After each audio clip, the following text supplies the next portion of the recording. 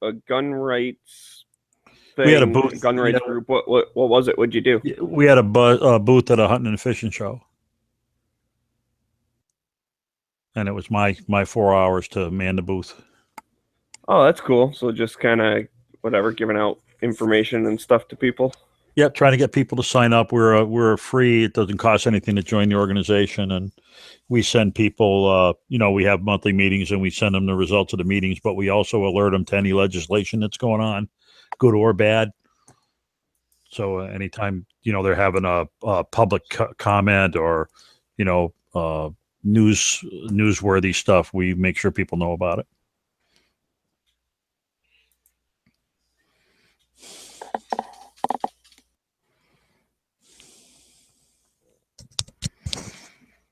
So I got a pizza in the oven, and I'm just waiting for the dinger to go off.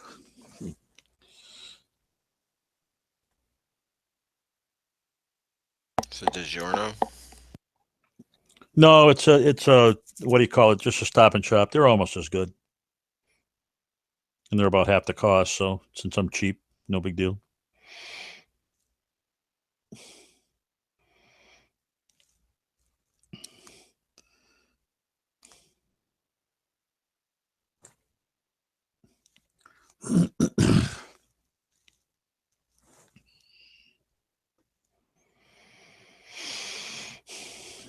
So what organization is that? I think you've said it before, but That particular one was CCDL, the Connecticut Citizens Defense League. We're the one that brought the federal lawsuit against the gun ban that happened in 2013. yeah, how'd that one work out? They refused to give us certiorari in the Supreme Court. So about as expected. Okay. Yep. Well, it worked out because Scalia had died, and if they had taken up the case and they had split, then the lower court, the circuit court decision would have been upheld. But unfortunately, you can't retry him. You can't bring him back. So we just have to either wait for a new one. This happened right around the same time the New York SAFE Act was being, they were harassing them about the SAFE Act. And we made some tactical maneuvers, like we removed the magazine ban from ours, so they could either hear the SAFE Act with the magazines, or they could hear ours with just the assault rifles. And that way, we thought it would be a good idea and give the court a choice as to which one they might want to hear. But it didn't work out. Yeah, there was about $750,000 down the drain. It's a bummer. Yeah, so now we're just working locally like we normally do. We're up to about 27,000 members in our state. So, bullseye shooting. Whoa, cool. That's a new one. Hey, what's up? Hey. Pink's out there razzing me. He said, "Quick, Smeggy, go off." I'm like, "What the heck do you mean?" I thought he meant like go off air because he wants to put up a lobby or something. And he said, "Bill's waiting for a dinger." A dinger. So I guess I'm a dinger now. Oh. So Bullseye, where about are you from? I'm in Jamaica. Jamaica. Wow. They have guns in Jamaica? Yeah. Wow. That's cool.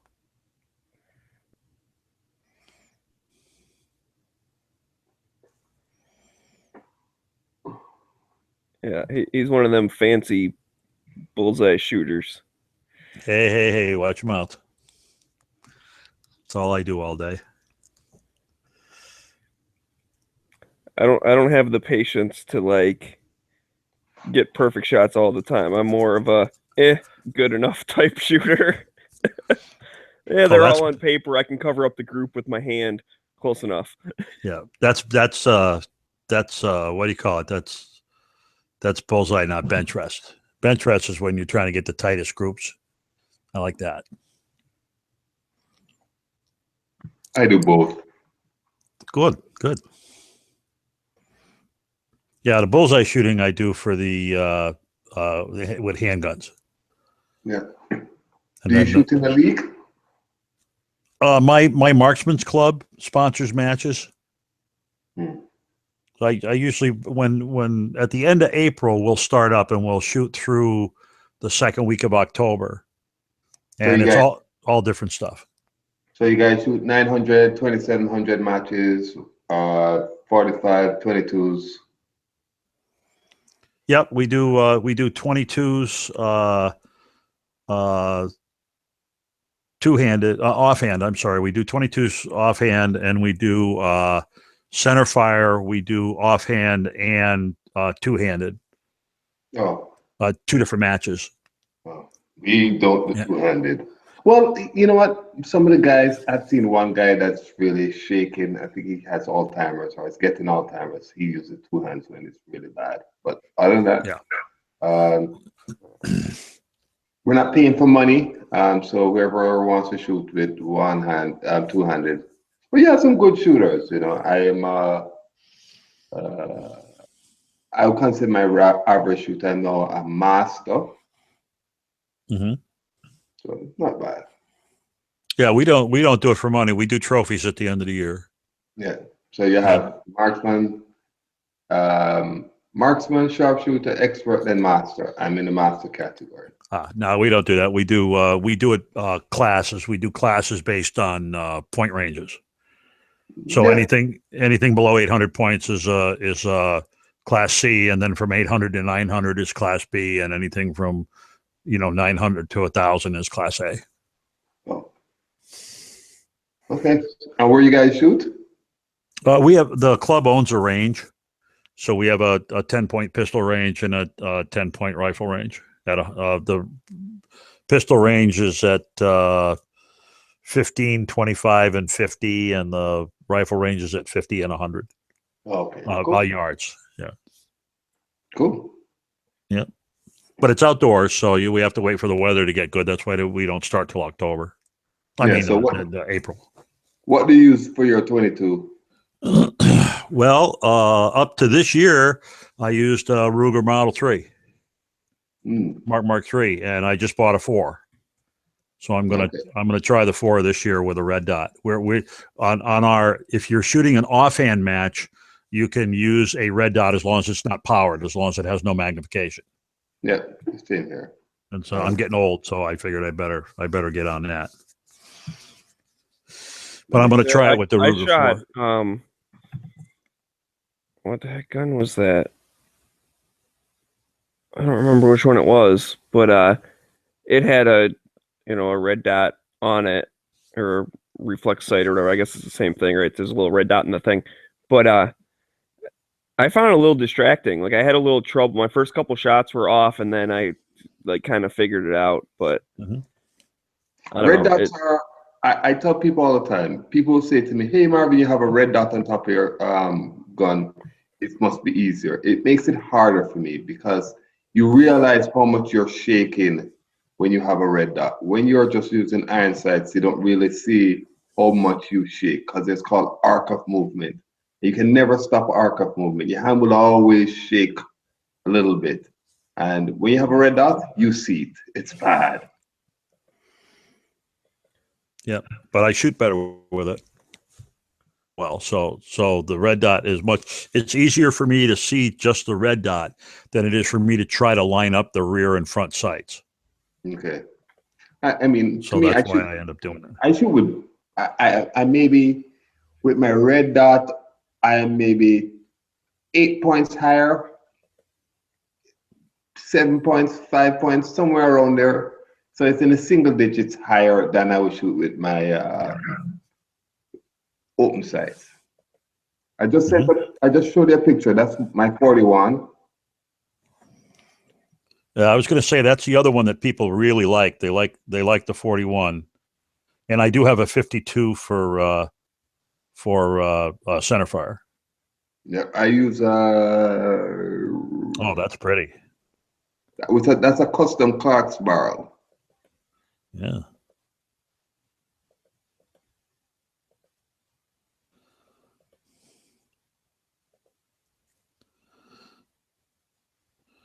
But that's a 4 power, huh? Yeah. Yeah, you can't get away with that. We can't. No. There's no power in here. No, that's MOA. 4 MOA. It's not a power. There's no power in this. It's just a red dot. Oh, it's 4, 8, 12, or 15 MOA. Correct. Oh, okay. That's kind of fat. 4 is kind of fat. Yeah, I never use it. Yeah, I try to use a 3 most of the time. No, I'm just saying 4 as a first position is a little fatter than I'm used to. Right. Oh, excuse me, guys. My my alarm's going off here. Let me go get it. Is it bad that I seriously I heard that in the background and thought it was mine for a second? Was like, oh, I have food. Seriously, because that was seriously, it was just about the right, the right volume for my oven downstairs when I have headphones on. That's funny. But I'm not cooking anything right now, so I don't have any food. I already ate dinner. Same here. But anyways, what's up, Foos Magoose? Shot a little bit today, and another one of my front sights is loose. So my Dawson and see what's up. You better just give it to me. It's my backup gun.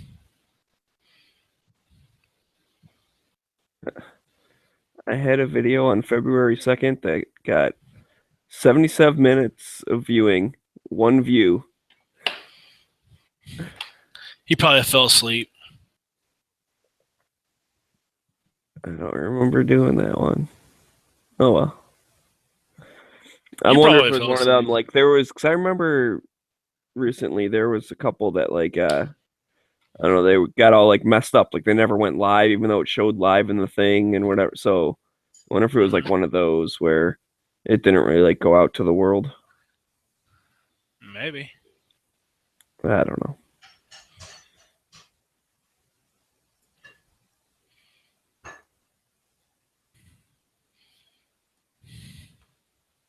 Oh, you know what? Oh, never mind. I know why it's doing that. Never mind. I take that back.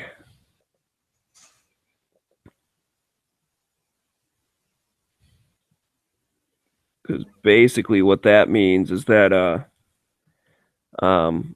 because YouTube will only show your views in the last 28 days or whatever.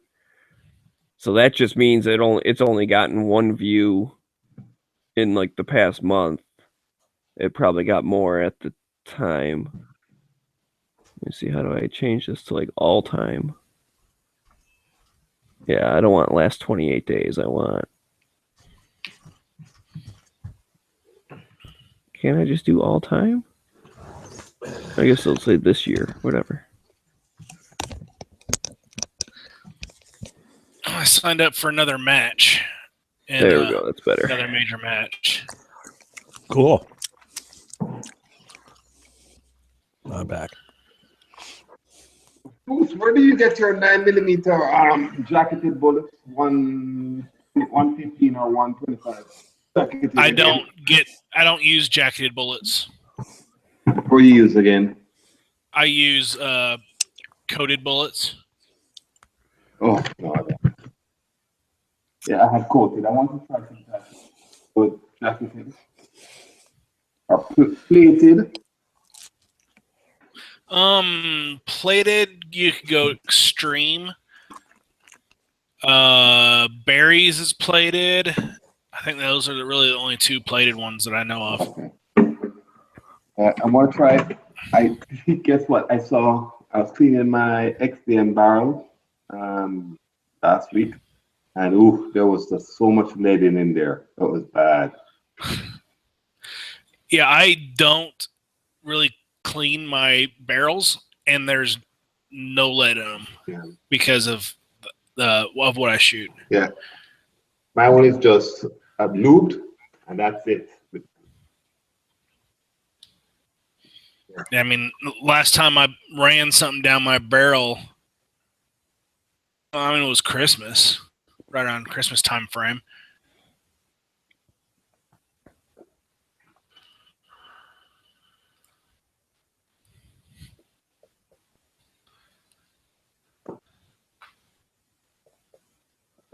The fuck, YouTube? Why are you being slow? So you have to ask that question. Being a jerk.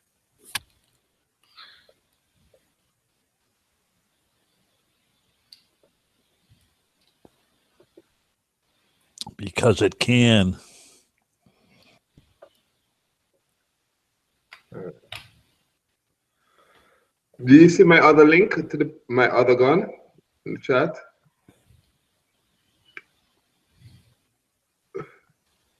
Nope, but I'll run out there now. Oh.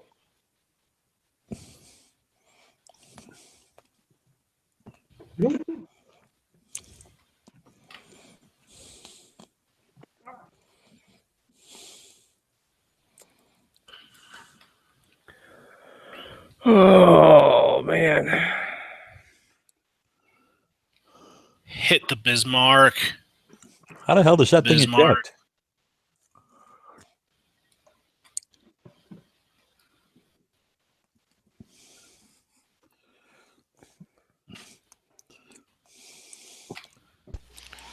You see the AK for sale on Gunbroker that has the Obama 666 serial number?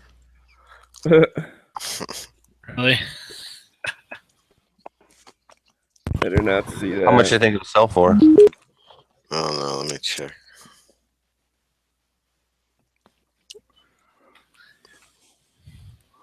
The number was approved by the ATF. Well, yeah, I mean they don't care what you do. It's funny. They just want the record of it or whatever, right? Would the guy do like an 80%? No, just Mm, probably had it custom. Egyptian Mahdi. I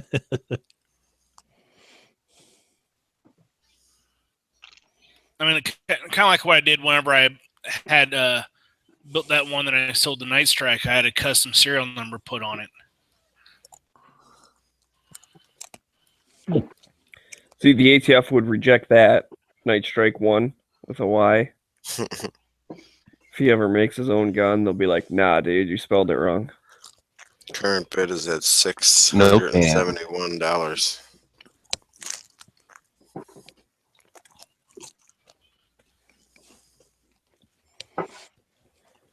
Is that a good price for the gun, just in general? I don't know who built Somebody this. just said 666 and bucks for it.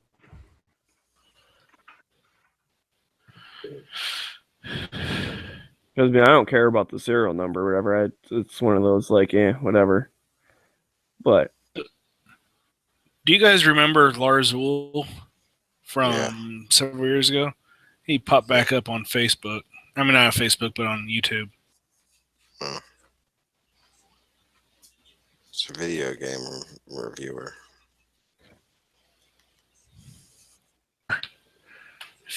What he is. That's what he hit on his other channel. Possibly.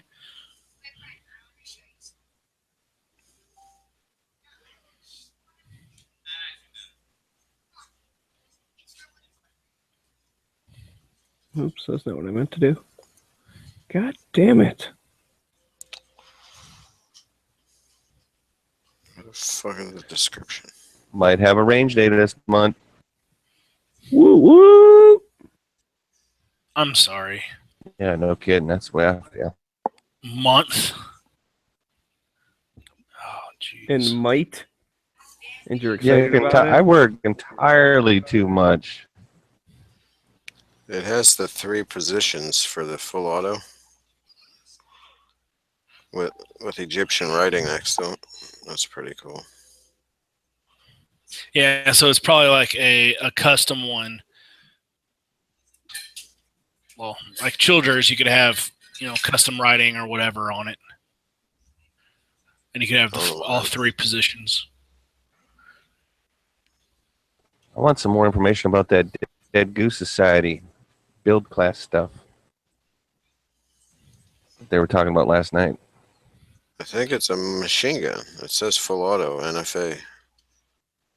Well, then how can it possibly be under $700? Unless it's an SOT. Minimum bid is $676. Yeah. So SOT, so only they could have them. Then that would be about right. Did you notice the purchase price? $6,667 or $666. Oh, Moon missed a 0. Where's that at? It says buy it now for. It's right next to the bid box. Yeah, but buy it now. Seven Yeah. grand for a fully but auto AK is not the end of the world, though, fellas. Let's Yes. hold on. Yeah, that's not bad. But I'm wondering if it is an SOT. It doesn't say anywhere in the description that it's regular transferable or something, or that it can only be transferred to another dealer. Well, yeah, basically. because you wouldn't have made that gun before '86, unless you're like the biggest freaking psychic in the world. You guys make it home? No. Yeah, I'm home. Okay.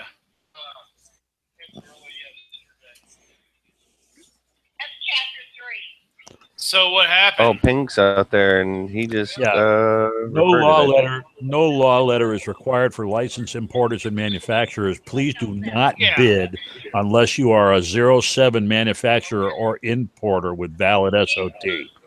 Okay, that makes sense. That's not for you and me, little B guys. Oh, what the hell? I tried to mute Fuse, and that's not even working.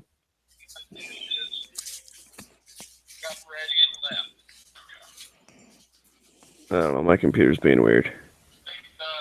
Mine is too, because I just tried to mute him as well, and it was not happening.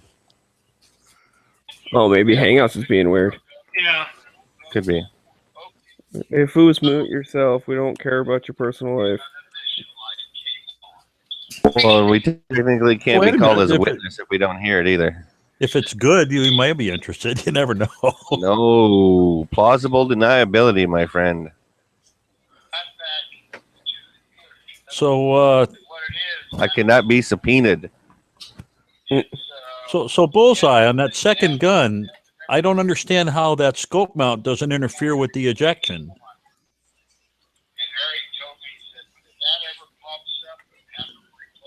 It looks like the round would hang up trying to get past the scope mount.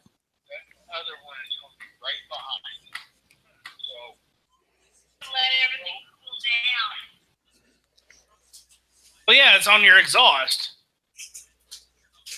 What? Well, okay then. Oh, you're talking. Yeah, I've tried to mute Fuse a couple times now, and it won't let me.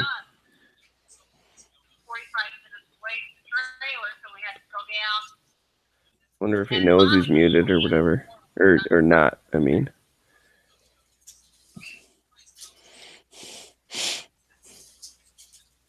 Play the shall not be infringed drum track for him. That'll get his attention. no, close tab. I don't. What the fuck? Why would I want to look at Fuse's Google Plus account? Come on, no one ever uses that thing. The only reason I have one is so I can do Hangouts.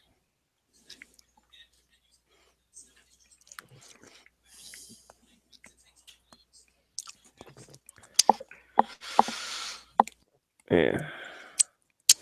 Didn't have a very good month on YouTube this month. No, you've been having your problems. Well, I didn't post very many videos this month either. Fucking this whole Sean doing his thing from work is kind of overlapping the early afternoon lobby that I used to do. But I just don't have a chance to post videos that often anymore. I only did 10 videos the whole month.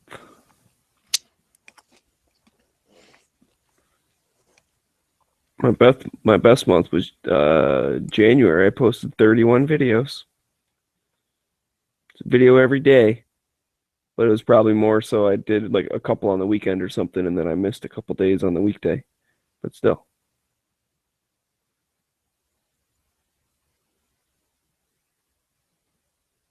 Oh, well.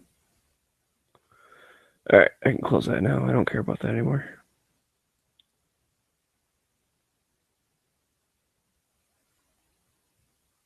What's up, Pink?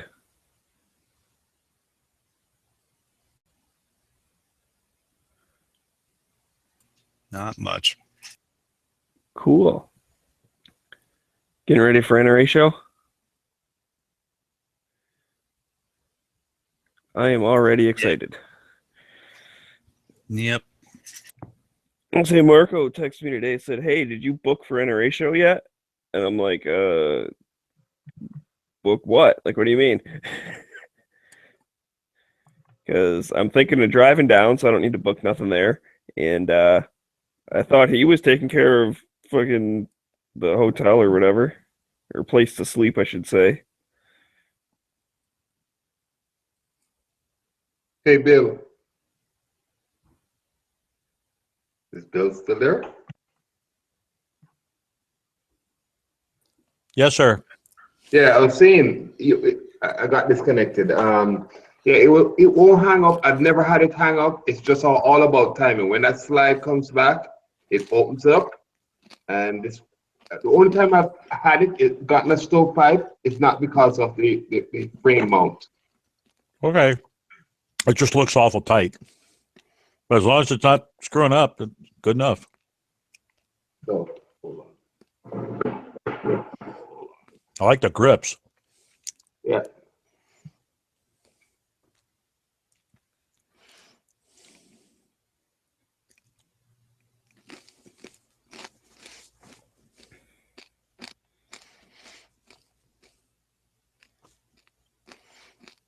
Oh, there we go. Oh, I see. So by the time it comes all the way back, it's well clear. Yeah.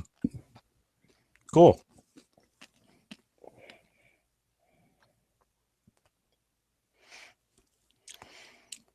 It's too bad you weren't here yesterday. You could have had him. You could have had G-Webs evaluate your gun for you. He's seen it already. No, he did a thing on the channel yesterday where he did a if you made a donation in the super chat, he would comment on your gun and whether he thought the features and stuff were good or bad or indifferent. So that was a lot of fun. I really enjoyed that chat. Okay, cool. He's thinking about doing it again, so that'd be great.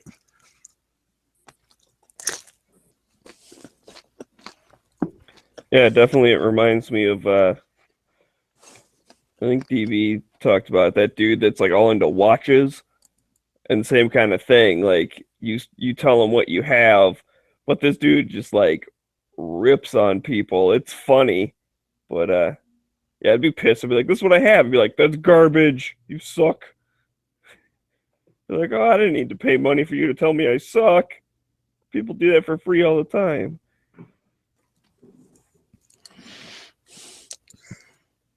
Well, as long as it's not your counselor. And here's my gun box. You see? Oh.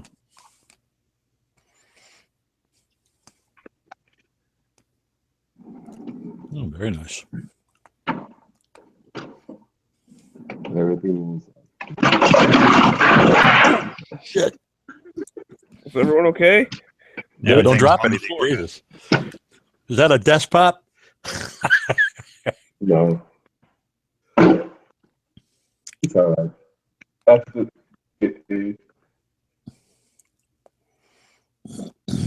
No, very nice. Some freaking heavy duty sliders you got on there. Would you have an old motor or something? They just put them on there. Yeah. That's some serious stuff. I carry 3 guns. And then you have a trailer down here. Down here. Then you have guns up here. Yeah. And then at the top, if you look over the top, it has a scope. Right, the spotter. Yeah. Yeah. All built right in. Very nice. And then you just turn it. And when I'm ready, I just come out. Oh, very nice. No.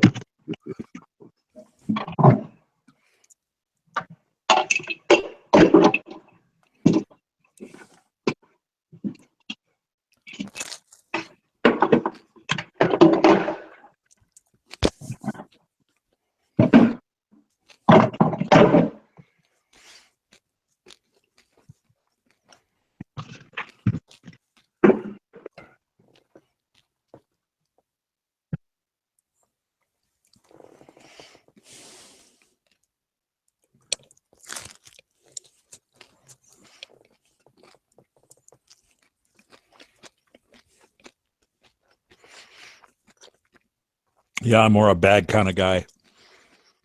I bring the range bag with it's got the pocket on either side of it for, a couple of handguns. And then because the inside, I'm like a pack rat. I got everything in there, I did it for a long while, but then I would have to spot with a scope. It was just a pain in the butt. And it was $200 for the case by this gun box. It's a popular gun box. I think 90% of bullseye shooters own one. And it was just easy to put everything in there, and you just throw it over your shoulder and you're gone. Huh. Was the slide out draw in there part of it when you bought it? Yep. Oh, that's nice.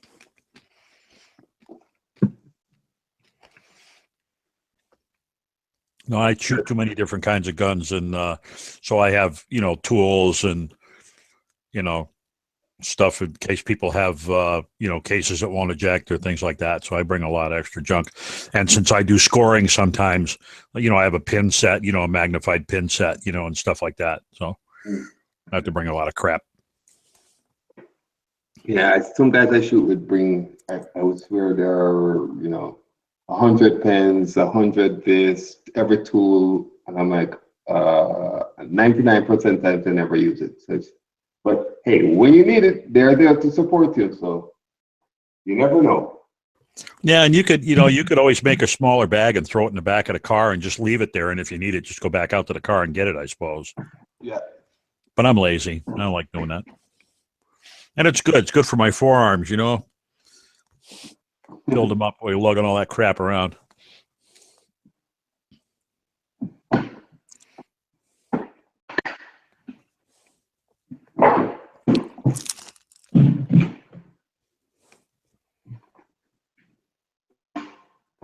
This up.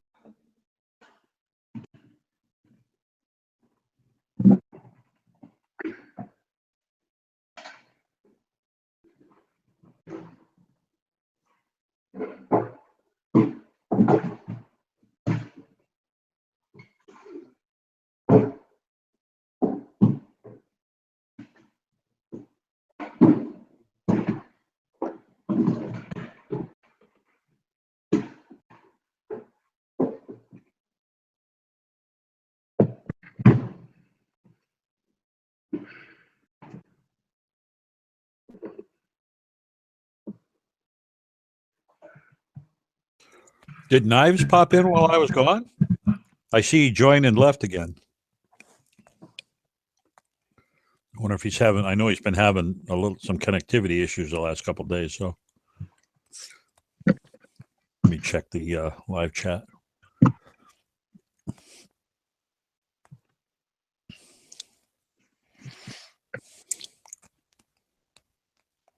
And this is what I carry my.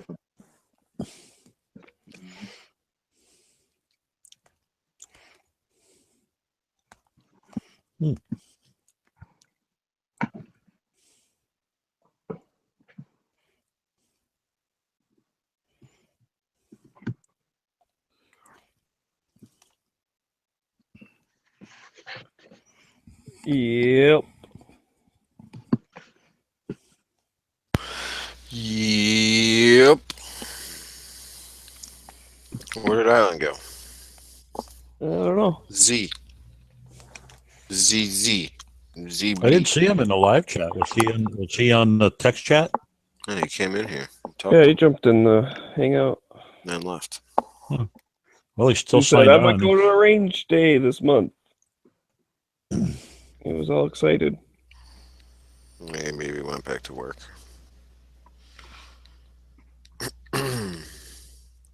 Anybody see the new trailer for the new It movie? No, but I really don't care, so. If you don't have anything nice to say, then don't say anything at all.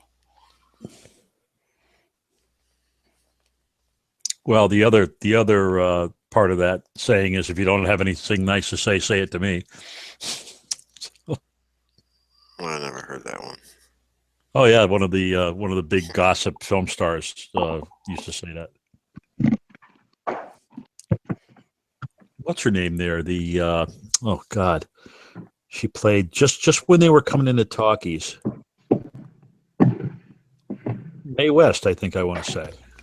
I was born in the late 70s, so Yeah. we had color by then. Oh, Fucker. Yeah, I was messing with you. I was born early 80s. I am. well, I got a kid about your age, so Moon's not Fooses.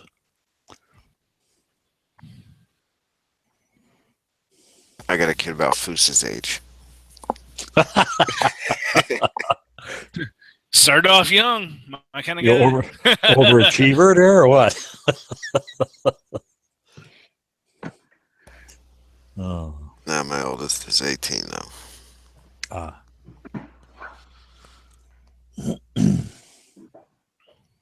What year is this? 2017? By mine will be 41. Coming up.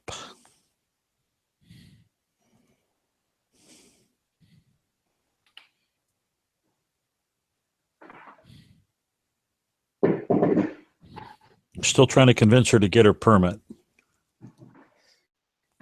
Yeah, I don't understand. I mean, even whenever I was in college, there were some girls didn't even have a driver's license. I just don't understand that. Nope. I meant her pistol permit. Oh, never mind.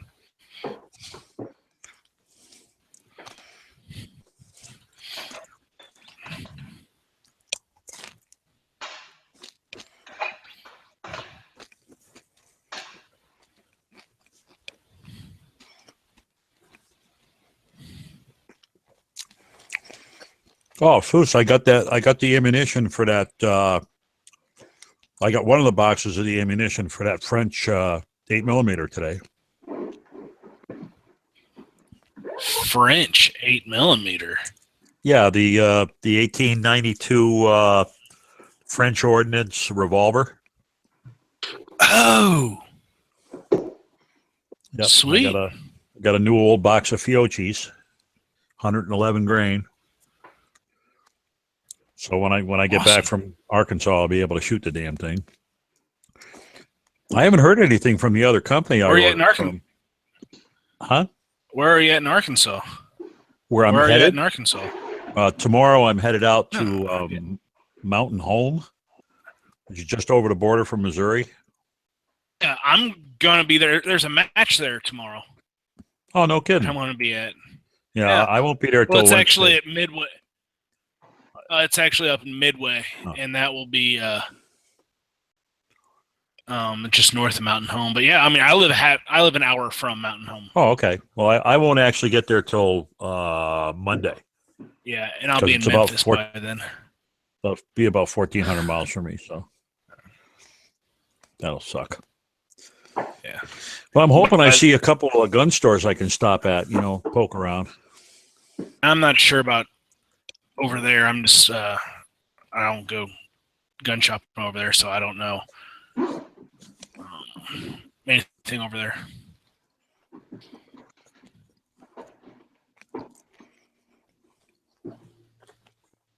I got a couple long guns I'm interested in finding, so that shouldn't be too much trouble to take those home. No, not at all. Except for Illinois, those guys suck. But transport-wise, should still be okay. Absolutely.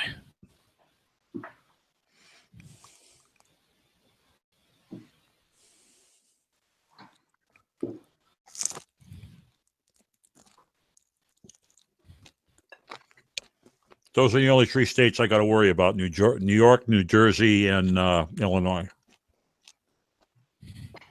Everybody else, I'm good. Well, that's everybody needs to worry about those states. Yeah. When's your match start tomorrow, Foos? 11. Start shooting 11. Yeah, mine starts at 10. Shit.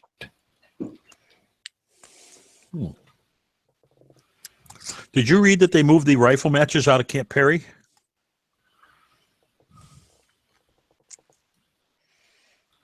No. Yeah, they moved the national rifle matches out of Camp Perry to another location. But since you don't know about it, I can't ask you how far away it is. I can't remember what state that's in.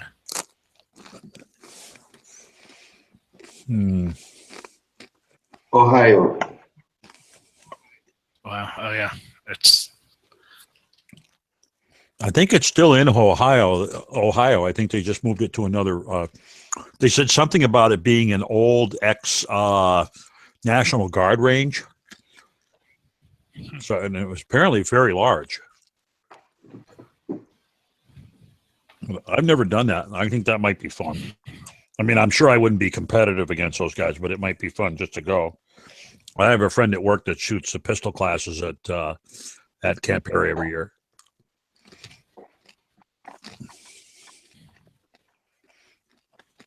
Or I had a friend at work when I used to work.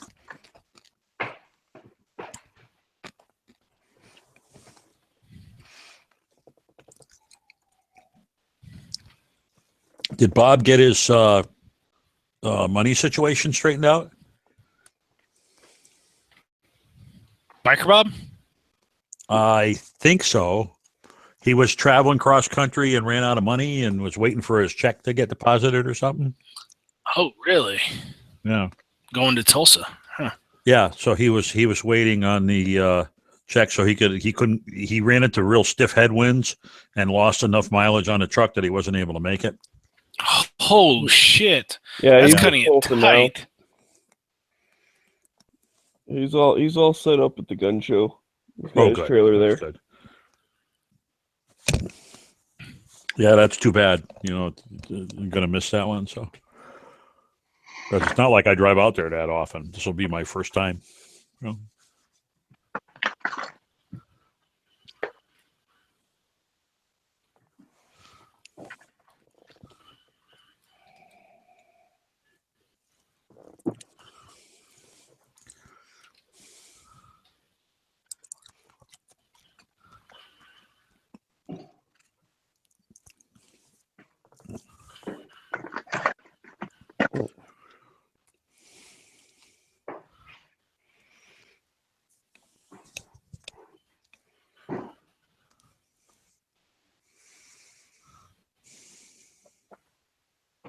Yeah, I'd like to get out to Tulsa one of these days. Yeah. Didn't you mention the other day that they have another one in November? Yeah, it's the first weekend in November, first weekend of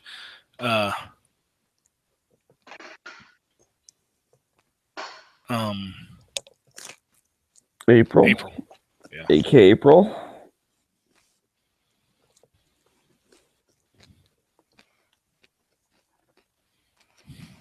See, they were smart in doing that because that way the first one they can get everybody's tax money, and then the second one they can get all the money that they've saved up for the kids' Christmas. Ah, true. I like that. Is there an airport near there? A real airport? Tulsa. Okay, so that shouldn't be too bad if I didn't want to drive it.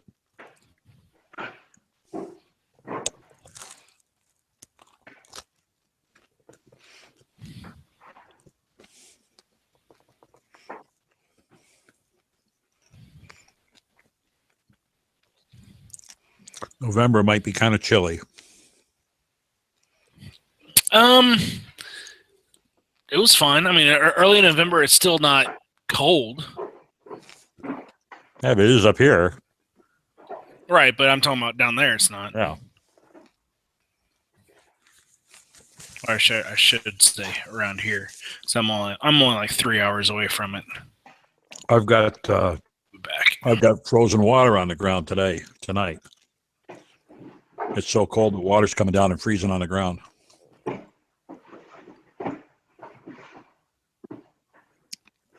Really looking forward to leaving tomorrow morning.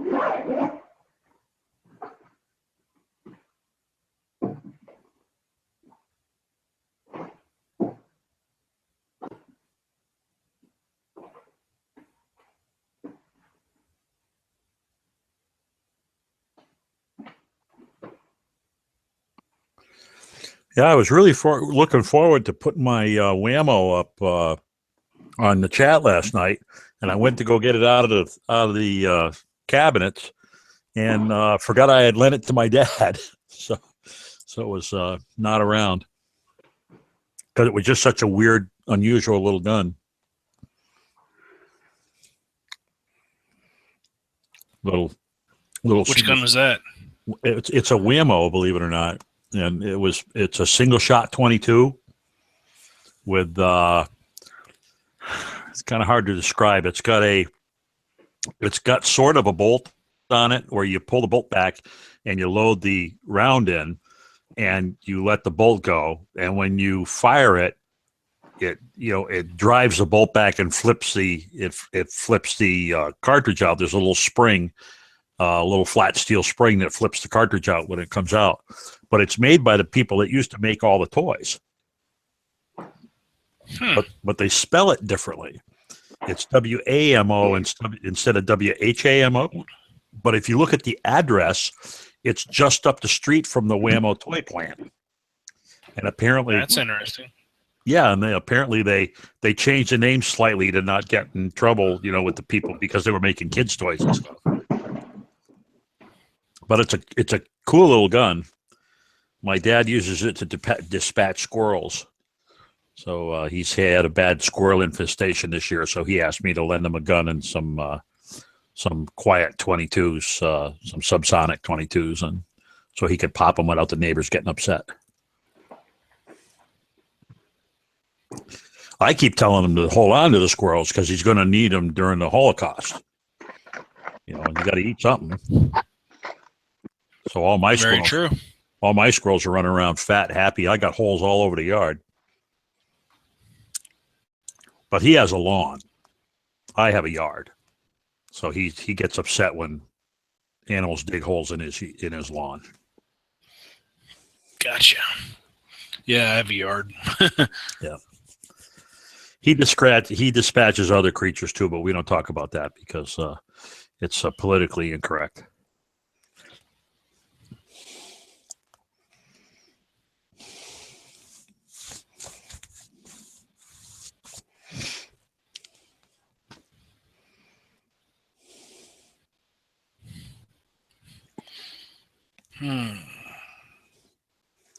So what new match did you sign up for?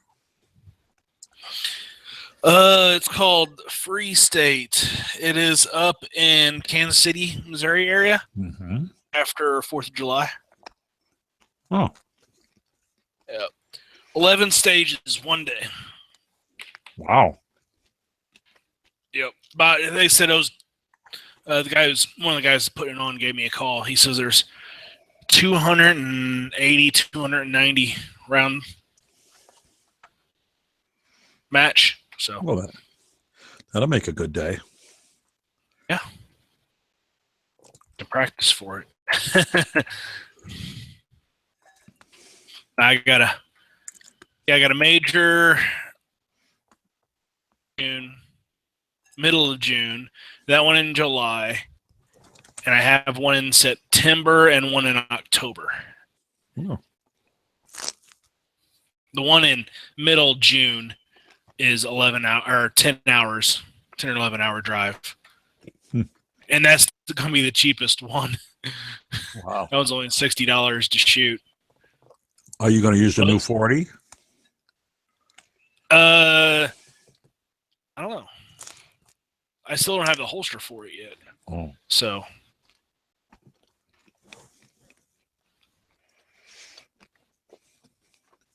as I get that, I'm gonna mess around with it a little bit more and shoot at locals a couple times. And yeah, right now I'm only like a 30 some odd % in single stack. I'm a A-class shooter in it. So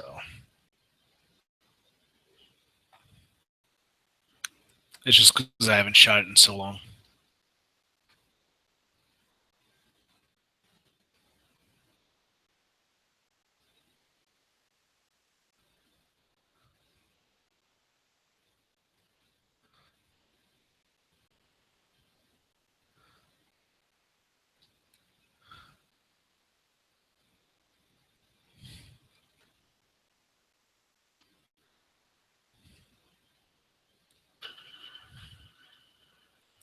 I'll be back in a minute. I got to get another glass of sleep aid.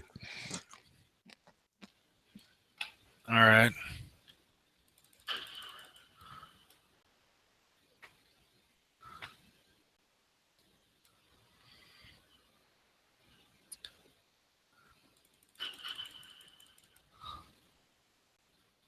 Turn into that, you son of a bitch. Yes.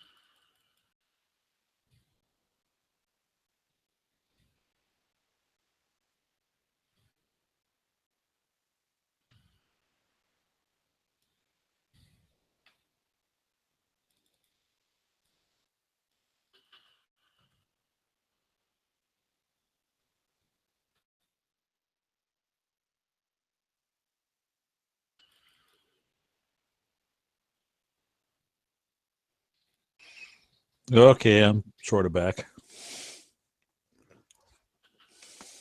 Well, then you need a stiffer drink if you're sort of back. No, just another glass of wine. I got to go to bed early tonight so I can get up tomorrow and start the trip. So Gotcha. I'll be hanging out another half hour or so, and then I'm going to try to go to bed.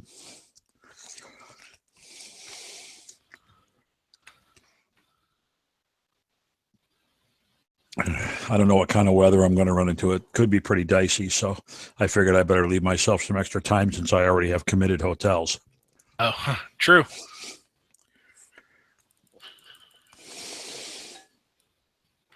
That shouldn't be that bad, though. Well, that's what I'm hoping. You know, originally they said we were going to get snow and stuff, but now they're saying maybe it'll change to all rain before morning. So that would be great. I don't mind driving in the rain. It's actually easy to drive when it's overcast.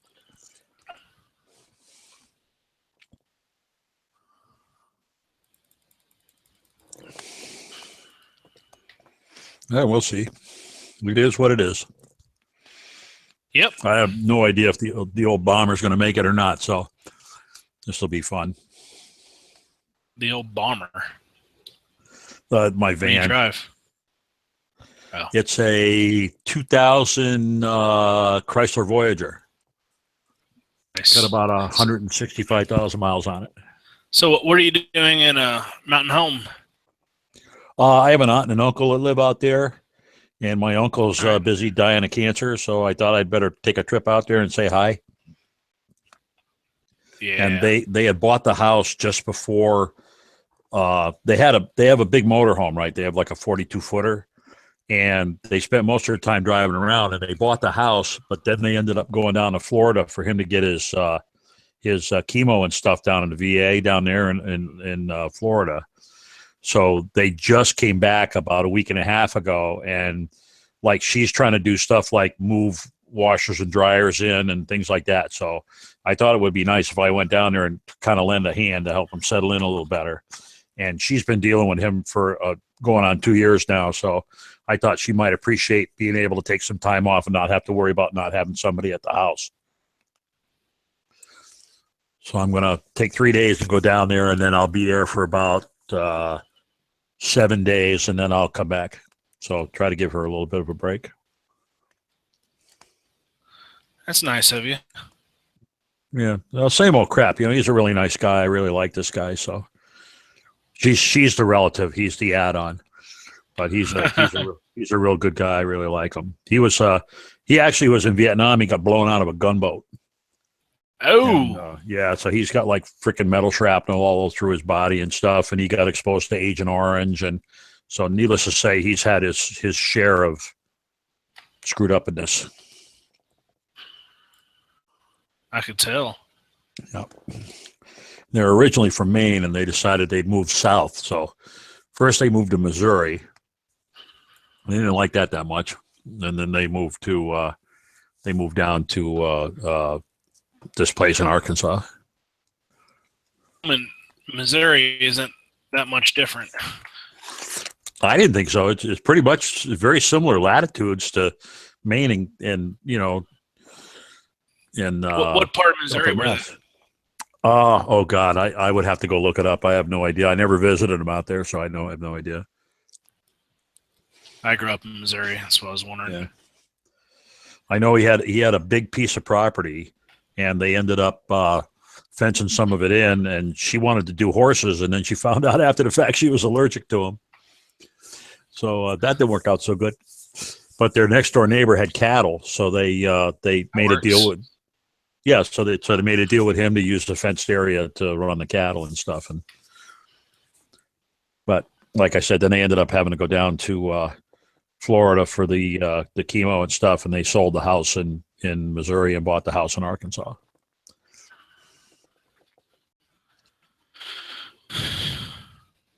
So we'll see. But yeah, she ended up driving that trailer from Florida back up to Arkansas with their what the hell's that thing called? Like a small SUV in tow, and she ended up doing that. So it was not a happy time for her. That could be worse. He's feeling a lot better. So That's the main point. well, they couldn't do the chemo because every time they tried to do the chemo, he got a respiratory infection. He kept getting pneumonia, and it's because of the wet, sticky air down there in Florida. So finally, one of the nurses took her aside and said, "You know, if he's having a problem with pneumonia, this is the worst place for you. You need to get the hell out of here." So they said, Yep. "The hell with it, we're going back up to Arkansas." Yeah, then you get to drier area. Yeah, yeah. I mean, if it was me, I would have took them straight to Phoenix. You want to go places that's friggin' dry as a bone. But Very true. but they really can't get very good medical care up there. So he's pretty much, going home to pack it in. So it's too bad, but what are you gonna do?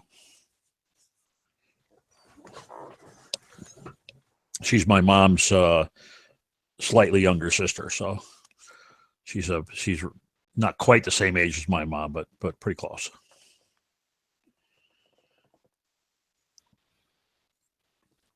So, but I thought it would be a nice gesture to go down there, and I haven't seen them in quite a while. They popped up maybe 4 years ago, 5 years ago. They popped up and spent a Thanksgiving with us, but and she's away from all her family because all of her family is in Maine. All of his family is in Maine. So I thought it would be nice to take now that I'm retired, I said, what the hell? I can afford a couple of weeks. I'll go down there and say hiya.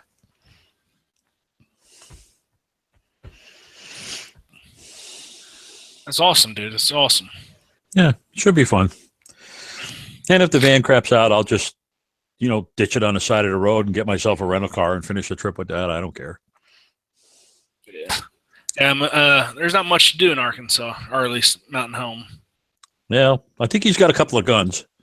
So That works. depending on how big a piece of property he has. I know he's got a 17 because I know they were popping off gophers and shit with that when they were in Missouri.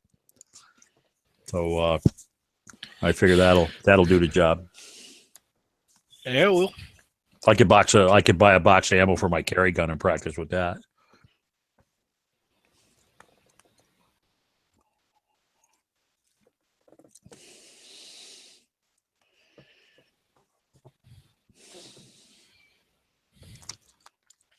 But they're like on the other side of no place. I mean, apparently there's no freaking airports out that way. And I think the closest big commercial airport, it's like 2 hours or 3 hours away. They have two that are closer. How many? I mean, there's a regional. Well, There's a Podunk airport. There's two Podunk airports. There's one like within 50 or 60 miles, and there's another one within 80 miles. But none of the major airlines fly there. Yeah. The one, I mean, we have one. It's Podunk. They actually have one there. But it's Podunk as well. I mean, we're talking about runway and, the only, basically just turboprops and prop-driven small aircraft stuff, yeah. run out of it. Yeah. The only airline that I could find that flew into the airport closest to them was Alaska.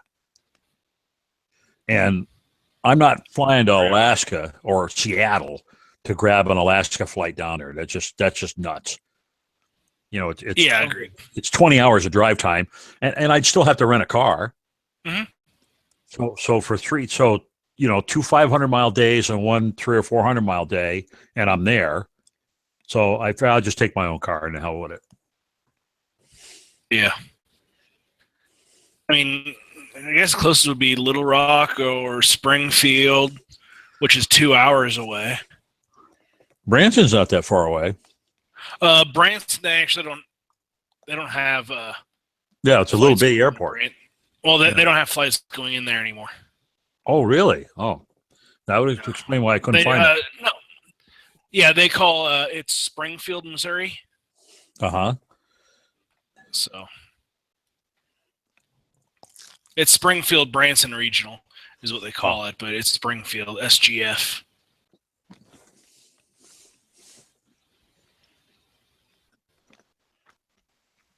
Yeah, I spent about 40 minutes on the web trying to find something, and I just couldn't do it. I said, the hell with it. Yeah. I don't blame you. But it works out good because this is just before the start of the shooting season for me, because the shooting season starts towards the end of April. And while I am working on I belong to corral, and we're working on a corral that we're going to give in May. I'm one of the good guys, so I can afford to miss a session or two. So, and they canceled my gun club meeting that was supposed to be on the 7th. They canceled it. So it worked out perfect because I'll miss one choral rehearsal. I don't have to worry about missing the gun club meeting because it got canceled, and that'll take me right into the next week. So that'll work out good. And then when I get back, I'll do my choral club meeting on Thursday, and then Friday or Saturday we're doing the national anthem at a brand new ball field that's opening in Hartford. So I'll be home just in time for that. So it should work out. I'm kind of looking forward to it. It's a long trip to do by yourself, but I am kind of looking forward to it. It's doable. Yeah. I mean, it's 1,400. I mean, you can actually do that in 2 days. 20 hours. It's not. According to if you drove straight through, of course, I'm sure that doesn't count, potty breaks and stuff, but right. It's 1354 or something, and the map system that I use says it's about 20 hours. Okay. So I figure 500 miles, that's 10 hours at 50 miles an hour, and that's a very reasonable day. That's not a real hard day. That's like 8 to 6. Yeah, that's not bad at all. Yeah. And then if you figure you stop and a couple times, you got to stop and gas up a couple times, and then you got at least once, and then you got to you're probably going to eat once, so call it another hour. So you're talking 8 to 7, drop in a motel, free Wi-Fi, listen to whatever you guys are doing. So that should work out. Keep me busy. I'm going to bring the laptop with me, so I don't normally do that, but this time I'm going to bring it along.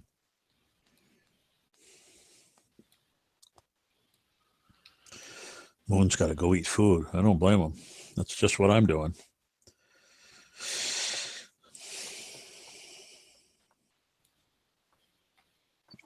So what's your next deal for hit or miss? Me? Sorry, wrong guy. I was gonna say I'm on there quite a bit, but yeah, this coming week I'm not gonna be around the house. So you and Strike don't sound that much different. I'm sorry. For me.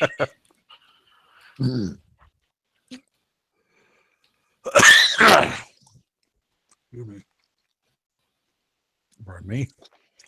Eat, swallow, then breathe. That's only a suggestion.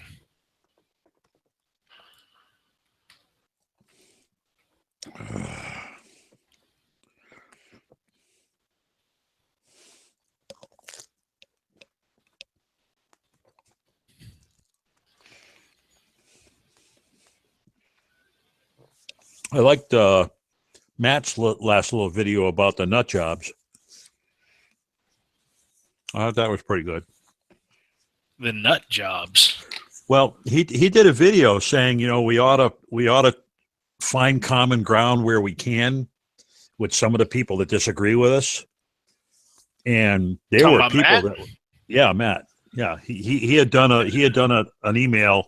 I mean, he had done a video, 5-6 days ago, I guess, about, we should start to try to find common ground with the people that disagree with us, as opposed to just, polarizing and, those guys are all assholes and I'm never going to listen to them and all that stuff. And apparently he just got a huge amount of vitriol and hatred in the comment section. And he was, basically his last video was kind of like, you guys, you're not helping us. If you're just going to be, spewing the hatred and all that stuff, it doesn't help. It really doesn't help anybody. So I thought that was, I was surprised. I was surprised at the tone because, Matt, he's, fuck you, Right. So I was kind of surprised at his take on that, but I was pleasantly surprised. So that was really nice. That was pretty good.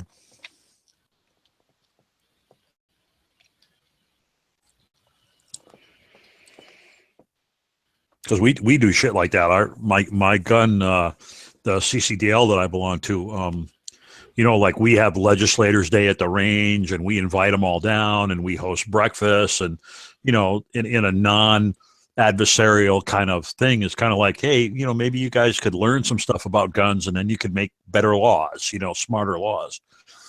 So Right. And I always thought that was a good idea.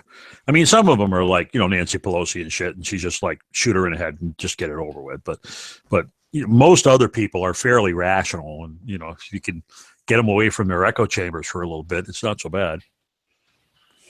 No, it's still pretty bad. Yeah.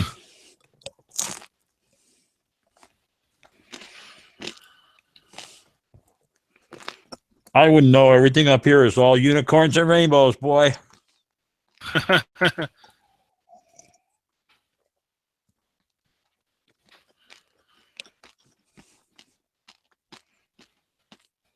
But I figured I'm a mark man now anyway. I mean, I put some gun videos up on YouTube, and now I testified 3 or 4 times, and all our testimony is public stuff. So if you troll the web, you can find me and find the testimony I've either submitted in writing or the actual videos from the hearings. So I'm not too worried about who knows who I am, where I stand, or any of that. But I do try to be one of the more rational guys.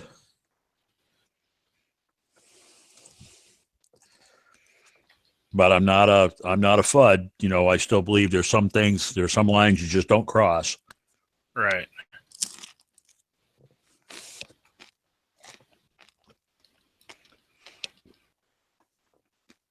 I was having the open carry conversation with somebody today. That was an interesting conversation.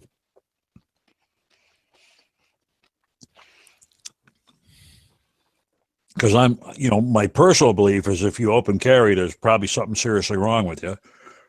But if you want to do it, do it. Absolutely. But the main reason to have an open carry law is so that if you expose or print while you're concealed carrying, it's not a crime. That's the real reason to have open carry.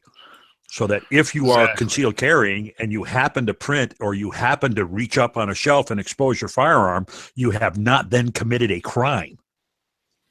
That's the number one reason to have open carry. Exactly. Whether you believe it's a good idea or not, it's a safety net.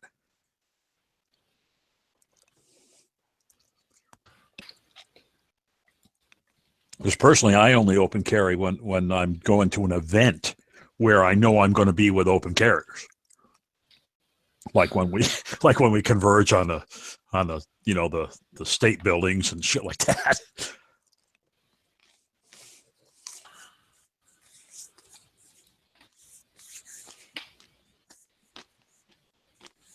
And I go to the CCL dinner is open carry if you want to open carry, and they have a picnic, which I usually go on the motorcycle to the picnic, and it's really cool because you get to see everybody's hardware. There's some really great hardware running around.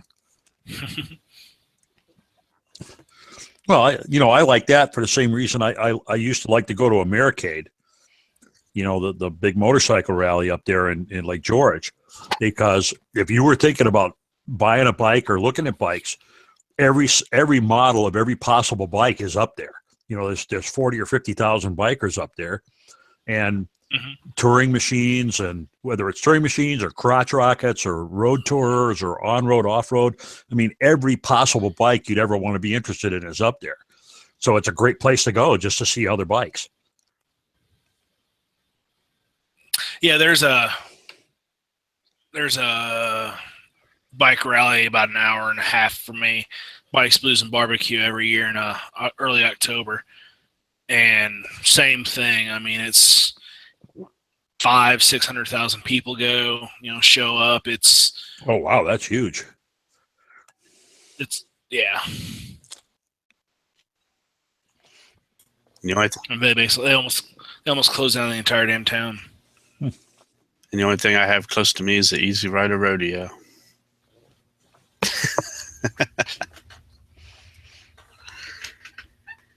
Well, I've never been to Sturgis, and I have to admit I've never been to Sturgis, and I've never been to Bike Week in Daytona. And I have to admit I've never really had a strong desire to go to either one of them. Really, me either. I mean, I've went and I've gone Bikes Blues and stuff like that. I've been to rallies, and once you go into one, you're like, whatever. And there's not really nothing special about them, in my opinion. My mom used to go when she used to ride with her significant other. They used to go up to the Laconia rally in New Hampshire every year. And some of the friggin' stories she told would just curl your goddamn hair. She would tell stories about them rolling vans down the hill and setting them on fire. And it's like, oh my God, yeah, I need to go there. Sign me up.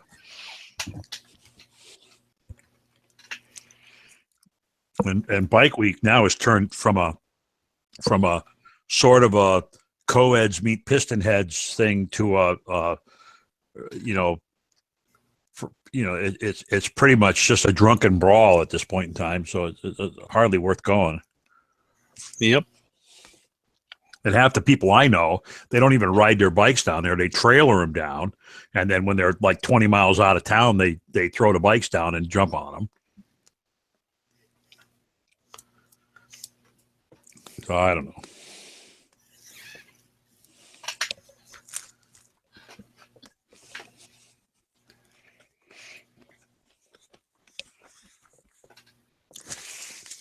I was on a chat the other night, and I got to talking about, coming through and saying, Gettysburg is in, Pennsylvania on the way out, and how I'd like to go again. And there were a couple other guys saying, there was one guy who lives in Pennsylvania that said, I've lived in Pennsylvania and I've never been to Gettysburg. And I was thinking, if I decide to go, maybe I'll throw it up as an event, and see if we can get a few more people to come camping or something and go do that. It might be fun.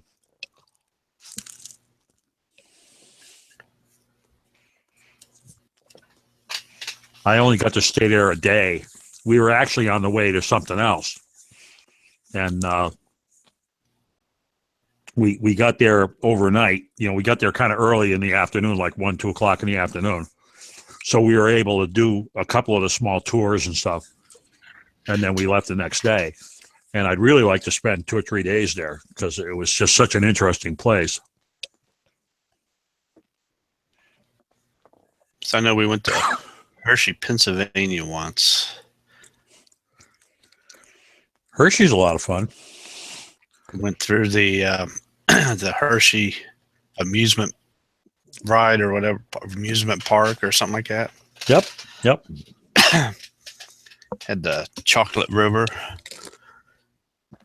Uh-huh.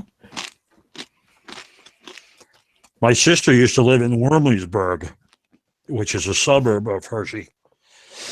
Excuse me. Yeah, they probably don't have that right anymore. No, they closed that quite a few years ago. Yeah.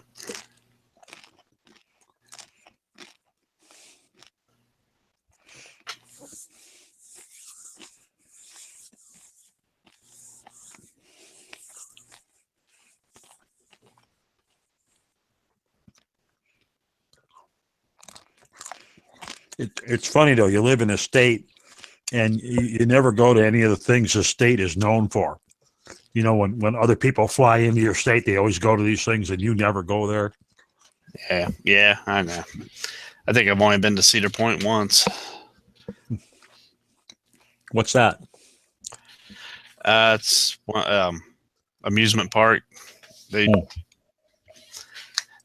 always they're always in the running for the largest and fastest roller coasters and stuff like that. Oh yeah, I love those. But to ride up on Lake Erie.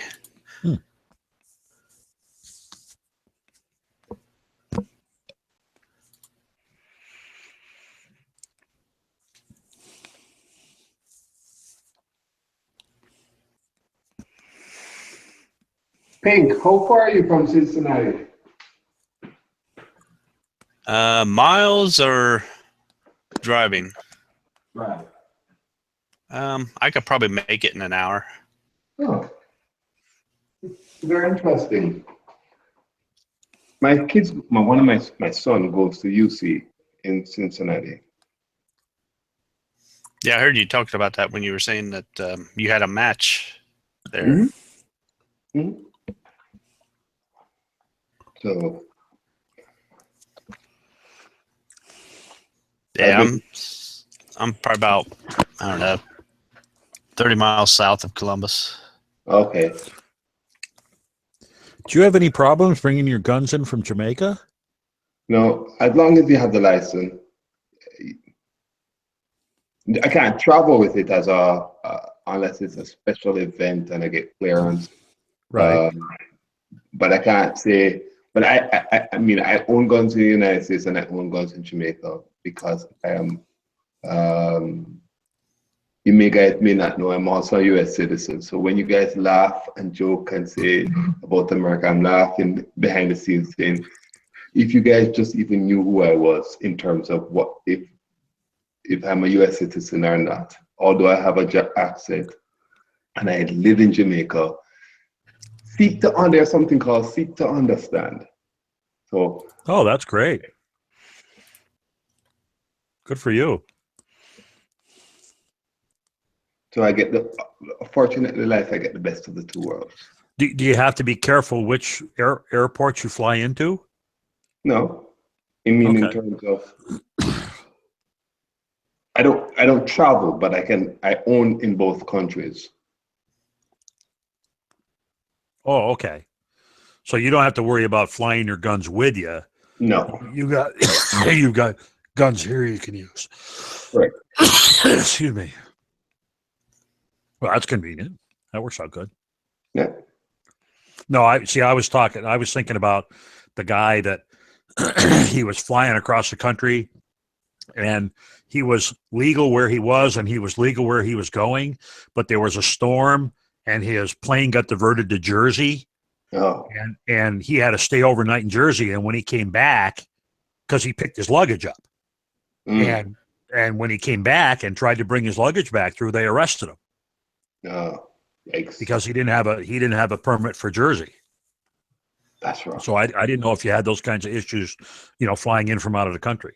I've never tried to take a gun out of the country, so I don't know. I mean, they do. I mean, you get a special license when you're in a competition. So I think the competition sponsors you.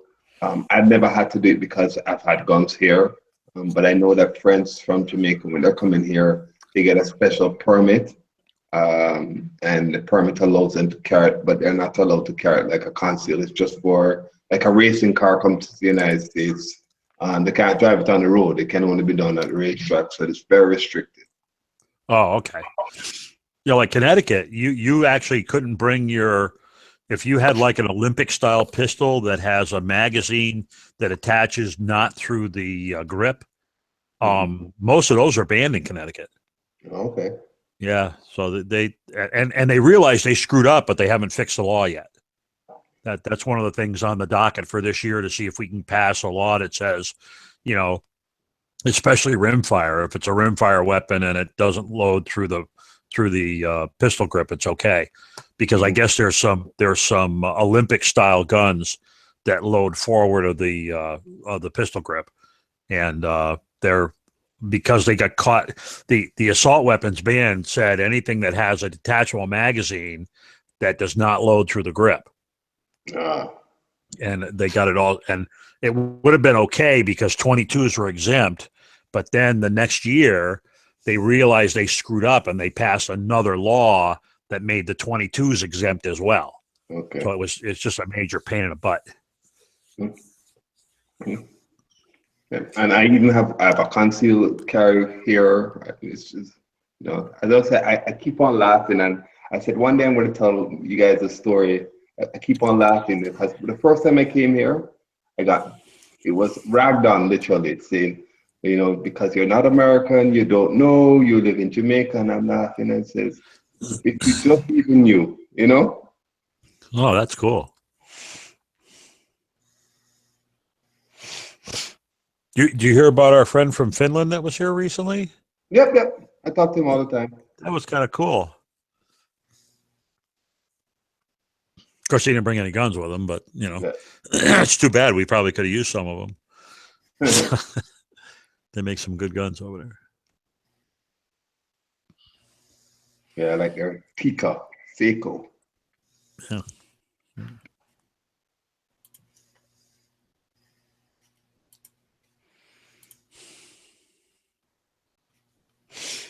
Yeah, I miss the shotgunning on the cruise ships.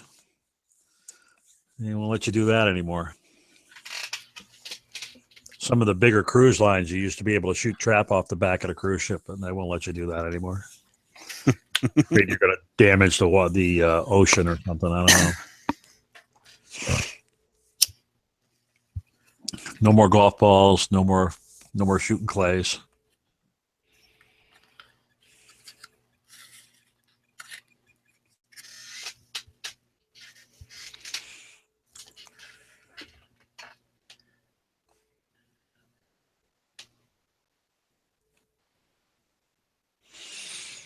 Well, it's about 10:30. I think I better get some sleep so I can get up tomorrow and head out to the wild, wild west. Nice talking with you, gentlemen. You have a great evening. Yep. Have a safe trip, man. Thank you. Hopefully, I'll check in tomorrow night from the hotel.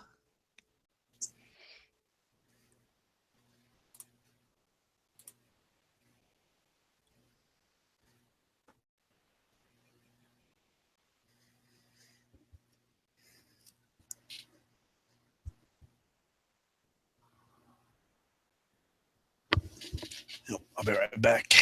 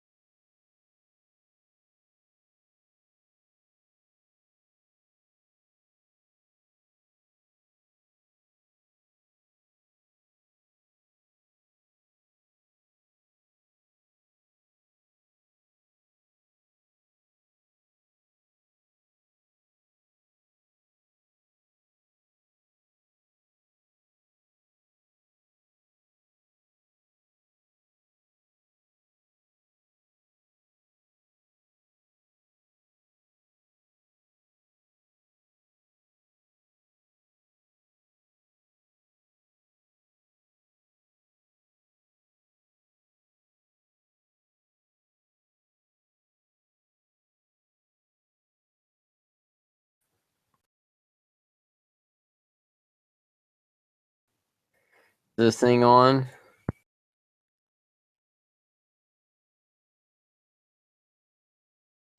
Yeah, we're here. It's quiet. What's everybody doing? Being lazy?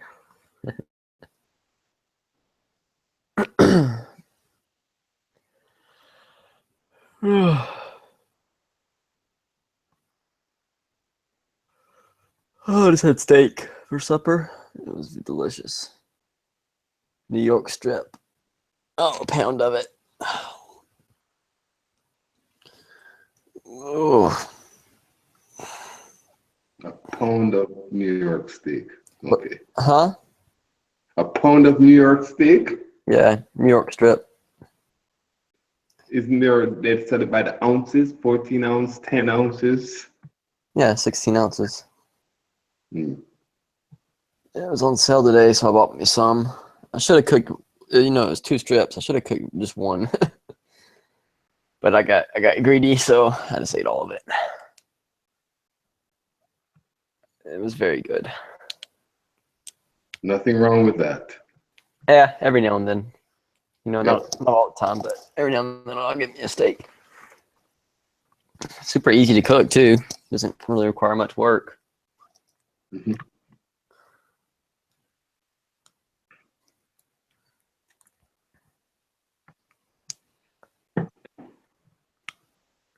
I guess you're the only one in the chat room right now. No one else seems to be around. Yeah. Who's in here? And the external people are out. There's a lot of people online in the external right now. I guess they're all listening to us or just chilling. Let me look and see.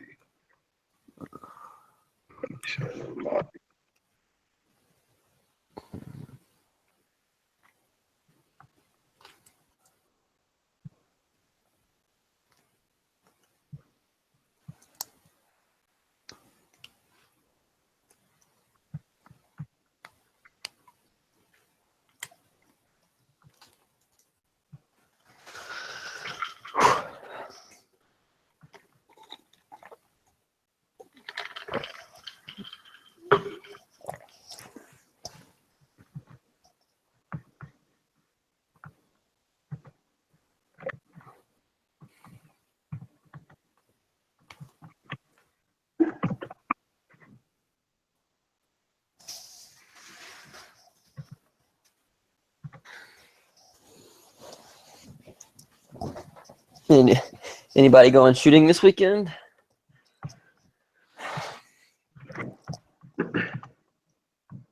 I think I might go. I'm not sure yet. Depending.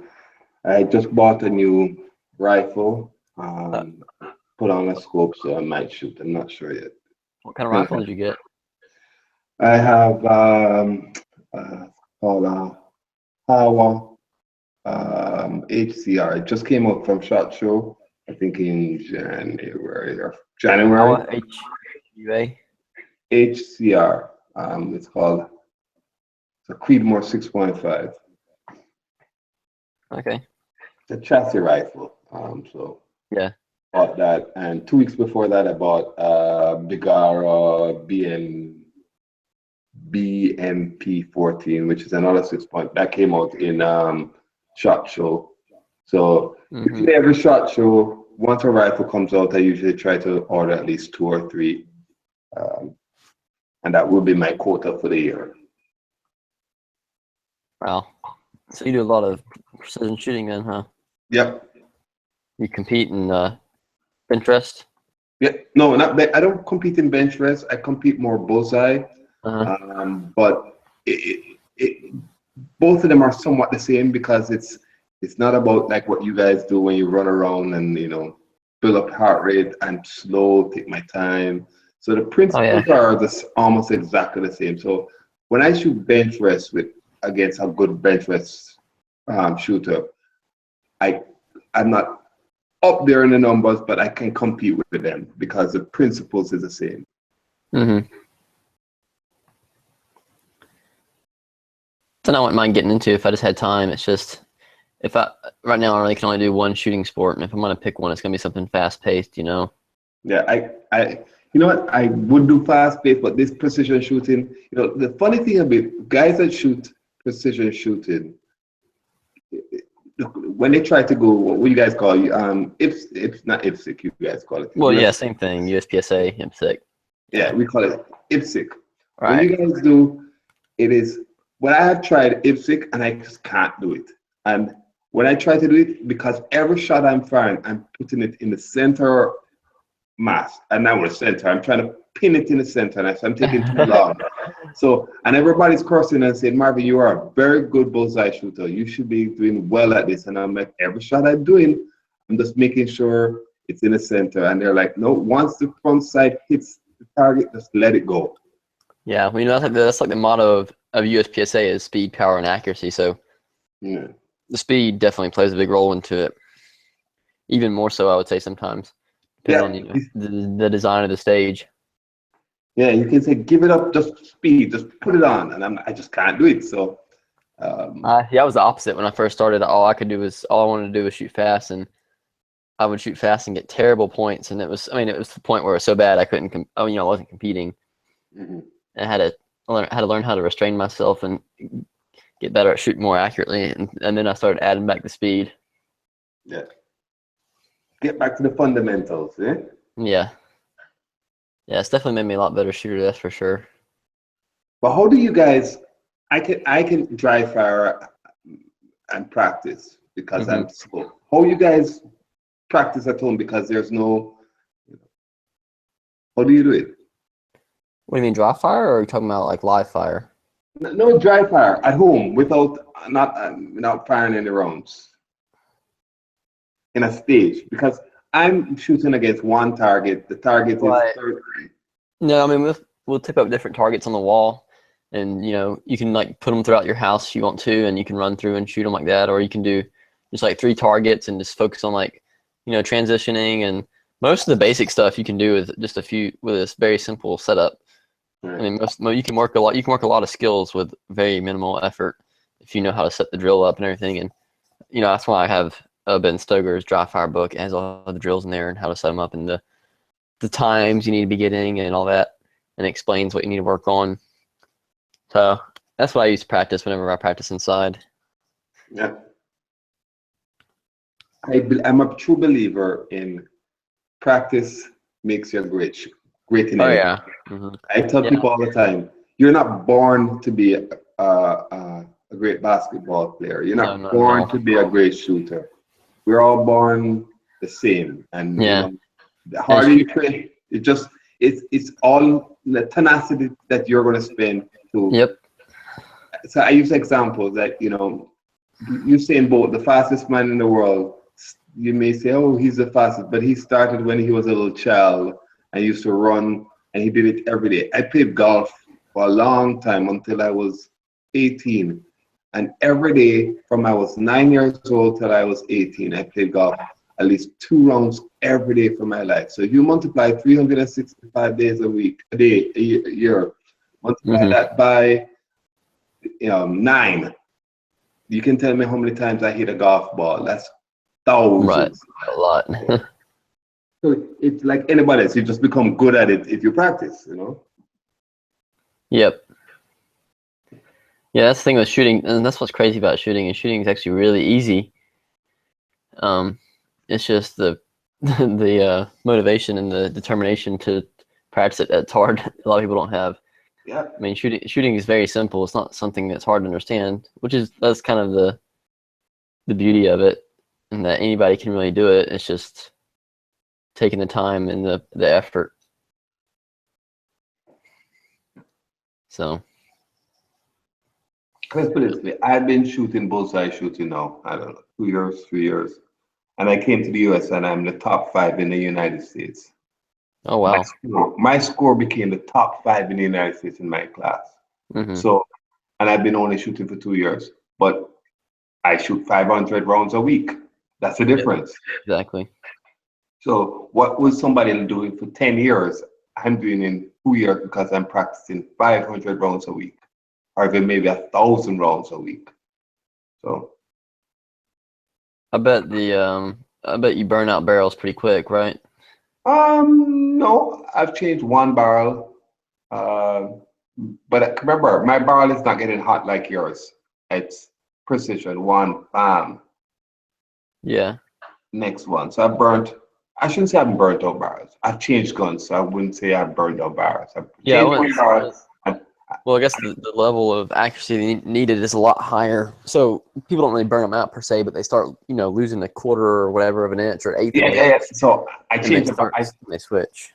Right, I just buy a new gun and leave Right. it. So if I kept one gun, I obviously would change the barrel, but I've upgraded. So every time I think I get better and I think I can shoot as good or as that gun, I upgrade and get another one. Right. So I've gone through 4 or 5 gun iterations over the last 2 years, And I'm guessing you reload everything, right? Yep, I reload everything. On single stage. Mm-hmm. Yeah, that's cool.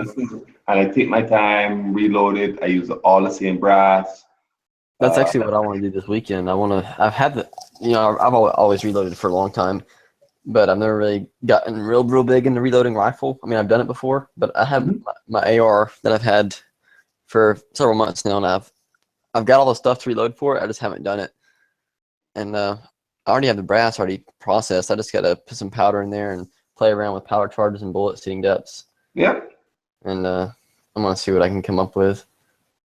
But I'm looking forward to it. I'm looking forward to seeing how accurate I can get the rifle to be. I tell people, I have rifles that I bought, factory rifles, cheap factory rifle. I bought Remington Predator. Mm-hmm. It was, I don't know, $300 US. And I'm shooting 0.4 MOA, 0.3 MOA. That's really good. And guys out there shooting a rifle that they're custom built for $4,000 US and still barely getting 0.2 point, and I'm like, reload makes a big difference. Oh yeah, definitely. People act like factory ammo is like the best of the best, and really that's not the case. Right. What you make yourself is the best because it's all one person. Factory ammo is so generic. It's made so that it feeds properly into your rifle or your gun. It's the seating depth. I mean, it's quantity over quality. Yes. And then if you ever buy a rifle round, one day just take it and just spin it into a concentric tool, so makes it sure if it's concentric. Oh yeah. It is bad. It's like 4,000s or 5,000s. It's just wobbly. Yeah, you talking about the entire round or just the bullet itself? The bullet. So I've heard of those before. The people buy them and they'll spin their bullets to make sure they're concentric. Yeah, that's a lot of science. Like I've read up on it. It's crazy how much different things are that you can adjust and check, and that'll give me a headache. Yeah. That's the good thing about IPSC and it's just pistols. So it's really it's not that picky about reloading. As long as it works in your gun and it shoots accurate enough, and it's nothing to worry about. What is that maximum and a minimum distance usually in IPSC? Like normally, like a normal match, maybe 30 or 40 yards. No, but that doesn't mean you can't have anything farther. I've seen that people shoot 50-yard, 60-yard targets, especially on classifiers. They'll be that. Yeah, so I mean, you can see them go out there. It's pretty much limited to how big the bay is. How big the area you have. And the closest target is like literally a yard away, 2 yards away. I mean, right in front of you. So it can vary a lot. So I actually shot my pistol the other day at 50 yards, just standing up, just shooting freehand like I normally would. Shooting pretty fast. I didn't shoot real slow. I was pow, pow, pow. Just trying to see how accurate it was, and I got all 5 of them were in the the A zone, the center zone.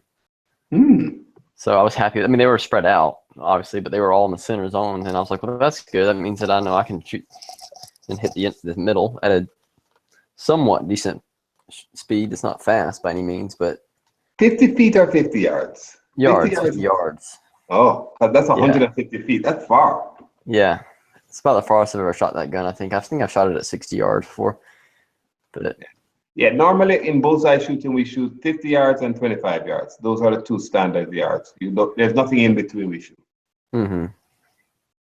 And the course of fire is still, it's never changes. It's always the same. The same targets, same type of targets, same course of fire. So anywhere you go, it's the same thing. Nobody does anything different. Yeah, and that's what's fun about USPSA is that it's always different, so that you have to figure out a new problem to solve every time. You know, like how am I going to shoot this? You know, you never know when you're going to see something new, and that keeps it interesting for sure.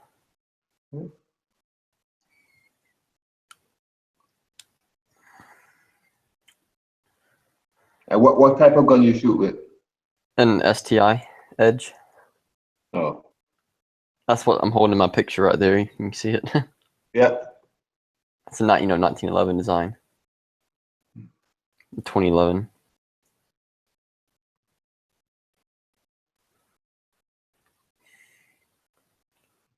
I like a Wonder. 1911. I don't know why. Yeah, they're nice. I like them. I started out with a Glock, and then I saved up money and got the 2011. They're fun. I mean, they're the best gun to use for the competition. It's just the way it is.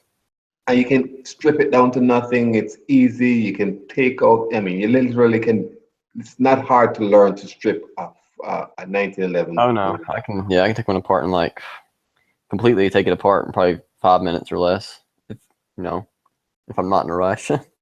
Which I mean, I never take it apart if I'm in a rush anyways. Usually I'm working on something or whatever, or cleaning it. But yeah, I want to get another one with a red dot, an open gun with a compensator. Mm-hmm. I want to get one of those pretty soon, as soon as I can afford it. So have you made any modifications to the STI, or it's just stock? Oh yeah, definitely. No, I've pretty much changed everything on it. Different trigger parts, mainspring, everything. The only thing that's still stock on that gun is the rear sight, the barrel, the slide, and the frame. And the grip's factory, I've stippled it. Everything else is been changed. I've probably put $400, $500 into it. Just changing stuff to what I prefer to have. Mm-hmm. Which took me a while, It took me, because I don't have a lot of extra income for that. It took me about 8 months to get everything, 7 months to get everything on the gun that I wanted. What do you shoot? What type of ammo you shoot with? It's chambered in 40 caliber, so I just shoot. I just shoot full metal jackets. I shoot 0 bullets. Oh right yeah, now. yeah, 0. Rose Distributor does them, right? Yep, that's right. They're really close to me too. I'm in Georgia, so they're in Alabama, and they get here really quick. But I found some new ones I want to try that are out west. They're actually cheaper, and they're full metal jacket. They're called RMR bullets. Oh, RM. All right, let me get the page. They have rifle bullets too. Hey, I know. I've used 0. I use their let me look at the box. I have their. It's their color point lead, whatever, 180 green, 185 green. That's why I know them. You go through Rose Distributor, but how we got it was that a club ordered, every year they order 500,000 bullets for all the club members. Right, so you got a good deal. Oh, it was a sweet deal. I think I got 1,000 rounds for $50 US for 1,000 rounds. Wow. When It's you're really ordering cheap. when you're ordering 500,000, I mean. Yeah. That's still not that's a good bit, but Yeah, it's a really good deal. And they ordered it like, I think they order it from the summer and you get it like January. So it takes 6 months to get the order. So they put in the order 6 months in advance. Wow. Yeah, see, that's what I want to do with pistol bullets eventually. Whenever I get settled down, have more money, to spend on shooting, I want to just buy 10,000 bullets at a time. I'll probably do that twice a year. Yeah. Because that's probably, 20,000 rounds is about what And you can shoot, depending on how much you practice, how much time you have. But it's a good start. I mean, there's people who shoot more. There's pro shooters who shoot more than that, and there's pro shooters who shoot less than that.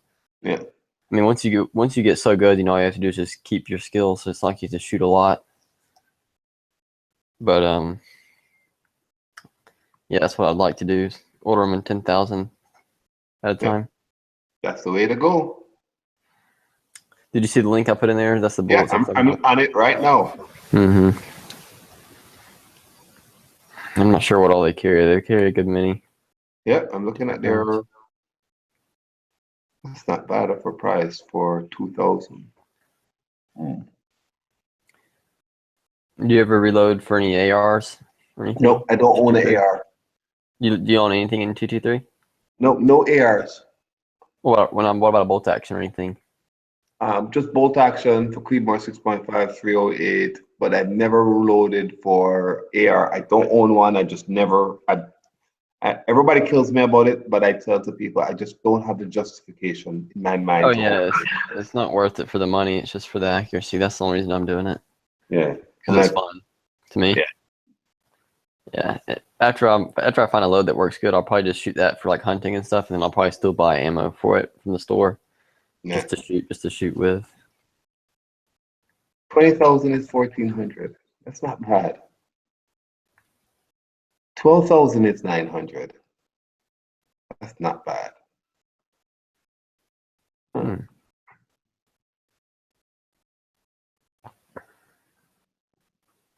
One rifle I'd like to get whenever, because I still don't have, I'm still young, so I haven't gotten a really nice hunting rifle yet. Whenever I get a little older, I want to get a 300 Win Mag for engine hunting. Okay. So I'd like to get into one of those. But I think when you order from, hold on, let me see if I have a discount. Hold on, let me tell you. Rose Distributor, I think I have a discount with them. I'll tell you 1 second. You have a discount? Well, like a coupon code? No, just a regular. Every time you order, you just put in a discount code. I'll tell you what. You need to give me this. Yeah, I'm looking for it.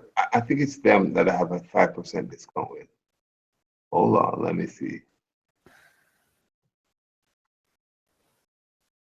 Add. All right, no, sorry. Let me go and just add some bullets in there that they have. None. Come on. 45. Currently out of none. Oh, 10 here. All right, so add one and go to checkout. Is it this company I have the discount? I'm sure it's them. Okay, let me look in my email. I think I have a discount, 5% discount with them. It's a generic 5%. That is a club discount where you just hold on, let's see. Wow. If I order 25,000 bullets, I can get 1,000 for $113.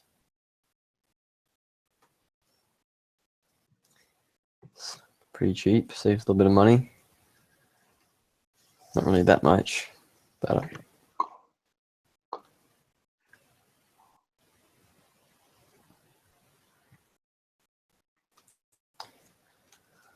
I ate too much steak.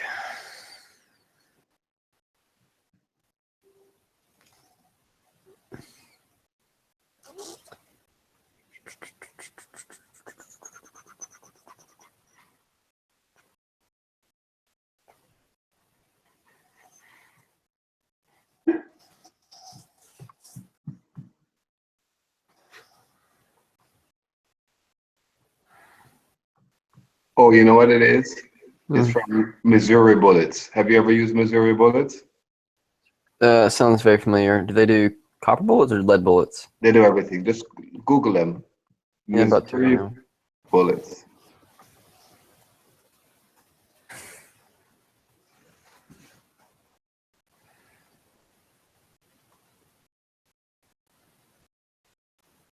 Yeah, I've heard of them, but I've never used them before. No, I've used them quite a much. Oh, you got 5%, you said? Yeah, I get 5%. The code is, I'm looking for the code. I don't see. Looks like all our pistol bullets are lead bullets that are coated. Let's see what they have. Missouri.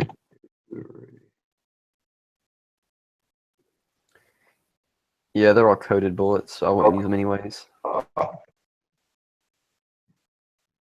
Usually what you do, next time you order from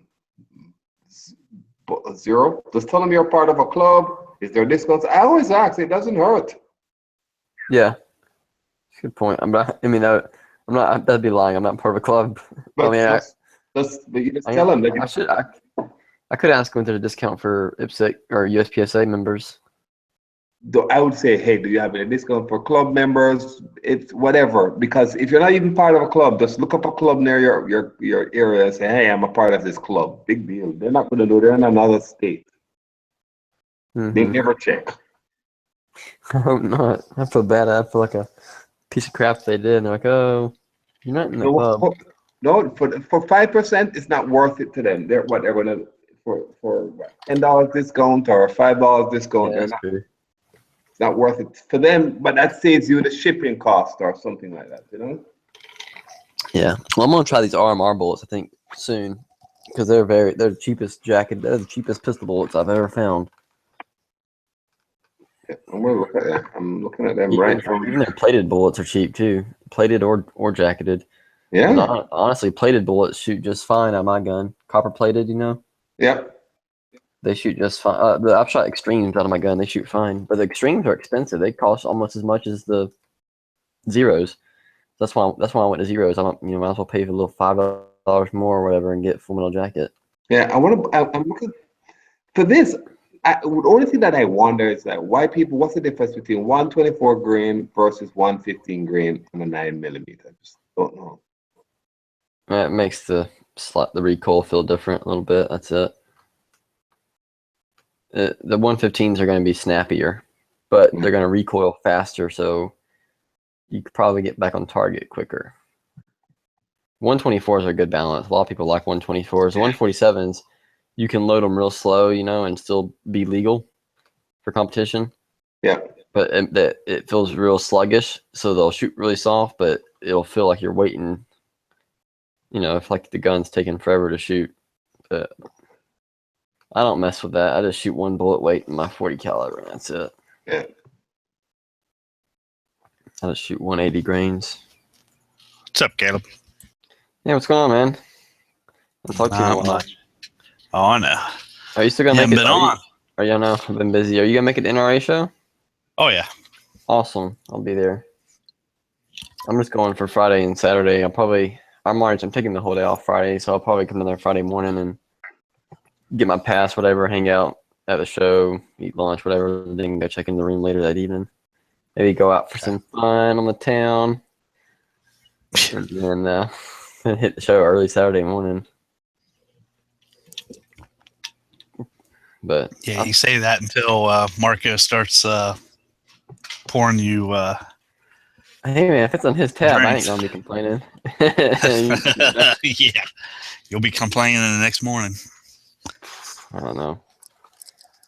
I know one of my friends, my good friend who lives just on the road from me, his parents are out of town, and we were hanging out this evening at my house actually shooting, and then he left and I was talking to him on the phone after he left, and he's like, you could come over tonight and spend the night and just come over here and drink with me. I'm like, yeah, I got stuff I gotta do tomorrow though, and I got homework to do, like responsibilities. But I was tempted. I almost took him up on it. It's like 8:30 though. I was like, nah, I'm getting too old. Get to listen to you, little pup. We're gonna have a good time though in Atlanta for sure. I'm looking forward to it. Did you see where that bridge collapsed? No. Oh, I hope Where it in doesn't Atlanta? affect. I didn't even think about that. Yeah, there was In like Georgia? like right in the middle of Atlanta, it's actually below where the NRA show is though, so hopefully it won't be too bad of affecting it. but they had a fire or something. I forget. I think it was PVC pipe. They caught fire or something underneath the bridge, like on the ground. It was like an underpass or whatever. Mhm. And they're obviously, Oh, shit. I think they're investigating it. It had to be an arson because there's no way something like that's just going to catch on fire. You God know? damn, that's a 10-lane highway. Oh, did you look it up? Well, I'm looking at the picture right now. God Yeah, damn. and you see where the bridge collapsed? It got hot, and I guess the cement got weak, and it just gave way. So now they're gonna have to be fixing that. And yeah, it's gonna be a big mess. I can already see it. I'm like, whoop! I'm gonna be staying away from downtown Atlanta for a few months. Oh, 3 in custody after. Oh, shit. Yeah, so they found something. They figured out who did it. I guess figured out who did it. I guess maybe. Who else going in already? Me, you, Marco, and DB. DB. Stone guy will probably be there. I haven't talked to him. I don't even know if I saw his phone Smeggy. number. Oh, Smeggy's going? Yeah. I didn't know that. Sweet. Moon. Moon's going. I didn't think he was going. I thought he was going to try and go, and then what wasn't or. Yeah, I think he's going. Let's see. I think yesterday's Promenade. Mm-hmm. I don't think is Foose going. I don't think he is. I don't know. I can't remember. I just asked. I know I've asked him. I always forget who it is. I need to make a list for myself so I know who else going to be there. Hey, Caleb, thank you very much. I'm ordering 2,000 bullets right now. They have a discount. Oh yeah, no Right. problem. Man. For sure, anytime. They have 5% discount on their Facebook. Oh, cool. I don't know. They had a Facebook page. I'm gonna go look at that.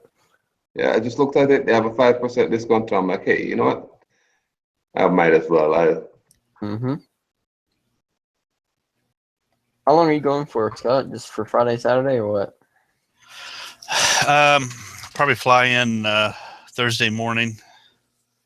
Oh, you're flying? Wow. Do Thursday, Friday, Saturday. Maybe fly out Sunday or Monday. I know Marco's flying out Monday morning. Yeah, he's making almost the whole week out of it. 5 days. I'm on vacation, so. Yeah, I won't be. I'm just taking one day off of work to go Friday.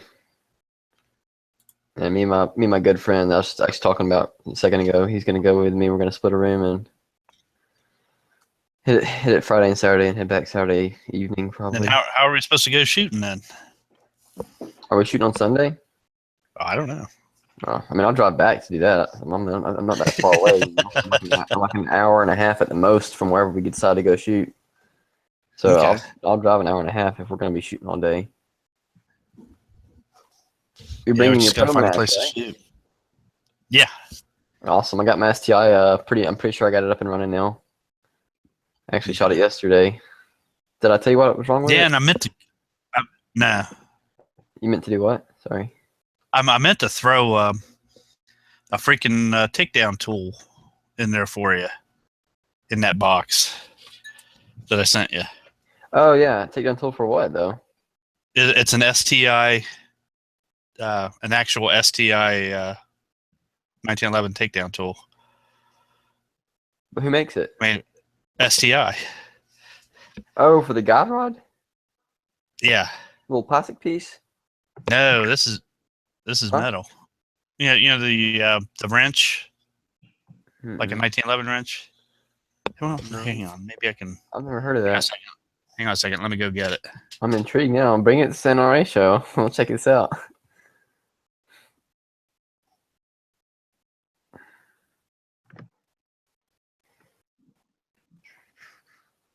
What kind of bullets did you order? Bullseye? I ordered 9mm 125 grain Mhm. flat nose point plated bullets. About Awesome.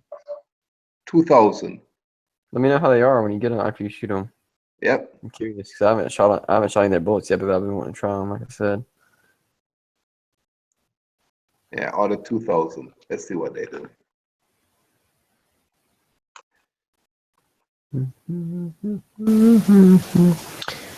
Well, I guess it's a bottle opener then. Oh, that's cool. That's pretty. I didn't know they had that. That's pretty awesome. Yeah, I grabbed a couple of them at the SHOT Show for you. Oh, sweet. Yeah. But yeah, I think I figured. I don't know if I told you what was wrong with it. It was the grip bushings. You know. The grip bushings. I'm not. Have you ever seen someone take down a 2011? Like Yeah, I've seen. Yeah, I've seen it taken down. like but you know how the frame attaches to the grip, right? Oh, on your well, STIs are different, aren't they? Yeah. That's what I'm saying. It's not all one piece. Right. Yours is modular. So I don't know if you've ever seen anybody take it down. Anyways, you know how the two top grip screws? Well, they're also bushings. So the bushing goes, you reach down inside of the grip from the top of the gun with the slide off, push the bushing through the frame and into the grip, and then you put the screw in, and that bushing squeezes the frame to the grip, or the grip to the frame, vice versa. Right. So the ones that came in the gun apparently were just loose all the way around the bushing. They weren't tight enough in the gun, and it was causing it to flex between the frame and the grip. It would flex, especially in a recoil, which is why it would happen when I would shoot rapid fire, because I'd be shooting real fast, so there'd be a lot of recoil real quick, and it would flex the frame. And when it did, it would cause the tolerances to shift enough that the sear would not have enough engagement, and that's what was causing it to go to half cock. Yeah, stupid. It was like a $15 fix. And the funny thing is, I've had those spare grip bushings for like a year, because when I first bought the gun, it was missing one of the smaller ones on the front, so I bought like the whole kit just to replace that one. and I have my spare parts kit this whole time. 2 gunsmiths couldn't figure that out, which is ridiculous. That's kind of ironic, isn't it? You think that's a basic function check. And so then I did that, and after that, I was still having an issue that was different. It wasn't happening necessarily in rapid fire. It was just random. And what it is the way I shoot, like how I say I ride the trigger. Right. Is if I don't have enough tension on the sear and the sear is not engaged right, like I'm sure a gunsmith could set it up just right so I could have a super light trigger and be okay. But if it's not engaged just right, I have a tendency to I'll trap the trigger in just the right spot, that when the gun goes off, it'll still trip the sear, but it won't be enough for it to go to all the way to fall all the way, and it'll catch on half cock. But it's a completely different. It was all to do with the trigger, how much tension was on it. I just took the spring out and started playing with it and got the right amount of tension on it. No, I'm not having a problem with it at all. It's just, yeah, so. Which makes me feel a lot better. Of course, now it's kind of funny. I'm too busy to shoot anymore, so it's like everything is ready to go. Yeah, not because of work, just because I just don't have the money really. I'm trying to save up to move out and stuff. It's not that I don't have the time, but I'll be graduating this summer, so. Oh, okay. Yeah, I'm trying to get a place going here, get some jobs lined up, figure out if I'm going to go back to school or not. I don't think I am, but thought about going to law school. If you're going to be going back to school, your best option would be to stay at home. Oh yeah, I would if I could, or I'd live on campus if I went back to school. But I don't think I'm going to right now. I don't know. It's a lot of debt, and I'm tired of school anyways. I'm ready just to work a regular work week and then come home and not have to worry about anything except doing what I want to do. So I've already figured out kind of where I want to move to. I'm probably gonna stay here in just north of Atlanta, because I want to. There's a really good gun club up there that I shoot there. I shoot the local match every month whenever I'm shooting. And I'll probably end up joining them and becoming a member, and then I'll still be close enough to Atlanta. I can get a good job in Atlanta or whatever and work there. And I'll still be close enough to the folks I can drive over, 45 minutes an hour or whatever if I want to see them. If you're hungry and want to eat. Exactly.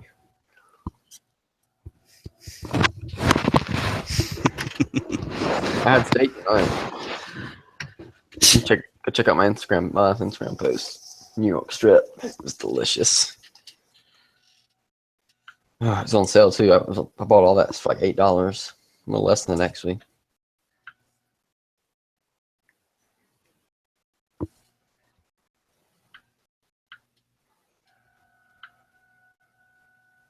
I saw you got that Tommy gun. That's nice. Yeah. Who makes it? I can't remember the name, but I know. Oh, the one I got? Yeah. Shoot, it's a place in Tennessee. I'll probably know the name as soon as you say it because I've heard of them before. Just can't. Something ordnance. I can't remember. Yeah. Because I remember when I saw the first one in person when I was like 14. I saw one at a gun show. It was semi-automatic. I'm like, they have these. I didn't know much about guns, and I was like, they have these in semi-auto. I knew enough to know about the NFA and crap like that, and I knew they were pretty much unobtainable.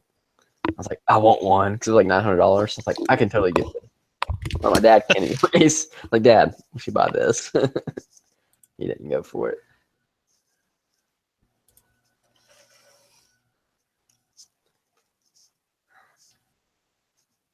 So you know if I'm like, I don't know if I should talk about it on air, but the deal like the media passes for NRA show, did Marco talk to you about that? Yeah. Okay, so what is he just going to give us this? Is he already doing everything for us? We just show up and we'll have the passes for us? Yeah, I think he's already got the email saying that we've been approved for the passes and stuff like that. So I guess he has all our full names and everything, all our information on there. Yeah. Okay, sweet. That's awesome. I'm looking forward to it. It's gonna be a lot of fun. A lot of fun. There's actually a match that Saturday. Heck, I could shoot it and go to NRA show afterwards. I don't know. It depends on how much of the show I see on Friday. Because the show is really not that big. I mean, it's big, but it's not. It's doable. Like I was talking to Marco. He said it's doable in 2 days. Especially if you're just looking for the gun stuff. I mean, they have other hunting. I'm gonna be checking out a lot of the hunting stuff too. Me and my friend, a lot of the archery and stuff. We've been shooting our bows every day for the past month, literally. Today we were shooting. Volunteer Arms. Oh, okay, Volunteer Arms. Or Volunteer Enterprises. Never heard of them. I'm thinking of a different company. But yeah, we've been shooting our bows so much. We shot 90 yards today.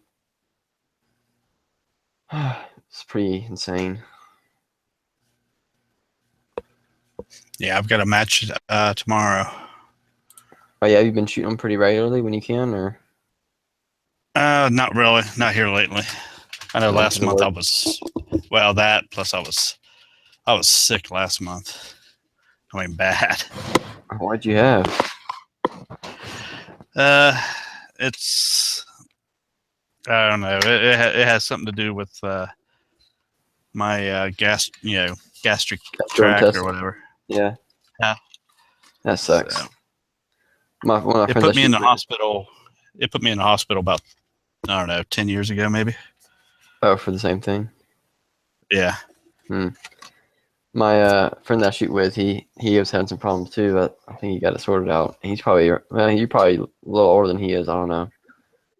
I think he's 48, maybe 50 almost.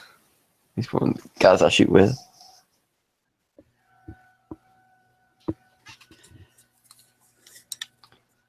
But, glad you're okay now. Yeah. Now I'm just a little sore from going to the gym earlier in the week. Earlier in the week, man, you gotta be going every other day. Yeah, exactly. Well, it's been a while since I've been to the gym, so that's one thing I want to do when I get out of school. Right now, I'm just too lazy. I'd rather do other things like shoot my bow, whatever, and sleep. I gotta remember to take my one Benchmade down there. Let them fix it while I'm. Oh yeah, while at the show. Yeah. I forgot I was gonna ask you. Oh yeah, what holster are you using for? Are you still using that Safariland? Is that what you had? No, I had.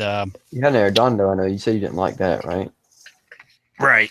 And what is this I got? Blade Tech. Okay, yeah. You got this Kydex one. Yeah, it's the they came out with one that's like open on top, Mm-hmm. and Like on top of the slide. yeah, the whole top is open except for the of the front sight. Oh, that's awesome. You can get the muzzle up real quick. Yeah. You have a shot timer So- yet? No, I don't have one yet. That's what you need to get if you want to practice good. I'll bring mine to NRA. Well, the outdoor range that I shoot at, I'm not allowed to draw from the holster. What? Lame. Well, that's a state-run park, so. Do you have anywhere else to shoot? Well, unless I go down to the creek. Oh, so how fast can you draw? Do you know yet? Nah. No. We'll measure it at NRA. Trust me, there'll be some friendly competition going on.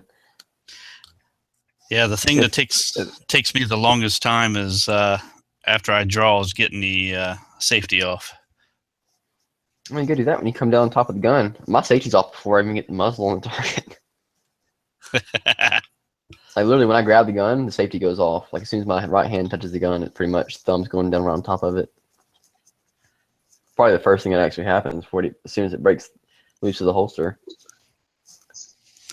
Heck, I was shooting my gun the other day, yesterday or day before, and because after I adjusted that spring and I was trying to get it to make sure it was working, so I was just fiddling around shooting real close, like a target trying to shoot real fast. If I get lock up, and I shot like a .65 draw. It was insane. It's the fastest I ever shot. I mean, the target was right in front of me though. I was just shooting to see how fast, just to do it and see if I get the gun to lock up. And I shot .65 draw. It wasn't, my left hand was barely on the gun when I shot.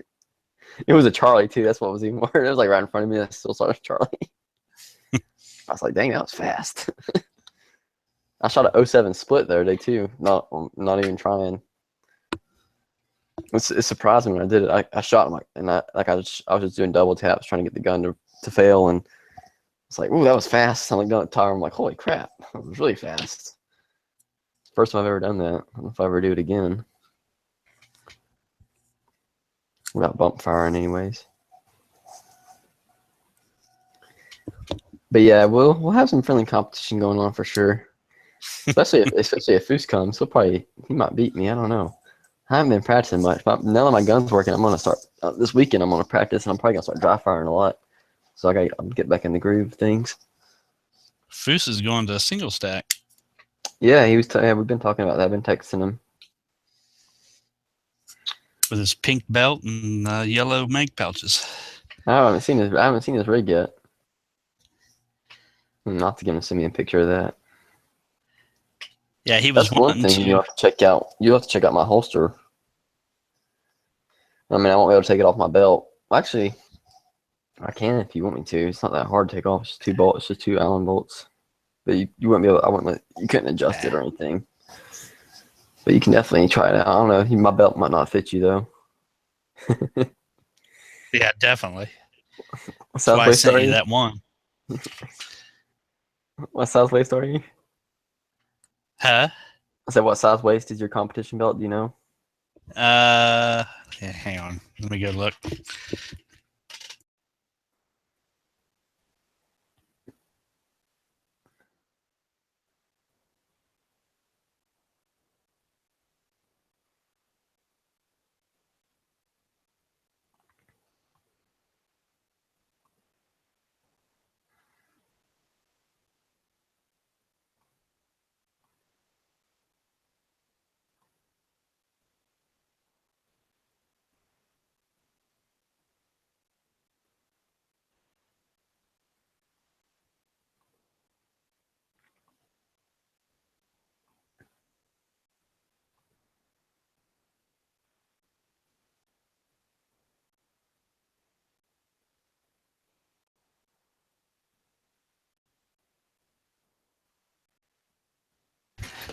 Of course, it doesn't say on the belt, but it's what, 4 inches longer than your waist. It doesn't say on the belt. Doesn't it say? What kind of belt do you have? What brand? You there? Yo. I muted myself. What kind of belt do See, you have? Double alpha. Yeah, I should say it has a little black tag on it. It's like on near where the Velcro ends on the outer Shoot. belt. Okay, well, let me look again real quick. It may be on the inside of the belt, though. I'm not sure if it's on the inside or the outside, but it's on the outer belt somewhere. I think it's on the outside, where the Velcro, where the soft side ends. Where the loop side ends, I should say.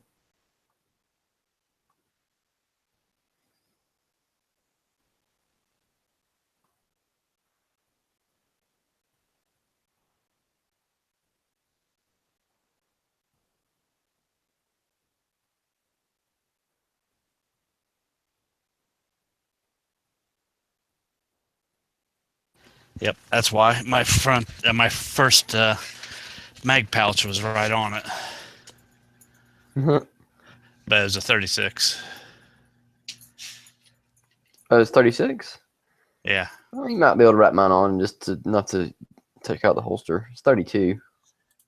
I actually can shoot a 34, but when I ordered the first one, I wasn't sure how close to get my pant size, so I got 32, which I actually like for limited and open because I have plenty. It's tight. It's real nice and tight, and I have, there's enough room for mag pouches, but I couldn't shoot that belt in production. I wouldn't have enough room for mag pouches. I got a 34 for production. That right there is the belt that Foose got. Hang on, let me pull up my page here.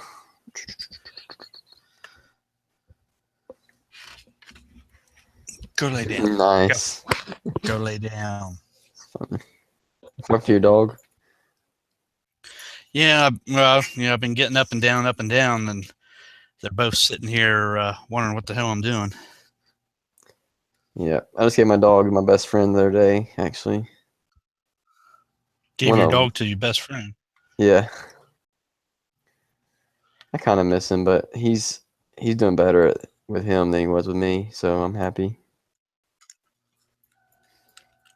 Plus, it's not like I can't see him whenever. He literally lives like 5 minutes down the road. But I did have him for 8 years. But, I'm about to be leaving from school and stuff, so I don't,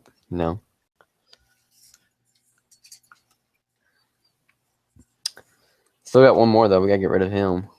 He's not really my dog. He's more just a family dog. I'm not going to be upset at all to see him go. I mean, he's a sweet dog, but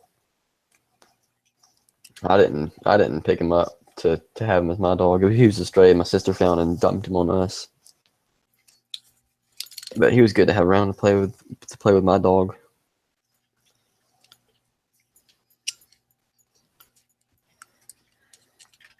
But yeah, you should be able to try that holster out. Should be able to. I wonder if it'll fit your pro match. It probably won't because it's a rounded trigger guard. How much ammo are you got? Well, are you for flying? I guess you will just buy ammo down here, won't you? I can load up all my mags. Fly with loaded mags, and then I should be able to bring a little bit with me extra. That's probably plenty. You can hold 20 in each mag, and you have like what? Well, how many mags do you bring in? I had 4 last time. That work? Yeah, I know you have more than that, right? That you have trouble with. Well, I went shooting yesterday, testing them all out, and they're working now. So, huh? They're just all of a sudden working. Yeah, that's strange. Must be something to do with the spring. Did you ever spring tune them or break in the springs when you got them new? No. You're supposed to do that. That may be what was called. What was the problem you were having? Was it locking back in early or something? I was having failure to eject and then failure to feed. Maybe which would have been the lips. Well, yeah, the out of the spring may not have enough tension on it, or maybe had too much tension. Well, honestly, had too much tension on it. Could have made it. But if you get a spring that gets sluggish, it'll won't push the round up fast enough for the slide to catch it. Right.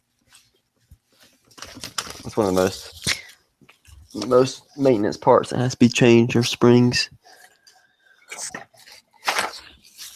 What the hell? What about the ones you had problems with getting to go in the gun? You know, you had some that wouldn't go all the way in the gun, right?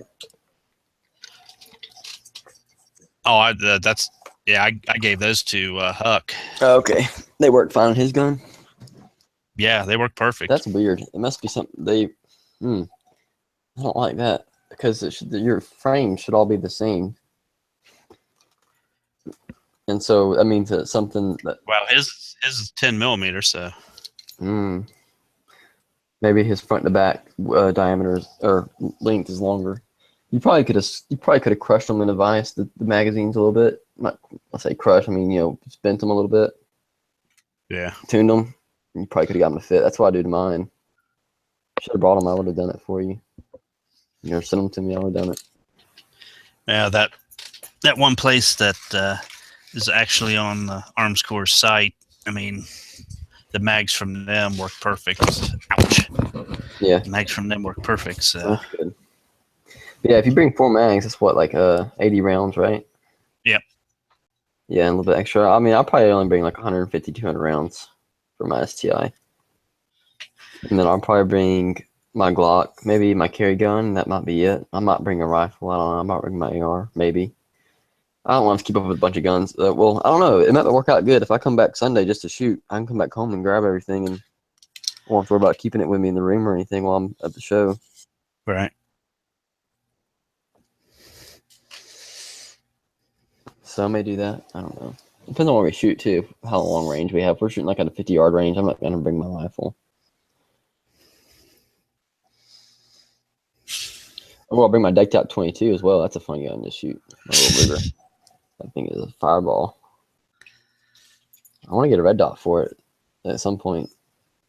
But, money.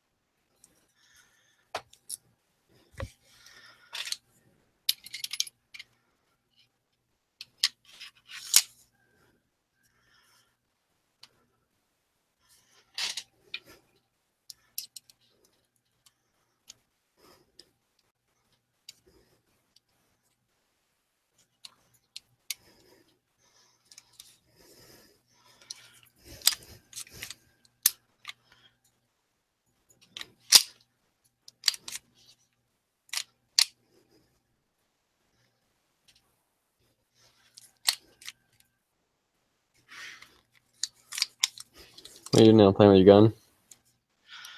Yeah, I took it apart to clean it. Well, just to clean the rails on it. Mm-hmm. From where I had shot it yesterday. It ain't dirty until it starts getting sluggish. That's what they always say. Yeah, but I also don't want it to happen during a match. Yeah, that's true. Something wrong with that. I think my friend who I shoot with, who used to shoot an edge before me, would break his down completely every 2,000 rounds to clean it. A lot of people clean their 2011s religiously because of that. They're so tight tolerances.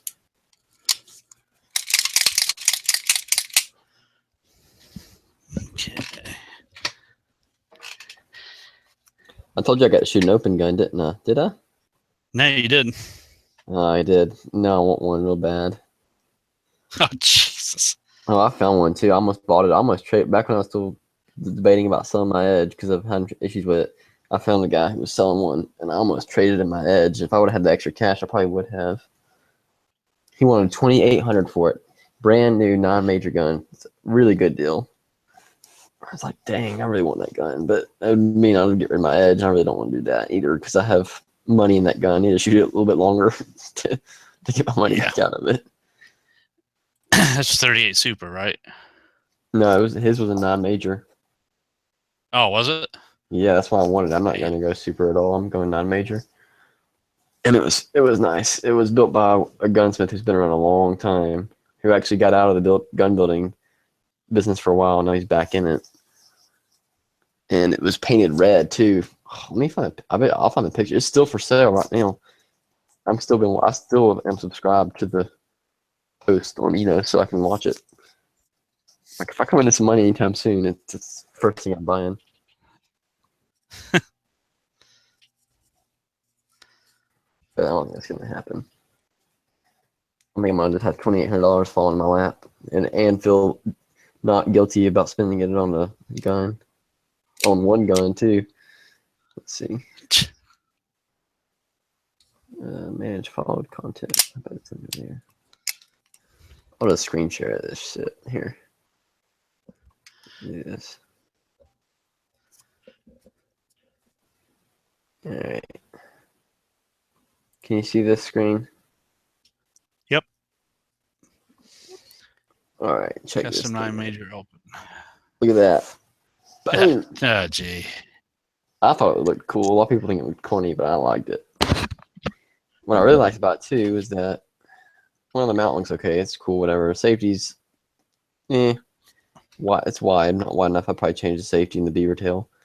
But even better is the slide has been lightened on the back and everything, and it has these cuts in it for popple holes in the barrel, so I can have the barrel drilled for even more gas porting. Oh, I still want it so bad. And he's actually now he's offering to have it recoated for free. He's sending it back to the guy who built it, and he's gonna have it recircoated any color the buyer wants. Which I mean, I was fine with it like that. But if I had my choice for color, it would just be like DLC black. There's a big stick he was selling with it too for another $100-something. $29.75. Huh? Just one mag? Oh yeah, most of them don't even sell them with the magazines. Sometimes they'll just sell the gun because people usually keep their magazines for other guns. They usually have more than one gun. True. Magazines sell quick. You can sell magazines pretty good on if you sell them just a little bit for under. Never What? shot in a match. Yeah, exactly. It says the gun has less than 100 rounds fired before the Cerakote was finished. Basically, a brand new gun. And the guy who's selling it, he actually does a business doing grip work on STIs and Glocks and stuff, just stippling in general.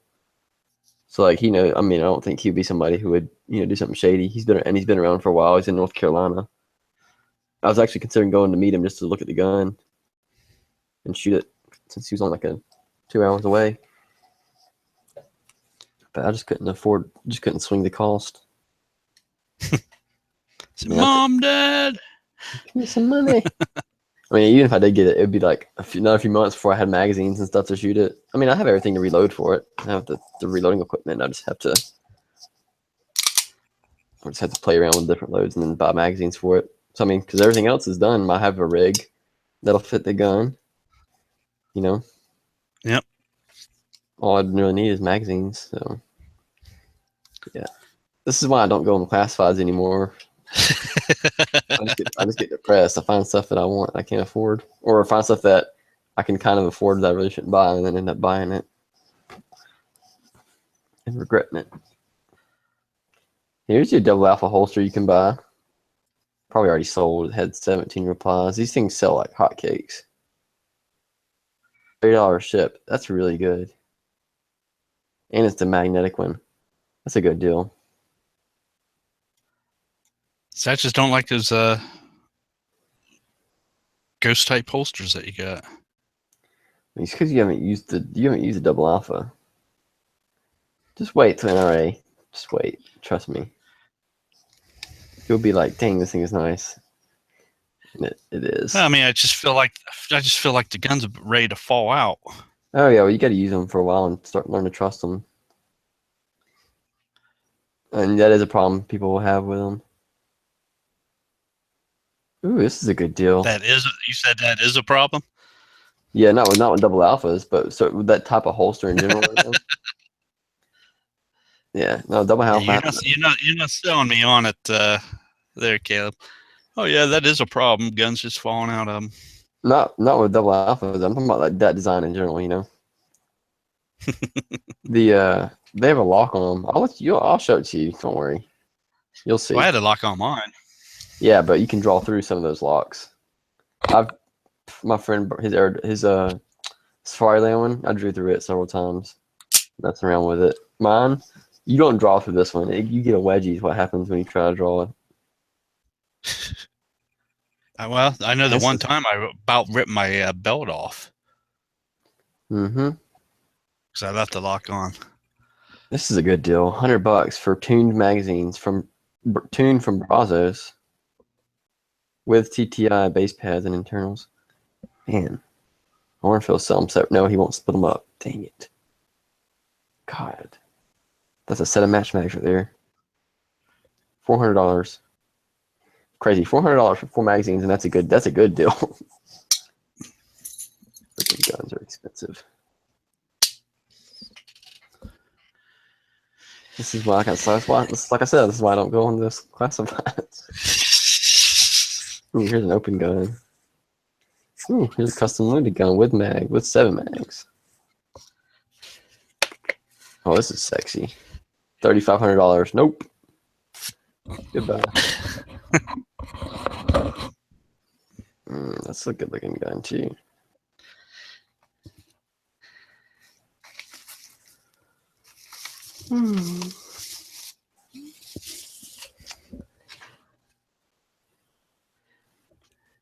Oh, hold on a second.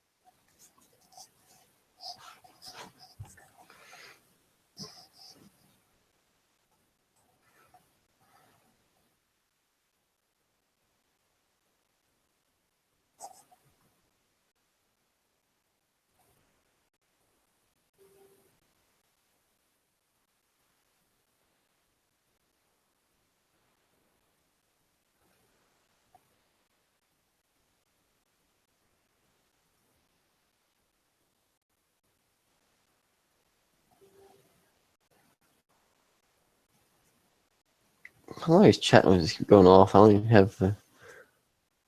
Oh, there we go. It's Knives and Jacques.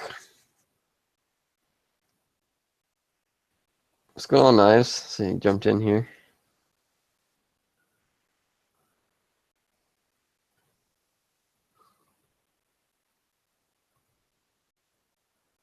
Hello? What's up, Caleb? Not much. Just trying to stay awake. How's your competition shooting going? No, it's not going really at all. I haven't been shooting any. How's your 1911 doing? It's better. I think I finally just fixed it. I actually shot it like 2 days ago, and I think it's fine now. I figured out what the main issue was. It was Damn, I was lucky. I remembered. I Loose grip. still had my mags in my other my travel box. I'm glad I remembered that. I had to go get my mags out and put them in my range bag what for? for the match tomorrow. Oh, yeah. Have you classified yet? No, not yet. How many do you need? How many do you have now? I need 3 more, I think. Yeah, I'm tired. God. I was late. There's to a work today. classifier tomorrow, though. Isn't there one at every match? Well, I think, but for some reason, I've only got 3 of them. Because I know I went to 4 or 5 of them matches last year. Was your USPSA number active when you went? Yeah, I think so. That may be why. It may have not been though. The best way to do it when you apply for your membership, it doesn't really matter if you've already applied, but anybody else listening, when you apply, go ahead and get your number. Just send the USPSA an email, be like, hey, what's my number, so I can go ahead and start giving it to my club for classifiers. Well, I've got a That's- card. I've got a card. Oh yeah. And then if you give the club your number, they do a classifier. It should be entered in. It better be. I'd be pissed paying my extra $3. You hear me still? Yep. Okay, my screen's like doing all kinds of crazy stuff. Yeah, Yeah. that's Gun Channels. It's doing another. Oh.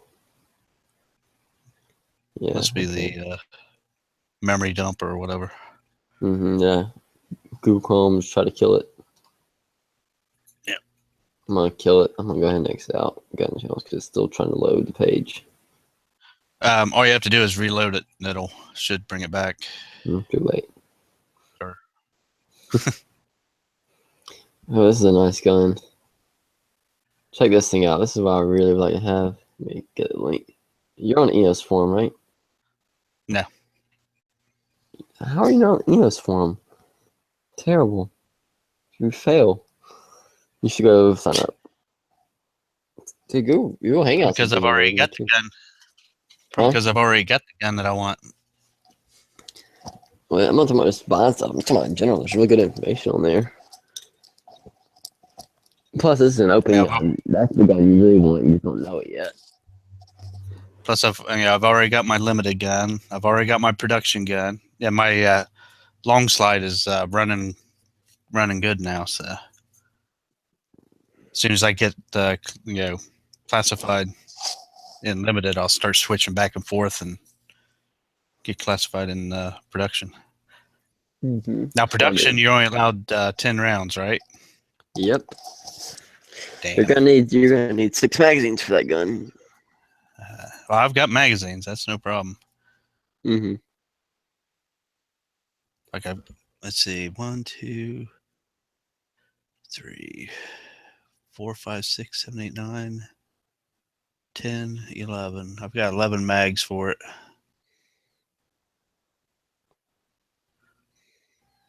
Because all my other mags for all the other FNs fit in it.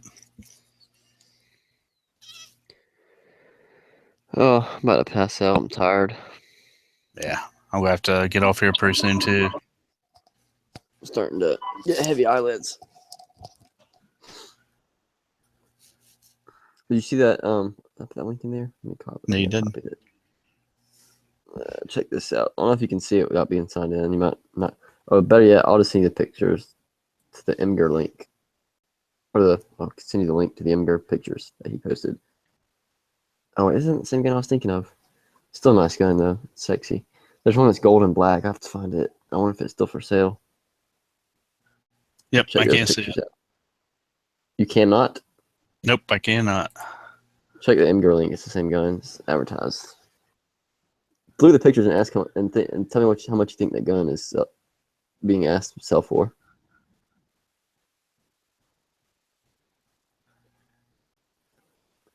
Ooh. And it does come with. That's an STI, isn't it? I mean, no, not really. It's. Well, it's got the it's modular, just like a STI, yeah, but right? STI isn't the only people who make those frames. Okay. The frame patent is up. No one owns the patent for that frame. So literally anybody can make that frame now and sell it. So Phoenix Trinity makes frames. There's a couple other people there who make them. There's really not many people who make them, but yeah, guess how much that gun's worth as it sits, or not worth, how much they're asking for it.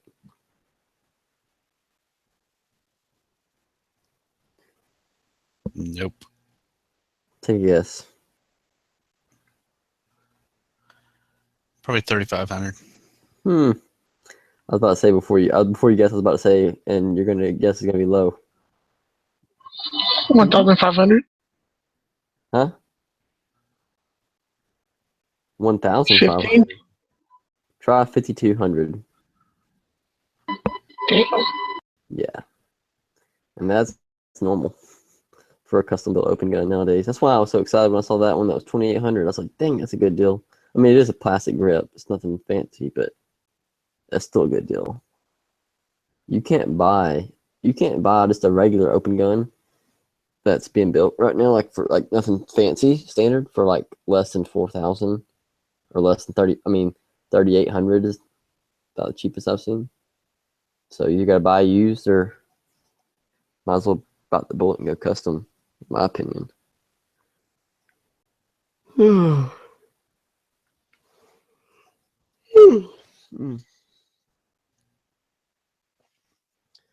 Oh, here's an SVI Infinity IMM. I know that's going to be expensive. That's what my friend used to shoot. Oh, how much does he want for it? $35.50. Not too bad. It's an older gun.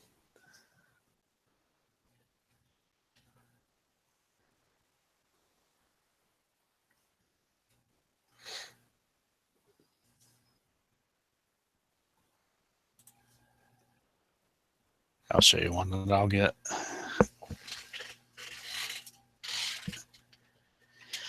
As soon as the page pops up. Later, Knives. Oh, he already left. Have a good night. Yeah. I'm about to get out of here. I'm tired. Who's the host, Maggie? Yeah. Okay.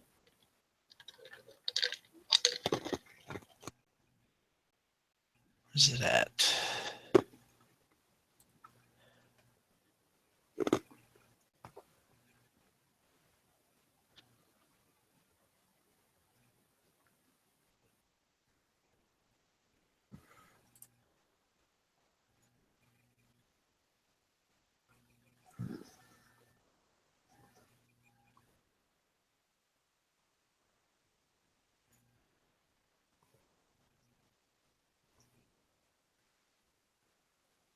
Well, where's it at? Come on.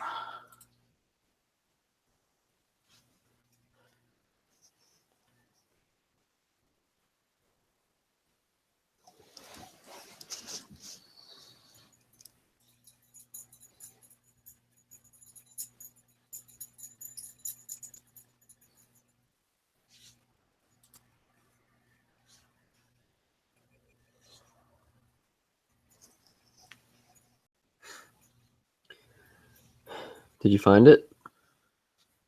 No, not yet. Yeah, I'm about to fall asleep.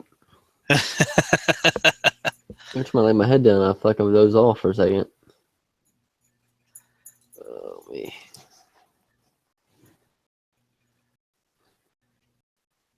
They don't have the picture up that they used to. They had they had a Rock Island that had that dressed up like those.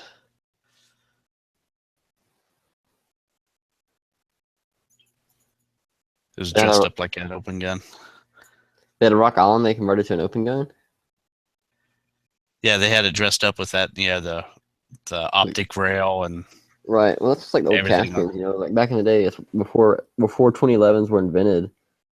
And then I forget when the 2011s were made. It was like late 90s, early 90s or whatever. But before they came around to be, all the people could shoot were 1911s, and they shot Caspians that were, it was like one of the only double stack 1911s around. Para. Yeah, I was about to say Caspians and Paras, and that's what people shot. Caspians were real old. That's what like they shot back in the old days before USPSA was around, when they just shot speed and standing in one spot. Yeah, that's what Casey Eusebio, his dad, he shoots here with us, and he shoots an old Caspian. See, that's what the Rock Islands are based off of, is the Paras. Yep. That's why when I got that extended mag release, the first one wouldn't fit. I had to get a Para. Right. That thing works great. I will say. Launches them out of there. So they get launched out of there when you inject them. Yeah.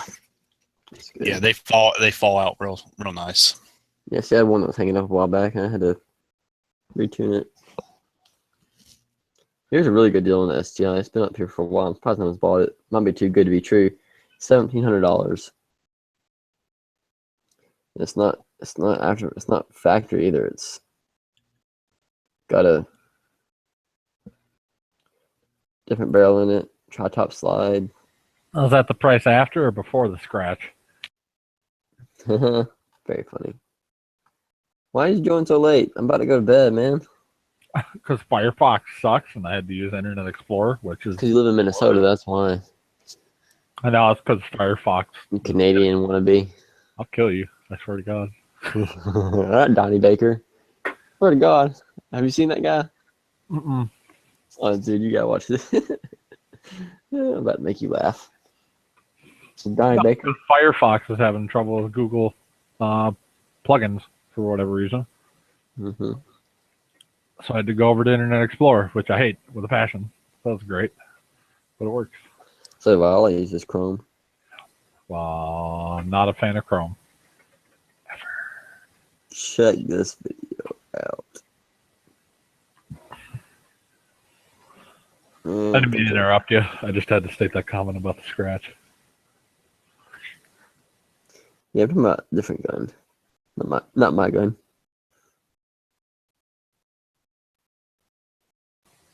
Where's that turtle at? He's talking and fighting words, and they disappeared on me. Oh, Jock, are you coming to the NRA show? Not this year, no. Lame. Next year, almost certainly, though. Sweet. Hopefully I'll still be near Atlanta, so we should meet up. Yeah, if I go. I'll let you know. That's for damn sure. Yeah. Anyways, I'm about to pass out, guys. I'm going to call it a night. Getting really sleepy. Hey, man. Got my work cut out for me tomorrow. I'm going to reload a bunch of ammo and try to do some yard work. Yeah. I'll see you guys later. Yeah, it's good to talk to you See for you, like 10 seconds. Yep, likewise. Text me sometime, man. You got my number. I should. I have to transfer everything over to my new phone, but yeah, I'll do it. See you guys. Peace. Zip. There, wait, later. dog. Did I tell you what was wrong with my STI? Yes, you did. The grip bushings? You are way too a high speed, low drag for that gun. I told you it was the grip bushings, right? Negative. No, that's what. Well, there's two problems. I do cause it to fall half cock sometimes if the sear spring is not set just right and the sear is not stoned and engaging correctly. But the main problem that was causing it just to bounce on its own, like in rapid fire, was the grip. You know, I don't know if you know how the grip bushings work in the 2011, but they were loose, so that was causing the frame. You know, the frame and the grip. The grip's plastic. The grip to flex away from the frame, and when it flexed away from it, because when the slide would go forward, it was driving the nose of the gun down, and it would flex at the back. So that would open up the space, and the sear would fall out of engagement. You know, it'd be enough for it to slip anyways. That's crazy. Yeah, it's stupid. It's a common problem with STIs as far as like just crazy stuff happening due to out of spec grip bushings and grips and the grip itself. They might need to get a handle on that, it sounds. Yeah, well, it's mainly the bushing and the grips are polymer, so when they get molded, I'm sure every now and then you get a bad one. But that's what it was. After I did that, after I changed the bushings, like a $15 part, all I had to do was tune the sear spring and get it so that the sear had enough pressure on it. Now it seems to be doing just fine. Well, I think you just need to slow down there, Mr. High Speed Low Drag. Yeah, no, sure, whatever. I shot a 07 split yesterday. Damn. Yeah, it I wasn't will say on one purpose. thing. That STI I shot at SHOT Show, that thing was sweet. You shot, what did you shoot, the DVC? I think it was The gold one, gold and silver. 9mm. What's the only gold and silver one it's got? With the slide cuts. Look here. Yeah. I'll I be forgot able to tell you about the open gun I shot. My friend's open gun that I shot. It was an STI, which they stopped making most That's of their what open you were guns. talking about for a while, is it not? Huh? You were talking about, I'm pretty sure last time I talked to you, you were going to do that. Oh yeah, my friend who got it. Yeah, I got to shoot it finally a few weeks ago. Nice. It was awesome, and I want one. And I was like, now I want one. I really want one. I was just talking to Scott before you got in here about one that I found for sale for $2,800. Oh, here's a really good deal. Yeah, the DVC 3 gun. BBC. Yeah. Mm-hmm. I think people have been having problems with those. That thing shot sweet. I will say Well, that. of course, it's gonna shoot. Got one they bring to the show's gonna shoot good. Mostly, it's problems with ejection and stuff like that. Because they still put the freaking stupid giant ass old Seymour on there. And one thing too is those things are overpriced. I'm sorry, anybody paying $3,800 for a factory STI open gun is stupid. You can go have one built for that much. Or That wasn't an open gun. yeah, the limited gun though. It's what 2,800. I don't know. I can't see It's still high. It's 2,000 something. I will say that. So they're overpriced. It's okay though. They're about to start getting some competition. I think eventually. From who?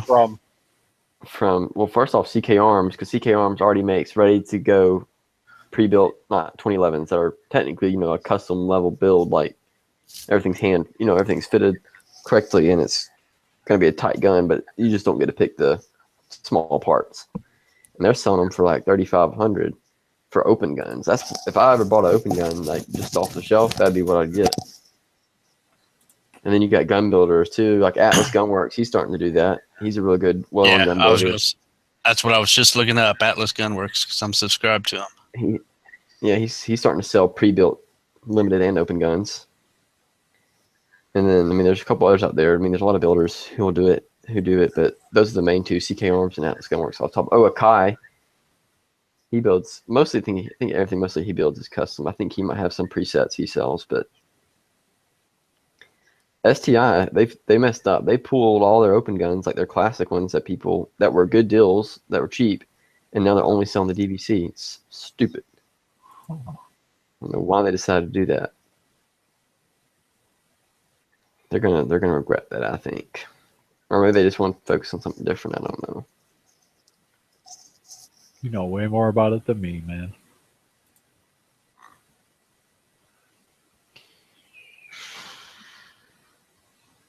But yeah, the one I got to shoot was sweet.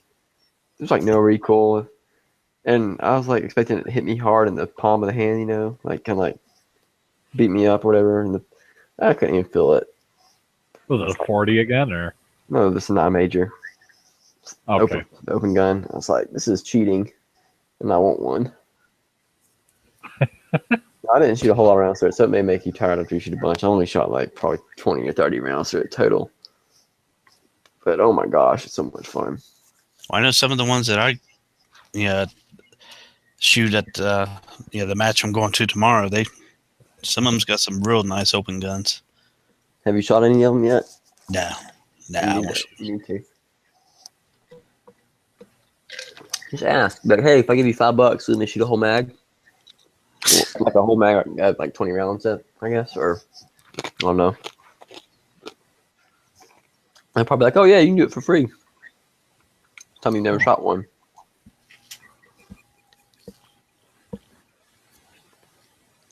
Drop 2,300. Still nobody bought this thing. I would totally buy. Oh, it did sell. Wow, it sold for 2,400. That's not bad.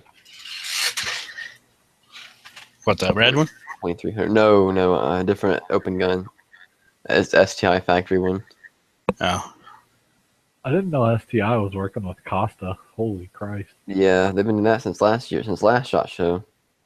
I don't follow STI. I don't really know nothing about them. Yeah, I don't know why they're doing that, because His name. yeah, they're just trying to. That's true. It's good marketing.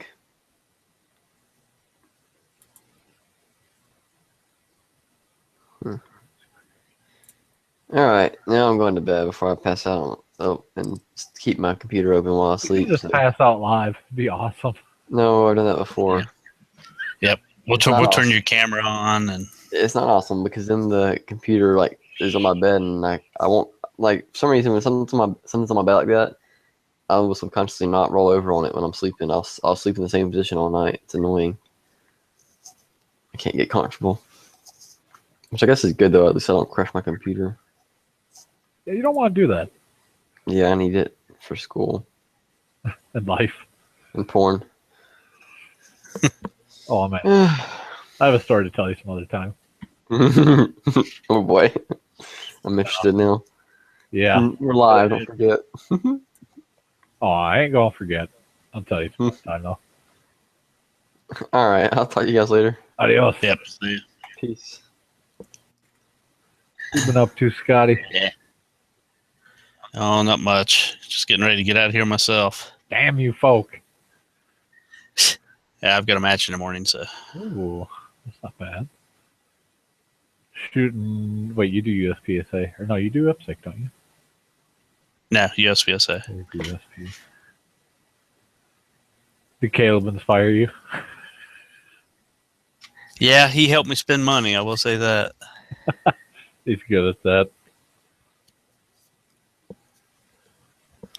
Of course, he probably would have wanted me to buy an STI or something like that, but And then drop it on the ground.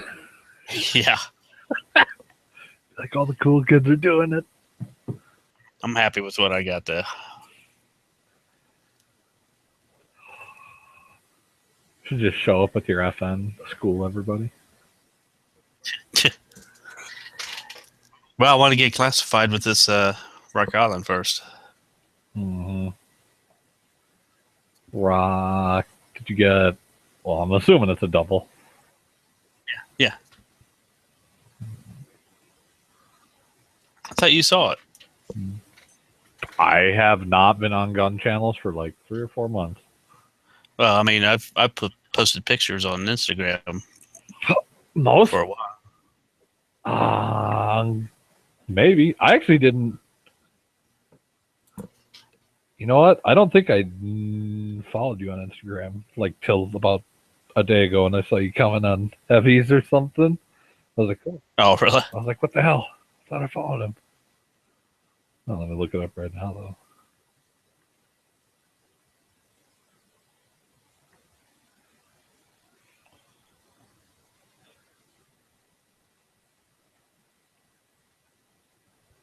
No, I have been subscribed to you for quite a while, actually. I don't see it on here, though. Yeah, it's past the NRA. Or past the SHOT Show. See, now I think I remember, because, like, recently, no. It's not that Super Yagar, whatever that thing is. That's crazy. Oh, 10 mil Kimber.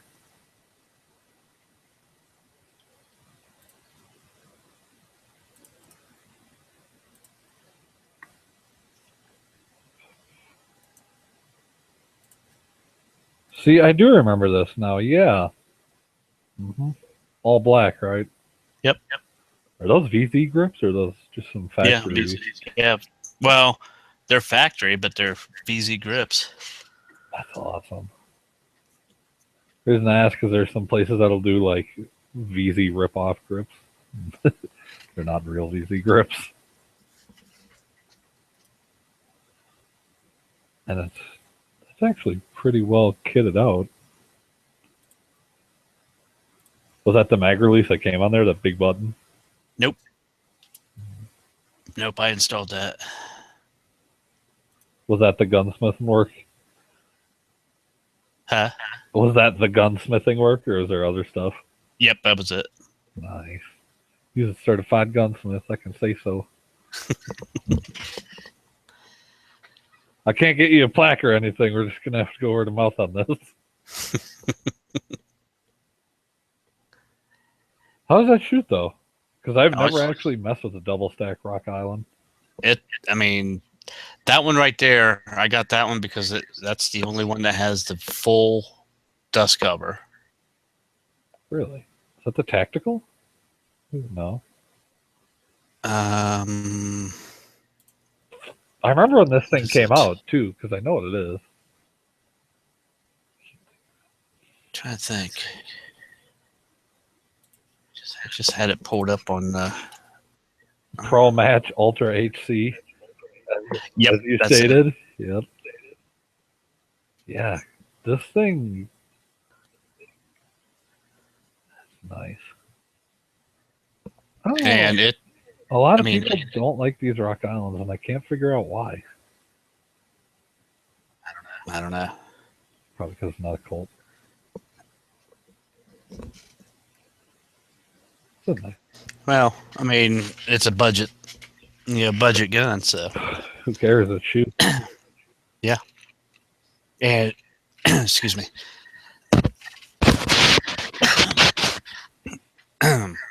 It's a flat shooter too. I mean, that weight from that blocky dust cover on there pretty much holds it right on target.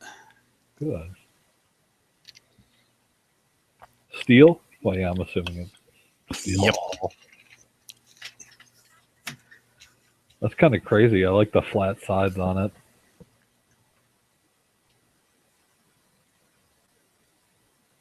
Thing almost looks like the front end almost looks more glocky than 1911. That's cool.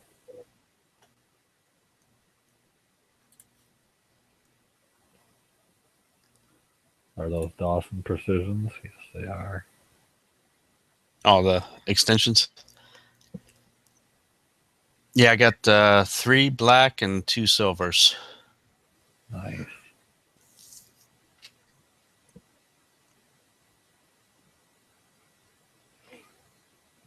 Yeah, no, no, tomorrow. Technically tomorrow, I gotta work on my truck. Something I got to do.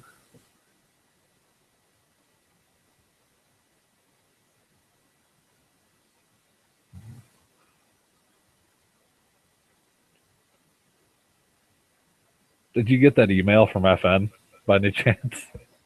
No, I didn't. Well, I haven't checked my email, but I think it was maybe yesterday. It was either yesterday or today. They're like free shooting mat with purchase of. Like, well, I know it's going to be a not cheap rifle. It's a FN branded shooting mat, which is really cool. If you buy any of their Leopold edition AR-15s, and yeah, I didn't some get of one. their newer AR-15 variants, you get a free like $120 shooting mat, which is really nice actually. Let me put it on the side. I was just looking at my phone.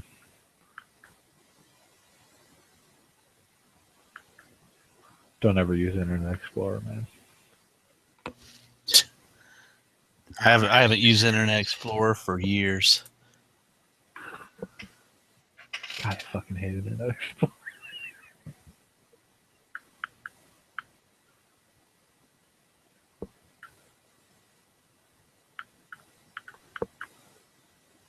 Got a lot of junk freaking emails though. Yep.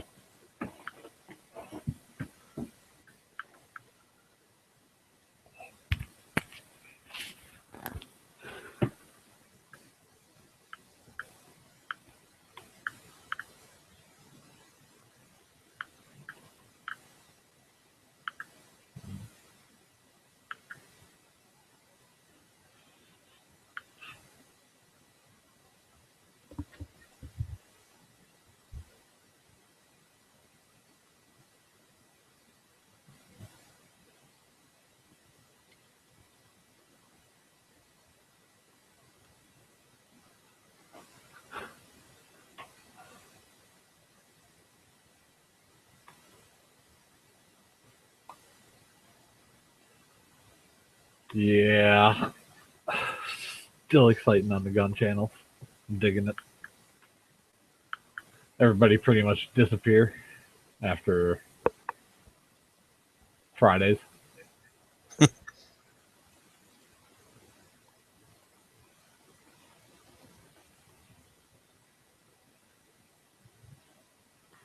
No, I haven't been on here in a while. True. Well, not in the chat in a while. Jump on every now and then. It seems like it's always like the same 5 people on.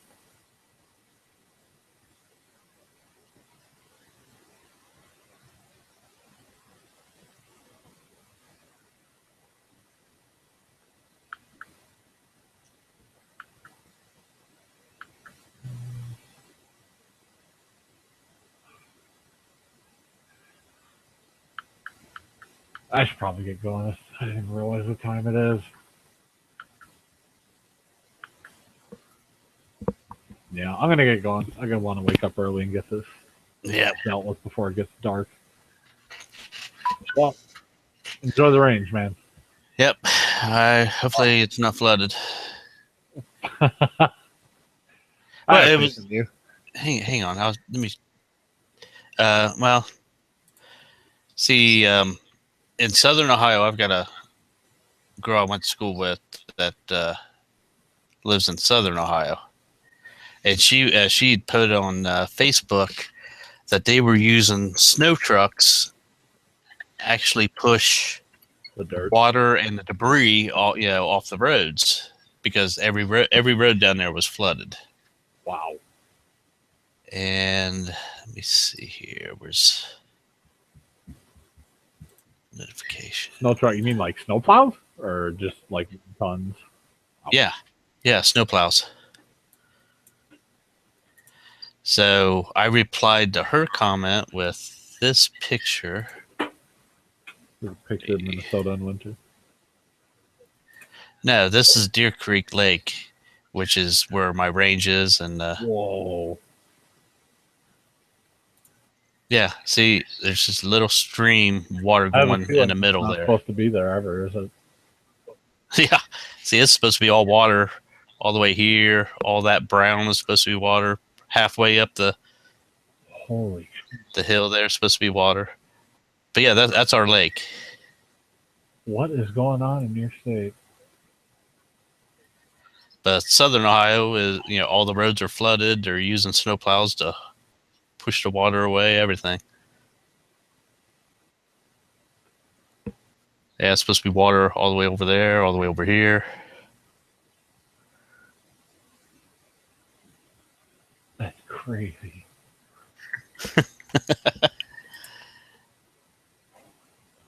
Yeah, except at that. Meanwhile, yesterday at Deer Creek.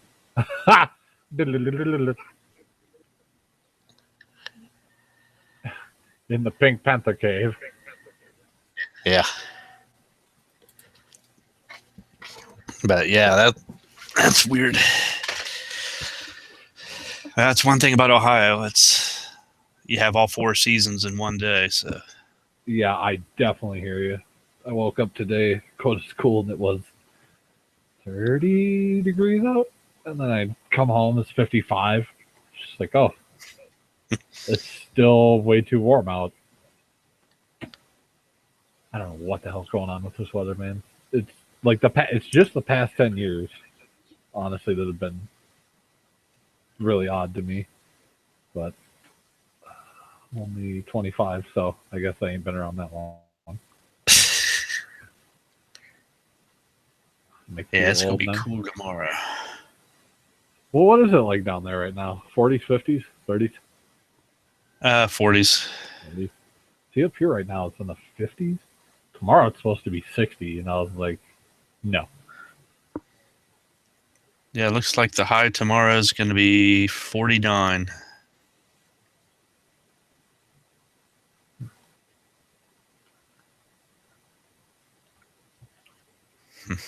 Then it's going to get back up in the 60s on Sunday. It better not snow again. I'm putting my summer tires on tomorrow. I was going to say, one girl that works for me, she was counting down the days to spring, and I was like, "You mean we can finally have our snow now?" Because for past 10 years, it's it seems like it doesn't snow until it turns spring. Yep. And all the old timers I talked to, they pretty much agree. They're like, "Yeah, we don't know what the hell we live in anymore." Yep.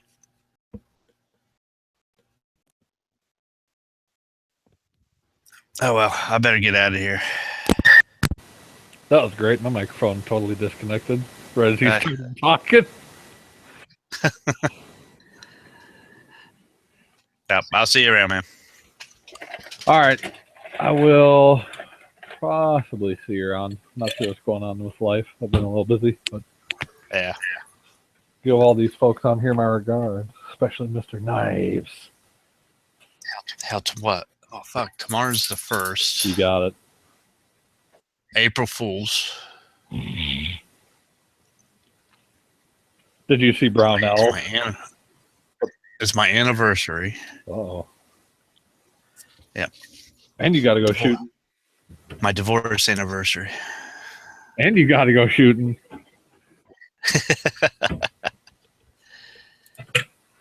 Well, good luck with your match, man. Yep. Thanks. I'll talk to you later, man. Some other time. Adios. Yep. See ya.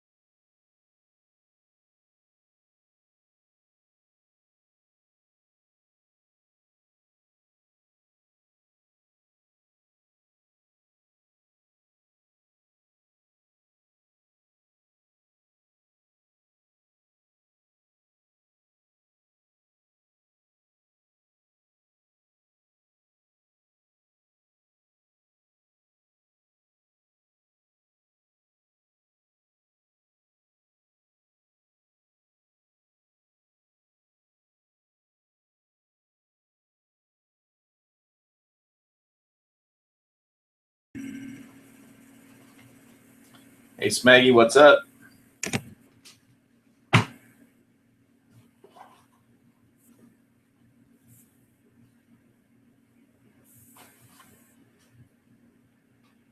Earth to Smaggy.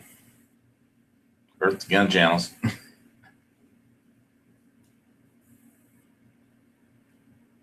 Edge had a pretty good show on inside and outside the waistband holsters.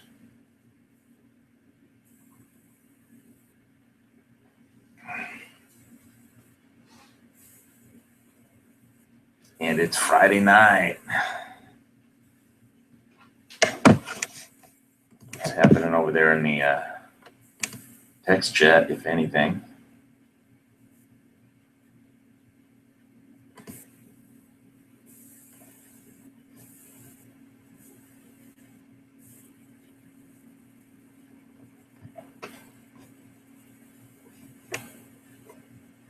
Not much, looks like.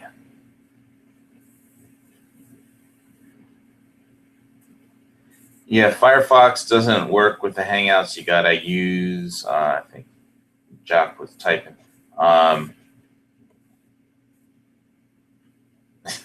Turtle Boy. Yeah, it's Firefox not supporting plugins. So you got to use something else. I jumped over to Internet Explorer to get on Hangout, and a lot of times, sometimes if I get a link, I'll have to click on it 2 or 3 times before it works. I'll get like some Google error sometimes, the first couple of times, and then third time it'll let me on or something like that. So all is not well in plugin land on Google, but hey, they did send me $100 last week, so $101.67. So how mad can I possibly be? Extremely mad.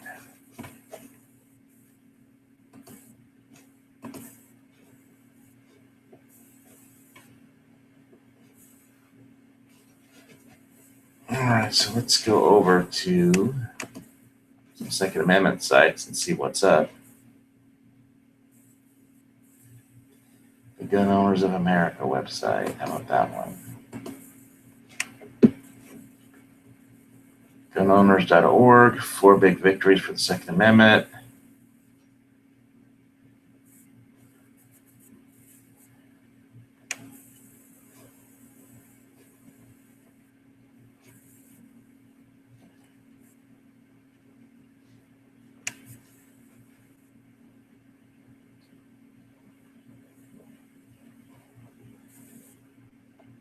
GOA back case enjoys Supreme Court victory. On March 21st, 2017, the Supreme Court decided Manuel versus Joliet, case in which the Gun Owners of America and its legal arm, Gun Owners Foundation, came to the defense of a man who had been arrested and detained for 48 days based on false charges.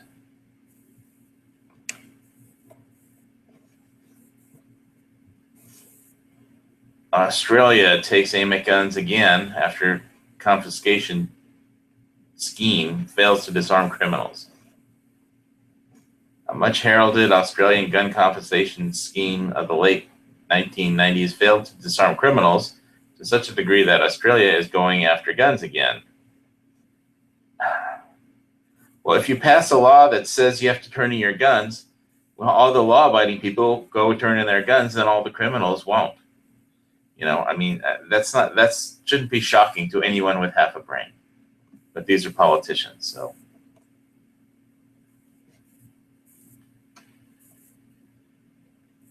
All right.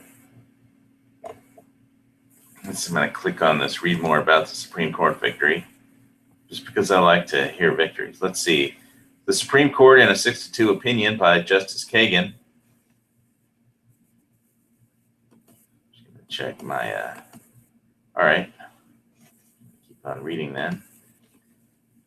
Opinion by Justice Kagan held that the Fourth Amendment protects against unreasonable seizures, arrests, not just during pretrial phase, but also after an indictment and arraignment before a judge, and that provides a basis for claims of malicious prosecution against the wrongdoer government officials for the entire period. Gun Owners of America filed an amicus brief on May 9th, 2016. Gun owners realize that protecting the Fourth Amendment rights of law-abiding Americans will ultimately protect the rights of gun owners to be free from unreasonable searches and seizures. Hey there. Hello. What's up? Nothing much. Just finished picking up my gun room, so now I'm actually able to talk. Oh, you had a messy gun room? Let's say a shooting bag kind of spilled all over the floor. Oh. A negligent gun bag dump. It pretty much worked out, though. I got things better worked out. All right.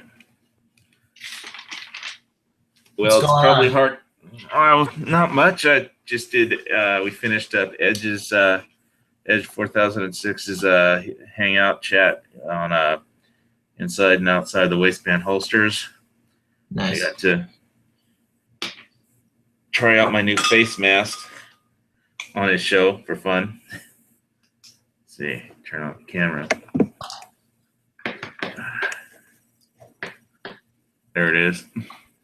Nice. That one of those raps I see on Facebook all the time?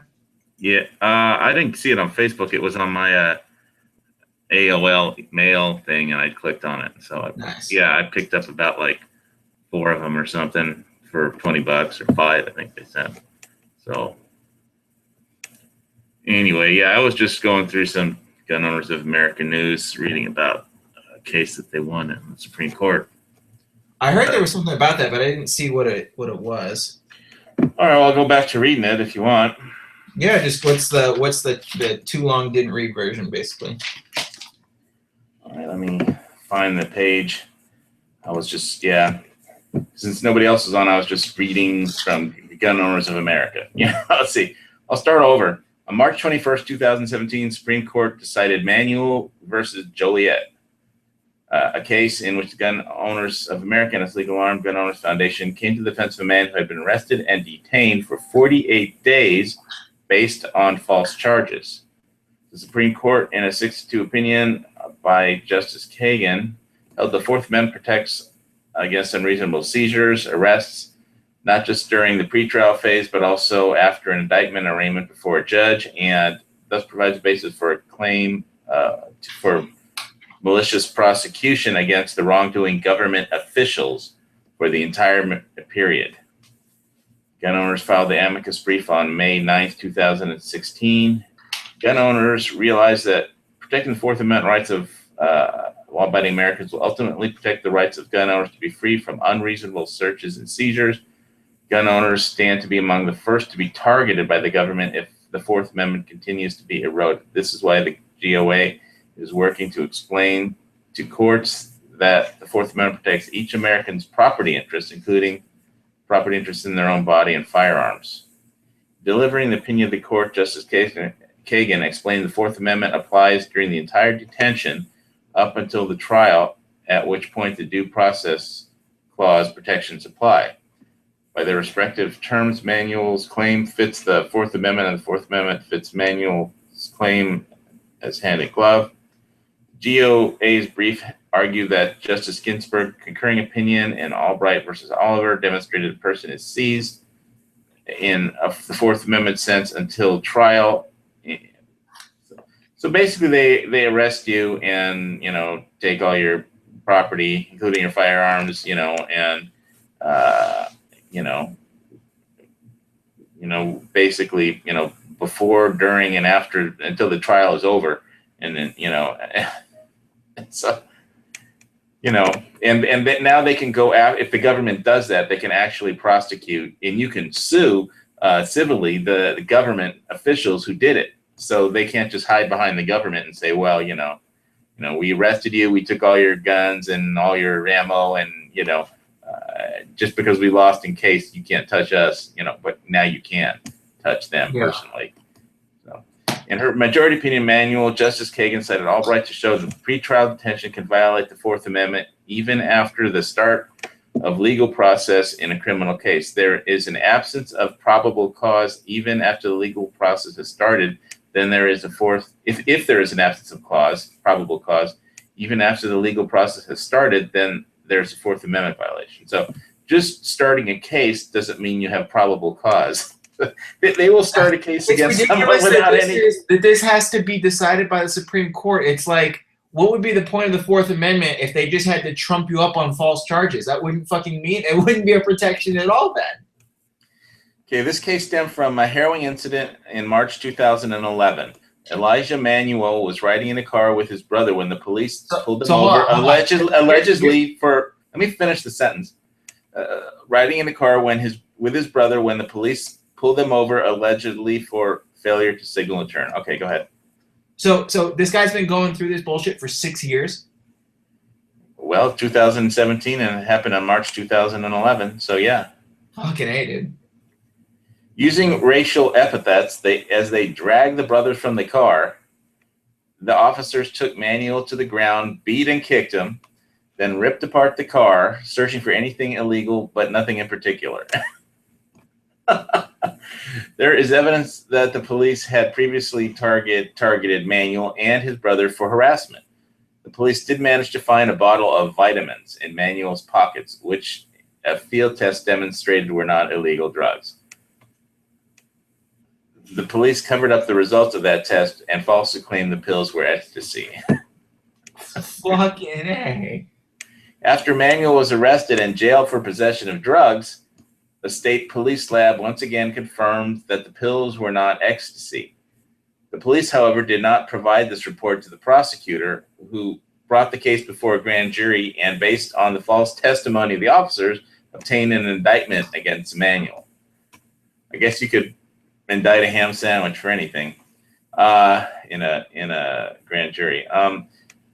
The charges against Manuel were finally dropped by the prosecutor after he uncovered the police lab report and realized that the charges were utterly baseless. But by then, Manuel had been in jail for 48 days. In addition to the emotional distress of having been wrongly incarcerated for such a lengthy period, Manuel alleged that the city of Joliet and its police officers harmed his reputation, inflicted out-of-pocket financial expenses, forced him to drop out of school, and deprived him of employment opportunities. Bringing suit, Manuel invoked the Fourth Amendment as a basis for his malicious prosecution claim. Fourth Amendment guarantee against unreasonable searches and seizures is predicated on the right of people to be secure in their persons, houses, papers, and effects. Justice Alito wrote a lengthy dissent joined by Justice Thomas. Alito reads the word seizure in the Fourth Amendment very narrowly. He believes that such a seizure means the initial taking possession and should not be understood as applying to any lengthy detention or confinement. He agrees that the Fourth Amendment continues after an arrest warrant and initial appearance, but provides no guidance as how far is too far. Based on this decision, the financial cost imposed on localities that violate Fourth Amendment rights has increased substantially, and this provides powerful disincentive to conduct searches and seizures in violation of the Fourth Amendment. Well, people have rights, and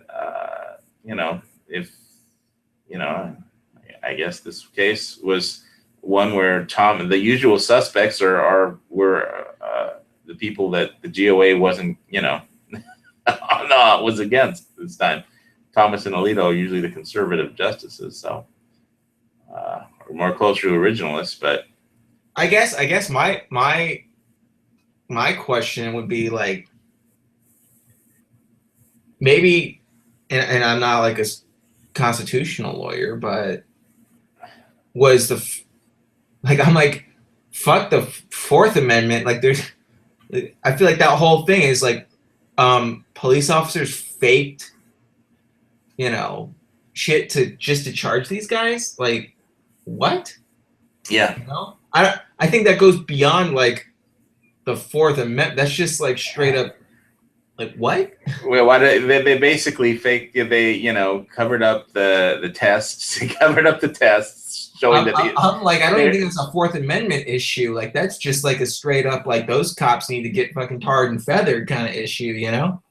No, we don't have a. Well, basically, it is a Fourth Amendment issue. It's they seized his body. It's in the for 48 days. 48 days. It's the sort of that's the thing. What is there would be no case, right? And nothing would be wrong if they pulled him over. And granted, like let's not talk about the part where they beat him and pulled him out of the car, because even then, police brutality is its own thing. But if they pull you over because you didn't signal, you were speeding or something totally legal, they search you, and he had pills on him that were, say, ecstasy or a narcotic or something, then everything would be fine. So it's not like prima facie, like the idea that he got searched.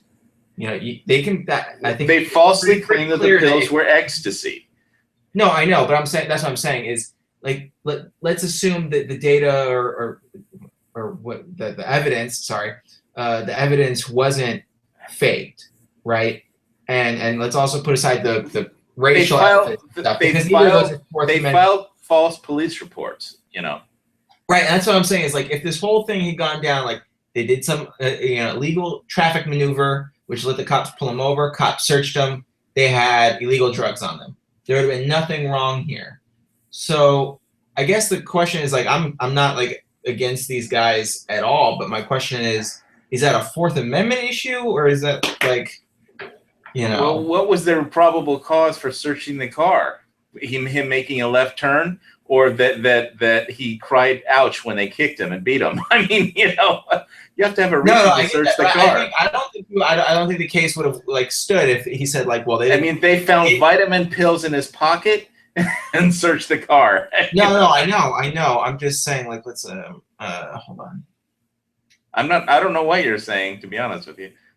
I'm saying that if in the situation where he had made, legal left turn or whatever it was, and they searched him, they didn't beat him. Let's just say, they asked him to step out of the car. Hey, can I, we're going to search the car, or step out of the car and, search his pockets, and they found narcotics on him.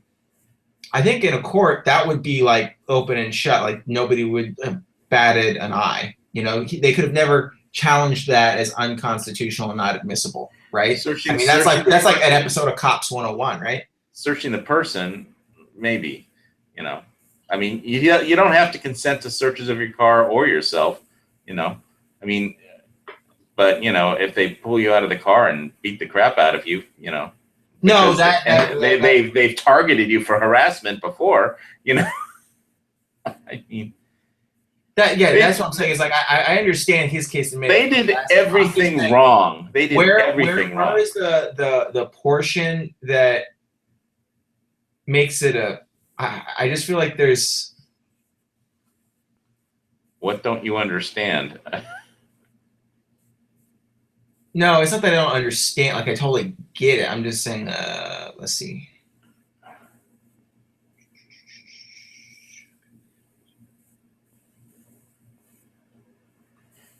I'll put the link. You can just go to GOA.org and read this.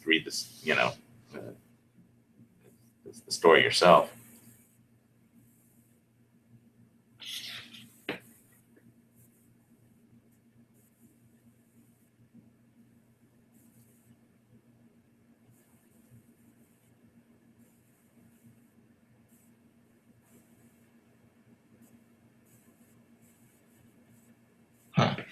Okay. No, I'm just saying if there is another amendment that would seem more fall under, but I guess that is closest to the Fourth Amendment. I'm just if tomorrow on my way to work, I do, and that's the other thing is they all, and I don't know where these guys lived or the particular circumstances, but they always say, well, they were in a known drug area, they made legal turn, that's enough cause to stop them. And, we thought that there was cause to search the car. We found drugs in his pocket. They actually were drugs. I don't think there would have been a leg to stand on is all I'm saying. I think, from a constitutional standpoint. Well, this was a pretty clean case that they took, obviously. They generally don't bring, I know, and that's what I'm saying is they clearly. The Supreme Court. Clearly, it was all fake, right? It was all bullshit. He didn't have drugs. No crime was actually committed. And the only people that committed the crimes were the police officers. Yeah.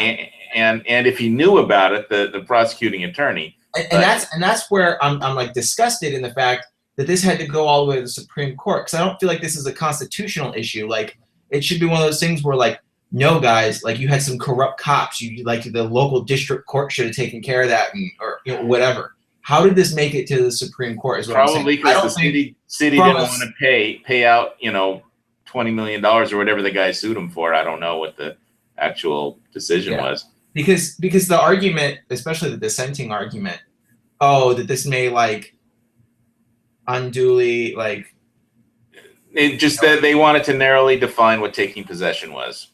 Right, and that's where I don't think this is an throwing issue you. of I was throwing you possession or not, because either way, your body is your own, and it's safe. It is, because you're safe in your person and your papers and effects, and your body is the main thing that you have. And if they take possession of you and throw your ass in jail, and that's the thing that I'm saying is, like, I agree, and that's what I'm saying. In the instance where he really had drugs, it wouldn't have been undue search and seizure, right? Because they would have actually found drugs on him.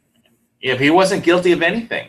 Right. I know. I'm just saying. I'm not saying he was. I'm just saying in that hypothetical case. So from my point of view, the point that he was arrested for having drugs, even though he didn't have drugs, isn't a constitutional issue. It's like, why is it a constitutional issue that you had crooked cops? Like, you had fucking crooked cops. Why does this have to go to the Supreme Court? You know what I'm saying?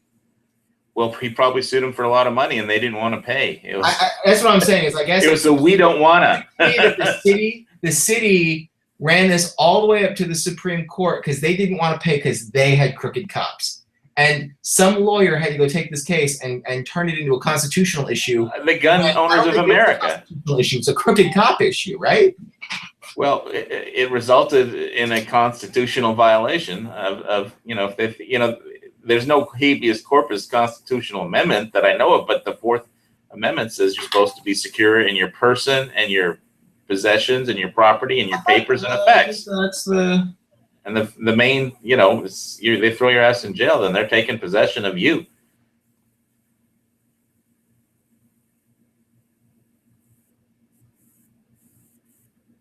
And I'd like to retain possession of my own person and not let the government. I agree on that.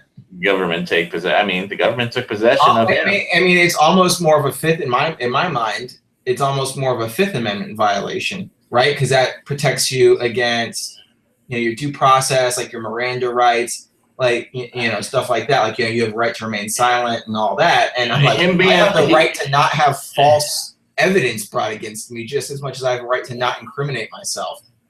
How good is it for me to not incriminate myself if you can falsely incriminate me, right? That's more of a Fifth Amendment issue than a Fourth Amendment issue, in my opinion. Well, they won on the Fourth Amendment, so obviously it's a Fourth Amendment issue. I'm not a constitutional lawyer. I'm just a guy. Well, you can listen to the case if you want. The oral arguments are usually interesting on these kinds of cases, and I always listen to Second Amendment cases, but I wasn't aware of this one. Yeah, because I guess the point I was trying to make this discussion with you is, for me, I don't see what the problem was with the seizure. I see the problem being the incrimination, right? And the incrimination was false, which is just as bad as Well, that led to all that shit led to the constitutional violation. All that. Right, and that's what I'm saying. I felt like if a police officer brings falsely incriminating evidence into a court, that's a Fifth Amendment violation, a violation of my due process, more than the fact that I'm arrested. Because if the evidence was true, there's no problem with me being arrested. So the problem is the evidence, not the arresting. That's where I would say. The whole thing is a problem. The arrest, the evidence, it was all that's what I'm saying. I'm just saying I had to bring it down to a distilled down point. But again, I'm the guy with the stormtroopers, not the Joliet's got to pay out is the bottom line. Well, that's the right thing, and it's sick to me that they didn't want to pay out when they had crooked cops beating this guy on the side of the street and planting evidence. Like, that's like, what's the Dave Chappelle skit? Like, sprinkle some crack on him and run away. Like, it's fucking ridiculous. Yeah, that was a good skit. Just sprinkle some crack on him. That's basically like the real life example of that, right? Yeah. Well, I like these Second Amendment foundations. They're always doing the right thing. That's why I'm a member of Gun Owners. I like GOA the best. I really do. I think the GOA, from what I've seen, has put in the most foot to ass of all of them. I think I support the NRA and contribute to the NRA, but a lot of the times, either A, when they jump on board, then the issue gets forgotten, or B, they take credit for like smaller groups' hard work, and then it's like, look at this, the NRA did this, and it's like, oh, the GOA did that, or had a lot of work on that, or the NFA Freedom Alliance. Well, there's a lot of pro Second Amendment lawyer, posturing between which one, which lawyer is the best Second Amendment lawyer. Yeah, who gets the credit, guys, and who gets to argue which case before the Supreme Court. There's a lot of infighting over, which lawyer gets to argue before the Supreme Court. That's a big deal. And so the NRA lawyers or the GOA lawyers, and I guess the other thing, we can turn this into like a whole argument about which Second Amendment group is the best, but it bothers me that the NRA does plays the sporting purposes game so much, and it gets under my skin. Whereas like GOA is like unabashed, like, no, dude, like we should have guns for just everything. Well, the NRA does more political campaign, blatant politics support. Like they throw money at pro-gun senators. They are big in especially like the state congressional elections and everything like that. Yeah. They'll like they back McConnell to the hilt. However many millions of dollars that it took to get him reelected, they would spend it. Yeah. While Hawaii got totally, they never spend any money in Hawaii because they think it's hopeless. I mean, we could have beaten Senator Schatz easy, but there was no support for the guy. Nobody even knew. I had to Google to find out who the hell the opposition candidate, the Republican candidate was, because the Republican Party here is, completely run by Democrats, and to prove it, the person that was in charge just joined the Democratic Party and left the Republican Party after the election. Beth Fukumoto. I mean, Jesus, but she was shouted down and ran off the stage crying at the last Republican event. Not by the other people, not by the people who are in charge of the Republican Party, but just the people who showed up. The real Republicans who showed up and told her where that she was a traitor. So it's like, if it wasn't for the Hawaii Republican Assembly, I mean, trying to keep the Republican Party at least just get the truth out about what's happening here in Hawaii. Basically, such a democratic state, even the Republican Party is democratic, is the problem. So, Yeah, I mean, that's like, whenever I saw Mitt Romney, I'm like, yeah, a Republican from Massachusetts. You mean like a Democrat everywhere else, So, yeah. But that's they do a lot of good, but then it always baffles my mind, like the strategic things that they give up on, or the things they don't fight. Like, the Senate races in Nevada and stuff like that, where it's just like, come on, guys, like, it's a straight purple state. We need to win those. I don't know. Well, Harry Reid's gone now, so, yeah, thank God for that. I mean, the reason I signed up for the Gun Owners of America was because Harry Reid had, they put out that, Gun Owners of America put out that meme saying, Harry Reid saying, the NRA is bad, but the Gun Owners of America is worse than bad. So that's what I joined the Gun Owners of America. That sounds like good to me. Yeah.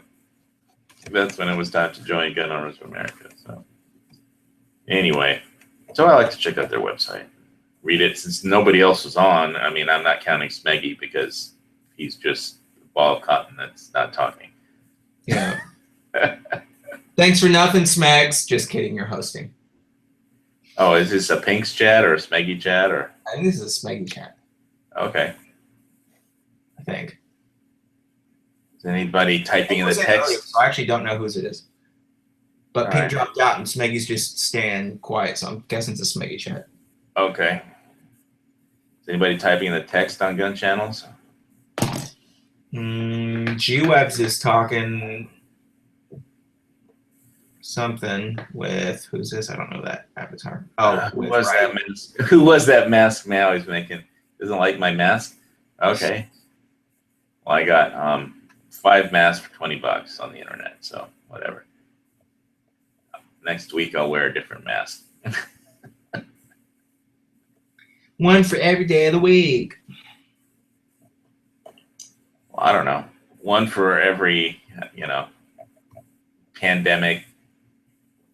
I got 1 mask for Edge's chat, 1 mask for my chat, 1 mask for the lobby. That works.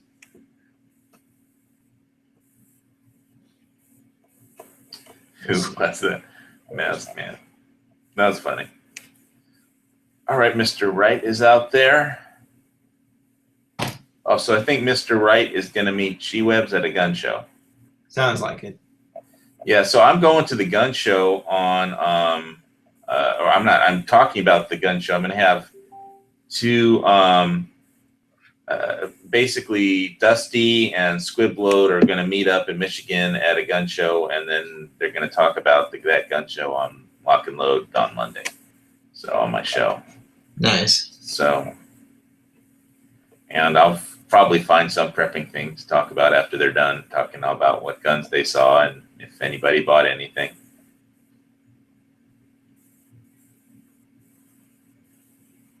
Did you see the announcement by Bravo Company? Since the government has decided to go with M-LOK, they're going to release their rails now with M-LOK option also.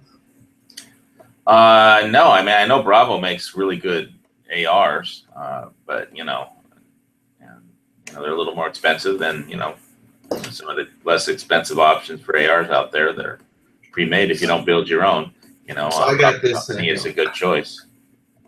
So I got this Bravo Company rail on my AR, and it is freaking sweet, But it's the classic HD DVD Blu-ray battle, right? One of them's gonna win out, one's gonna go away, and it looks like, especially with the military going this way, and I think the tides were already going M-LOK way. I was getting kind of bummed out, and I really like the lockup system on here.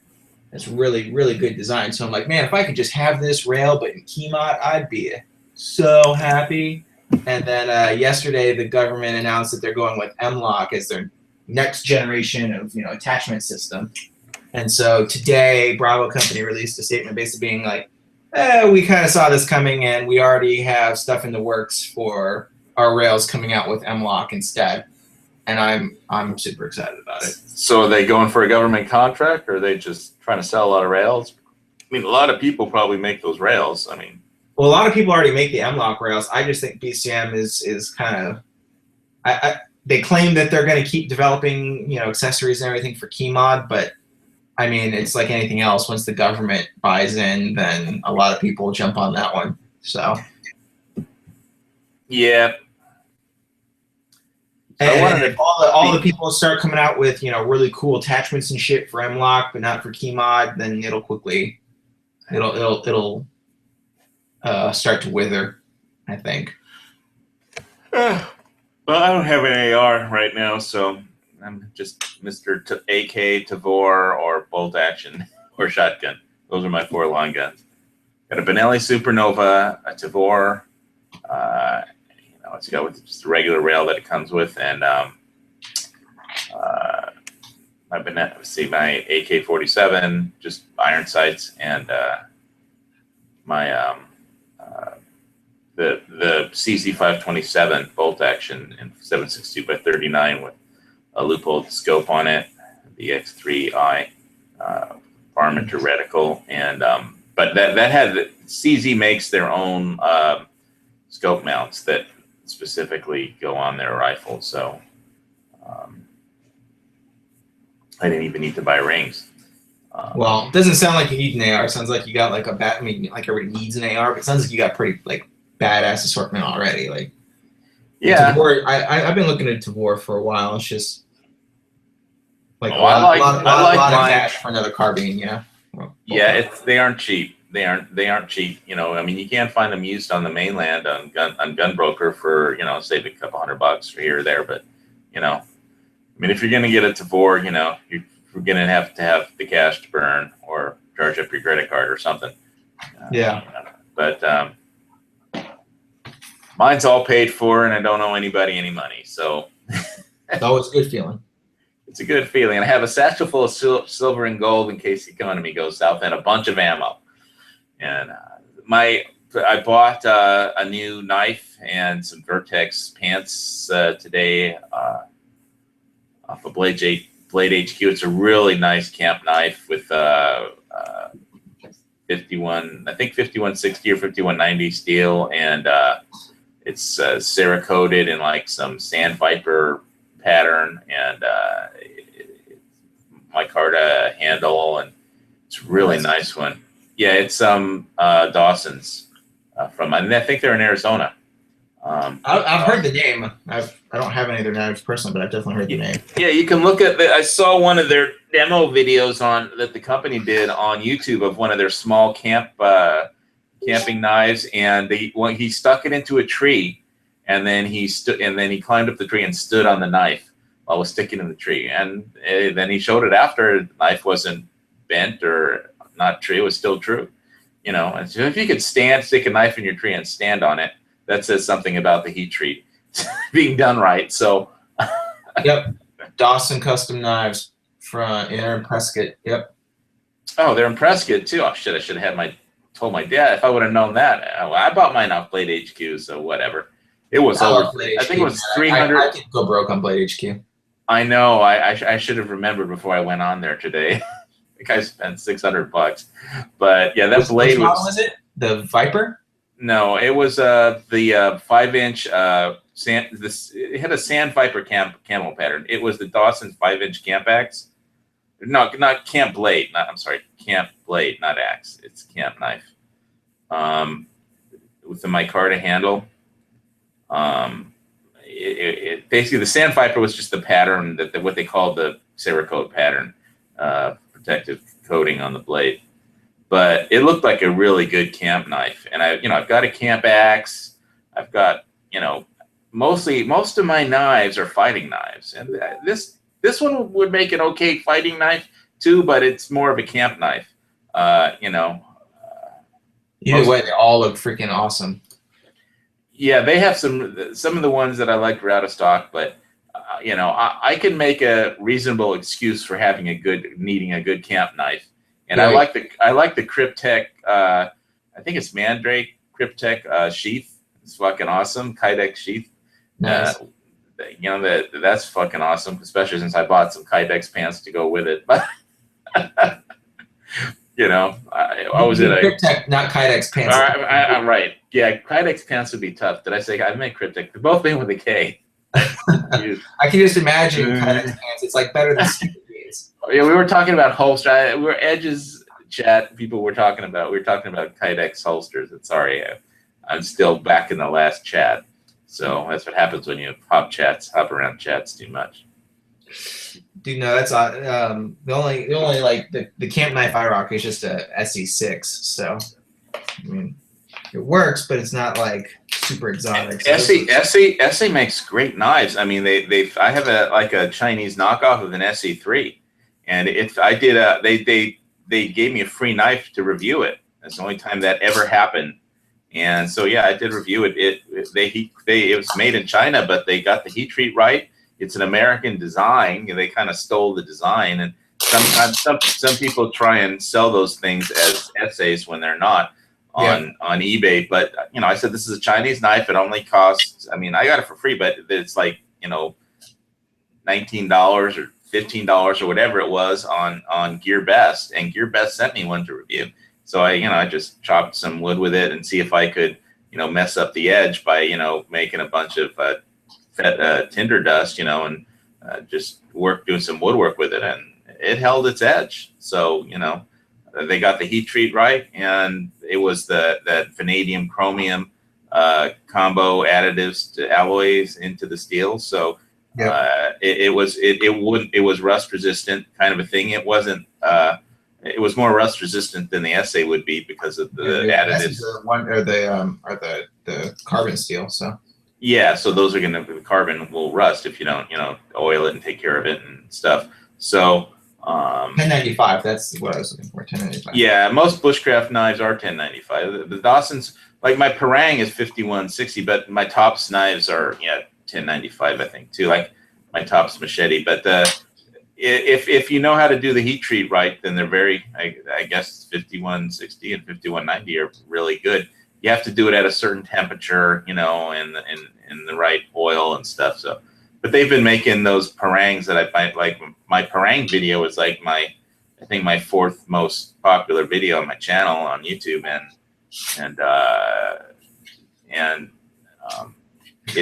they've been making those in Parangs in Malaysia, Bidor Malaysia for forever, and so they know what they're doing as far as getting the heat treat right and quenching the steel and stuff. Yeah, that's the thing is like if you just want a simple but rugged knife, it's all in the heat treat. All the other stuff is icing. But if the steel's not good, then it's not good. And if the steel is good, that's a long way to making a good knife, right? Well, yeah, if the company knows what they're doing and they pay enough attention to get it done right, even if it's made in China, they know about steel in China. I mean, it's not like they can only make good. They can get the temperature right and measure it. If they're paying it close enough attention, to what they're doing. Yeah. And so, you can find good blades in China. You could find crappy blades from China. So that's why people do reviews. But this one, Dawson, is made in, like you said, Prescott, Arizona. So, hey, I'm buying an American blade, buying an American company. I'm sure G-Web says, I know he's all into buy American. So, hey, I bought an American blade. It cost me $360, and I could have gotten a cheaper one from China. But, hey, it's a fucking awesome knife, so I can't wait till it gets here. But, yeah, like you said, if you go on Blade HQ, it's so easy. I could have spent $6,000 if I put my whole wish list from Blade HQ on there. That was like when I got married. I got all my groomsmen knives off of Blade HQ. It was just. I just popped my earbud cable out. 1 second. Fuck. Got an extension cable plugged for the earplugs, and where the fuck did it go? That's not it. All right. Okay, I can hear you now. Sorry. You were saying something, and I was just saying that when I got married, I got all my groomsmen knives off of Blade HQ. It ended up being like a several $1,000 order, and yeah, Blade HQ confirmed that I was not a robot. Yeah, well, they had that one thing on for like I don't know, last April Fools or something. When it was they had a lightsaber for like for sale on their website, for like $100,000 or something. Which there are people for a real lightsaber that would pay $100,000. Yeah, I bet. And then Lucasfilms, whoever made it, would sue whoever it was for making it. They came up with the concept, but they didn't actually invent the lightsaber. But good luck trying to patent one, even if you do figure out how to make it work.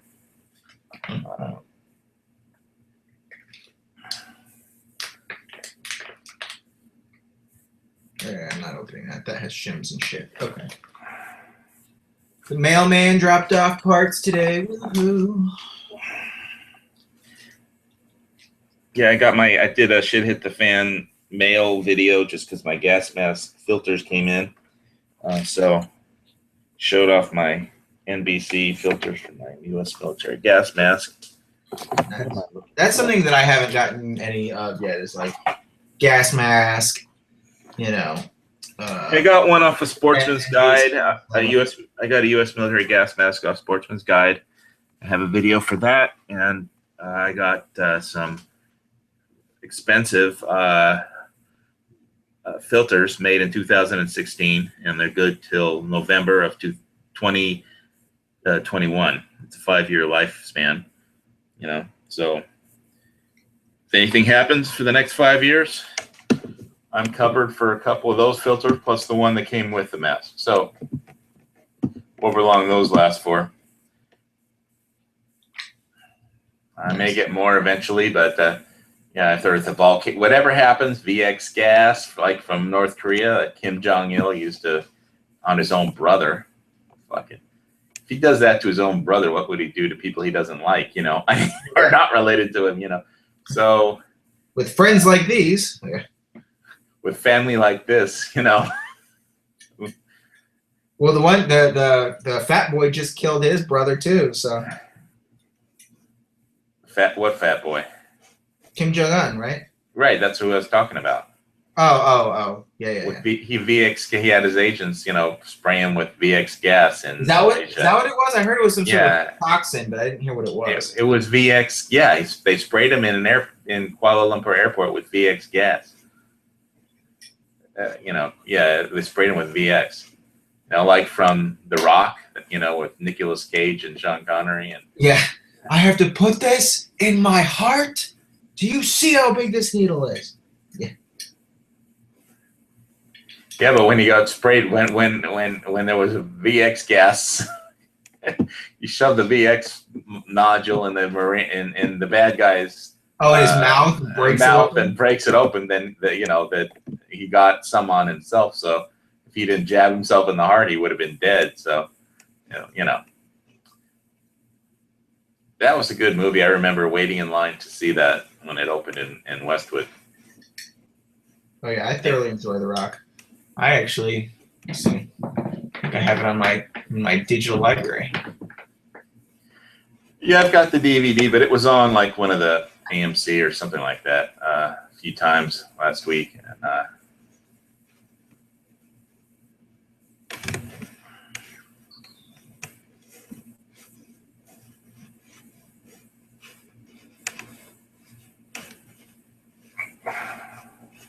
nope, I guess I don't have it on my digital library. Well, I don't have a digital library, but I got a lot of DVDs.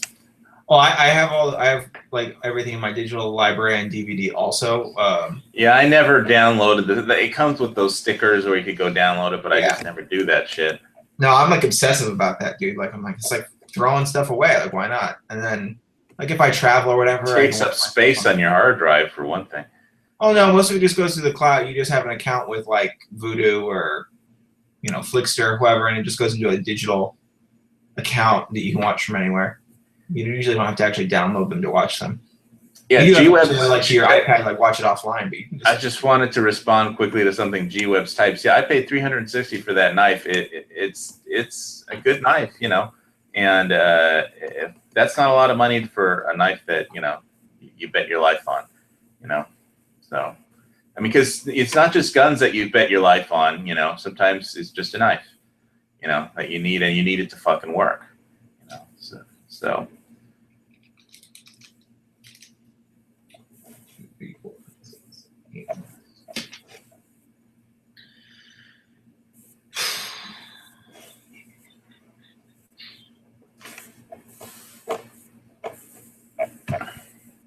I mean, $350 is a lot of money for a knife, but it's priced right, you know, for what it is. I'll do a video when I get it. I can't wait till it gets here. I'm already. Well, that's the difference between like a really nice knife and like a cheap knife too. Is a really nice knife. I mean, you're gonna have that the rest of your life and your kid's life, and it'll be there. Yeah, you'll pass it down to your children.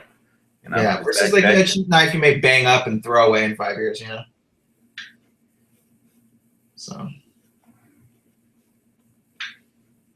that's one of those things where, like, you know, some of those things you're like, oh, it's really expensive for a knife or for a gun. But you're like, yeah, but my grandchildren will probably be using this thing when they're camping, you know? Yeah, I want my grandkids to look at my knife, look at my knife and say, wow, my grandpa was cool. We are selling ourselves, G. Don't worry. Yeah, I'll freely admit that. I'm a sucker for expensive shit. I'm a sucker for a good knife. You know, I'm a sucker for. I need to basically. That's why I hate when I go on Blade HQ because I know I'm going to spend a lot of money.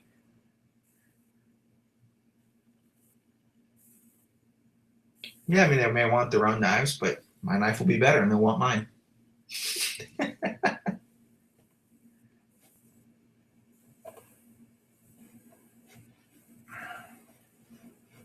Yeah, I mean, if all you like leave your kids is like a high point, then you know you were a bad person.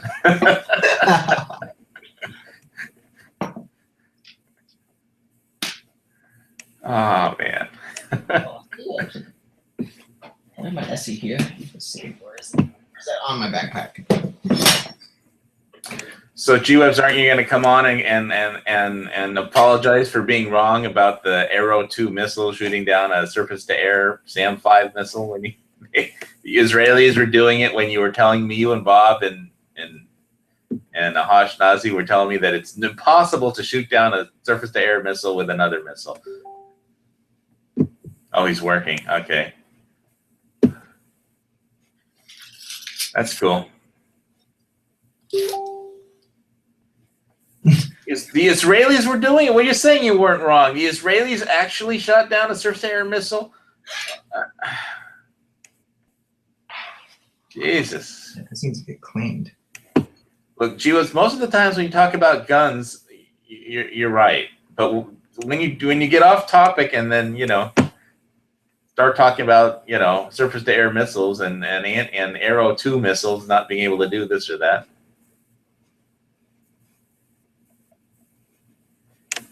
One time totally is a thing. I mean, we can shoot down satellites. We only did it once, but we show we can do it. It's called proof of concept, G. Yeah, well, if we drop a bomb on Nagasaki and Hiroshima, we proved that, it was a concept. It worked. We didn't have to, nuke 10 cities to prove it worked. You only have to nuke it once. And so, yeah, shooting down a surface-to-air missile with an Arrow 2, it works. But anyway, I still love you, G-Webs. Don't worry.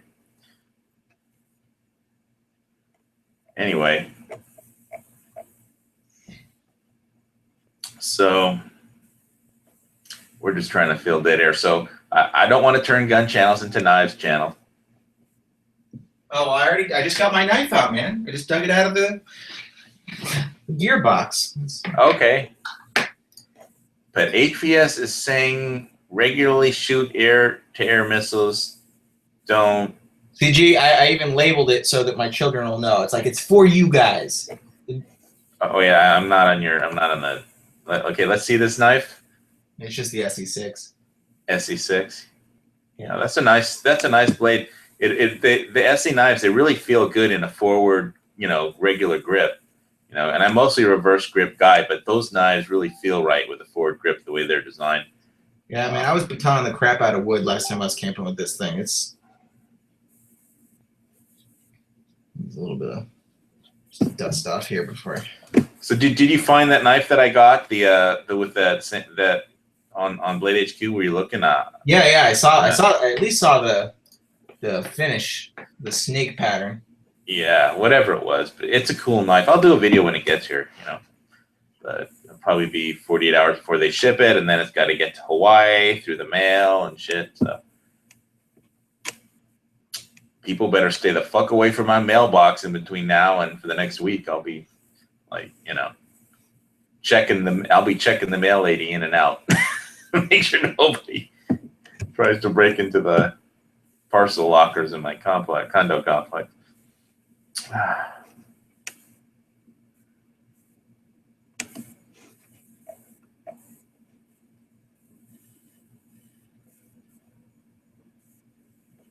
The NE Trading Post, 24-hour gun show, sell your old stuff. No, I didn't see the NE Trading Post. What is that? But I can't fly to a gun show. I don't know. Maybe one day I'll sell my 380. I think I'll wait till there's like the shit hits the fan and sell it for some ridiculous amount of money. If North Korea nukes South Korea, then maybe I'll try and sell it for some ridiculous price. Everybody panics. Oh, did you guys see the new trading post? Yeah, I saw that you changed a few things on Gun Channels as far as where the categories were. I didn't. Yeah, okay, that was just, you missed the W. I'll go look at the new trading post right now. I saw you put like the credits thing and the badges in a different spot, and you just changed where the organization was. So let me see where the trading post is.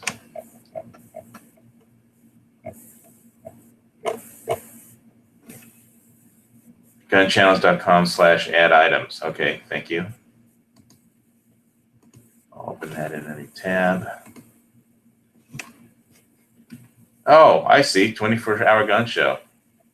So hey, G, my Monday lock and load will be like a gun show loophole show because Squibload and Dusty One are going to a gun show in Michigan, and then they're going to come on my show Monday and talk about it.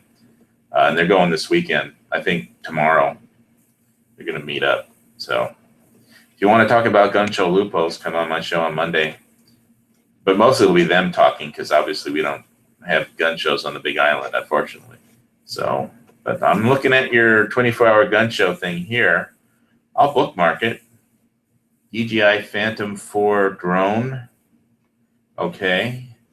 Treadmore morale patches. I've seen those here and there around. Want to trade Norinco Type 56S1 for Poly Phantom 4 drone outfit. That sounds like something Quark would be selling. AR parts box, self-defense book, 12-gauge shotgun wads, Freedom Frag morale patch, multi-colored gun channels logo patches. Those are cool. SW40 patch. Who uses SW40 on their guns? It's a Smith & Wesson 40 joke. Oh, who uses 40 caliber anymore? I thought that was the FBI switched from 40 out of 40, right? They're back to 9 or 45, or what did they go with? They went back to 9, right? Yeah, they went back to 9. 40, baby. Yeah, they went back to 9 with those, hollow points. So This is my 40. okay. Granted, I bought this gun in 2005 when 40 was like a thing, but still, I mean, I still have it. Oh, you ride the cutting edge of technology. Oh, you got a friendly dog back there, I see. Oh, Is that a yeah. lab? Is that a retriever or a lab? Golden Retriever. Golden she's retriever. About a year and a half old. What's your Luce, name? come say hi to the internets. I'm such a sucker for dogs. Oh, dude, don't worry, me too. I saw a post the other day, and it was online. It said something like, I'm friends with about 2 people in real life and about 400 dogs I've never met on Instagram. That pretty much sums up my life.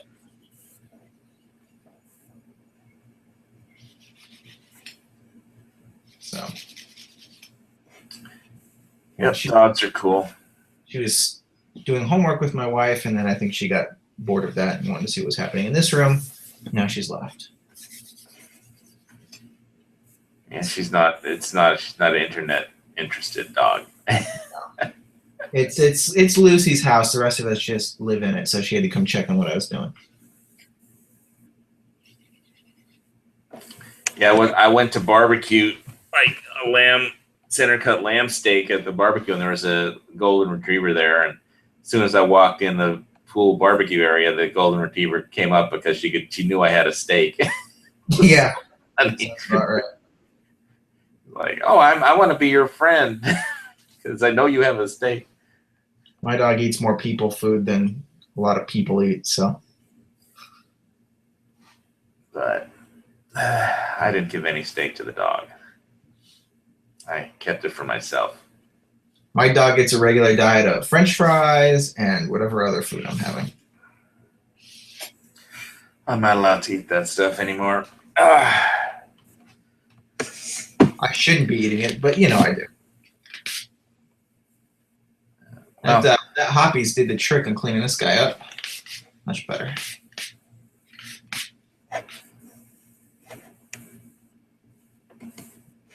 There we go. Now she's internet presentable.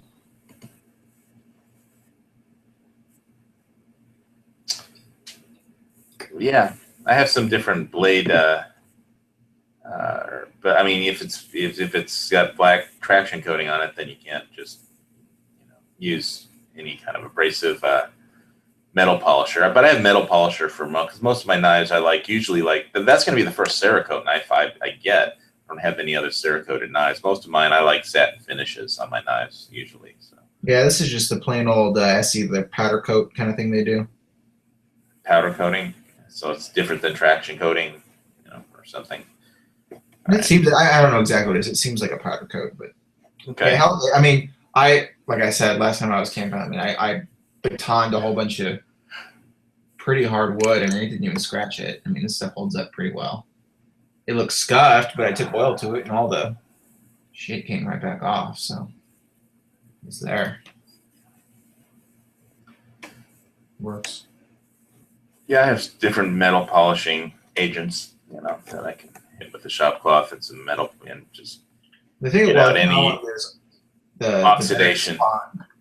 The back spine is it has the coating too, so I want to just grind off the coating on the back spine and then just put bluing on it so I can, strike. It's carbon steel, so even a rock I can spark off of this or. Yeah, basically the coating's just mainly there to keep the steel from rusting. So Yeah, no, I've seen lots of people do that mod to the SEs. I just haven't had the time to go take it to I don't have a grinder. I'd have to go to my dad's house and get his grinder set up and just. Well, they have work sharp grinders that are pretty cheap nowadays at like Ace. I got mine with all the attachments. House is full of shit as it is. I need a new house too. Yeah, I hear that. It's like that George Carlin skit. You get more stuff, then you get another house or a bigger house because you got too much stuff. Oh, your friend came back. Hi, Luce. Here, say hi to the internet. It'll make our views go up. Lucy is her name? Yeah. Lucy. I'm talking to you. Here, Lucy. You got a dog toy, Lucy? This is her new yesterday already disgusting toy. Ready? Get the toy. Get it. Oh, here she comes, bringing it back. You're playing with her. This is what the Gun Channel's lobby is all about, Lucy. Dogs and knives and everything cool. Yeah, a dog is God spelled backwards, right? Oh yeah. Right. Get out of here. Here's another one. Go.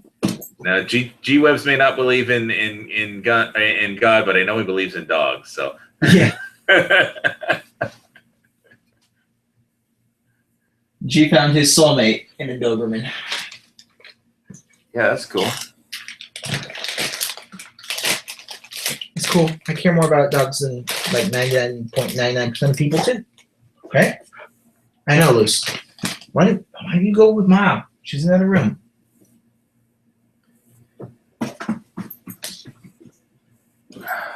Anyway.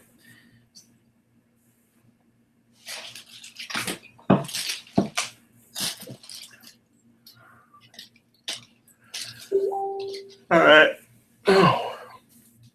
So I'm going to bookmark the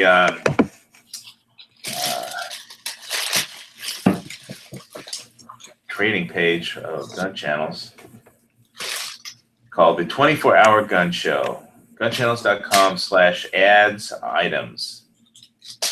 Right, don't worry, G. We weren't actually speaking about your beliefs. We're just simply speaking about your dedication to dog, which I'm cool with too. My dog has better health care than most Americans do because I would rather spend my money on her than anything else. Right? Right? Right? Go, Luce. Go. Go.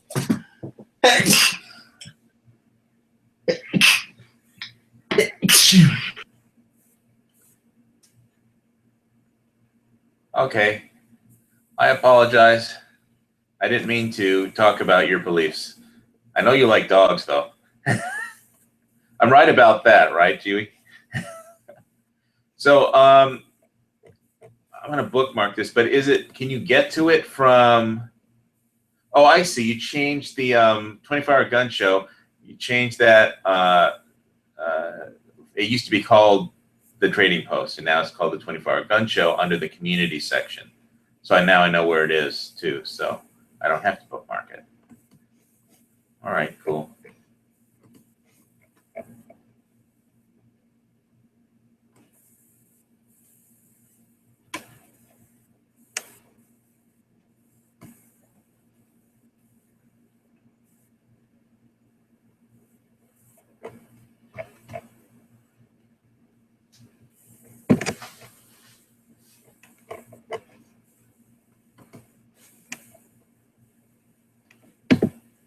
Let's see.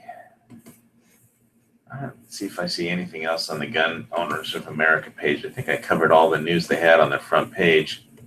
Let's see, 4 big victories for the Second Amendment.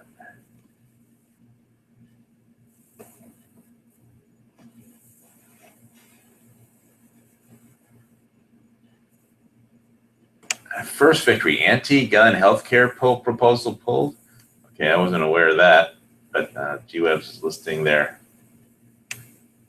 You know, the last time I was at the doctor's office, they gave me a questionnaire that all the health insurance companies want, which I can't really be upset with my health insurance company because they just paid for so many of my medical expenses and sent me a $7,500 check to boot. But they did give me a survey that I filled out. That basically it was a survey to see if you were depressed, kind of a survey. And I'm not depressed. I'm happy. I'm alive. So, but they give that to each and every one of their insurance patients because the insurance company tells them to. So I just, checked all the boxes that says I wasn't depressed. And yeah, I knew that if I was, they'd come and, somebody could, take my guns if I was depressed, so, but I'm not depressed. I'm happy.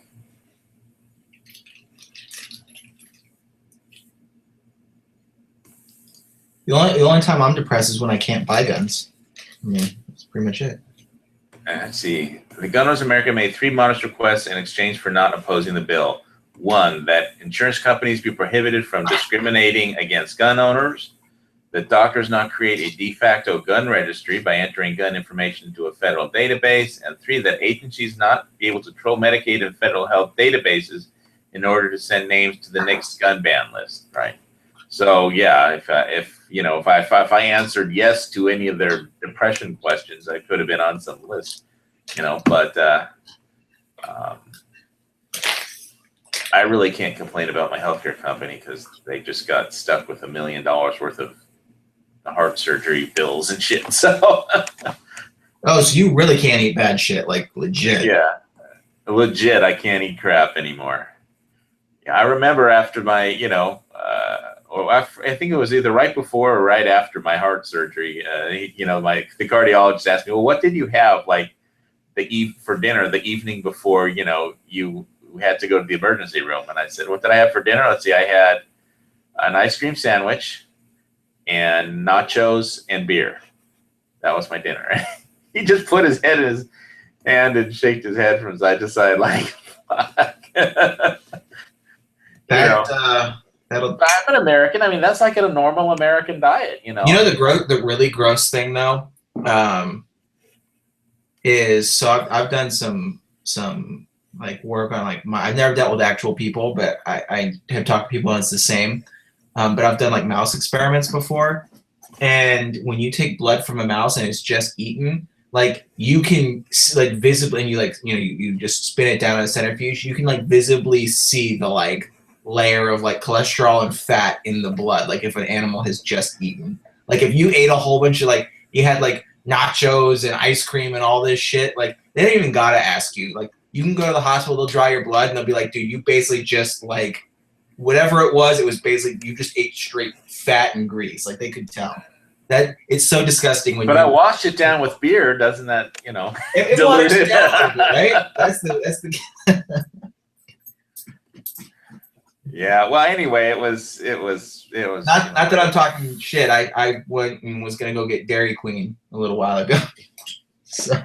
Yeah. Well, I don't eat ice cream, cheese. No, I don't go to fast food places, at all. I mean, for me, going to fast food places, I go to visit the poke shop.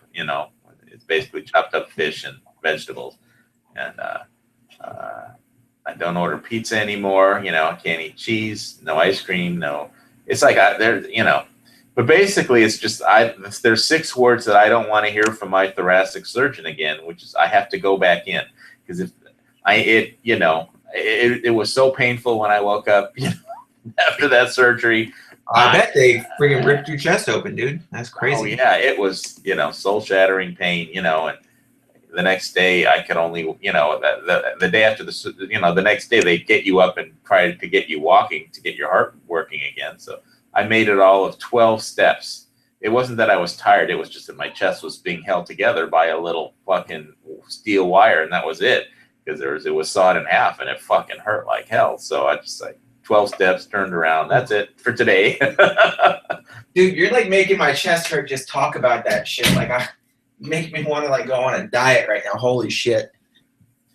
Like, yeah, well, it's I'm getting psychosomatic chest pains from you talking about that. Oof. Yeah, symptom pains, but it's like it's really easy to go shopping. Walk past ice cream and stuff now, because if there's something that I would have normally got, like nachos or ice cream sandwiches, or I just stop. I look at the item, I think of the chest pain, and then I just keep on walking.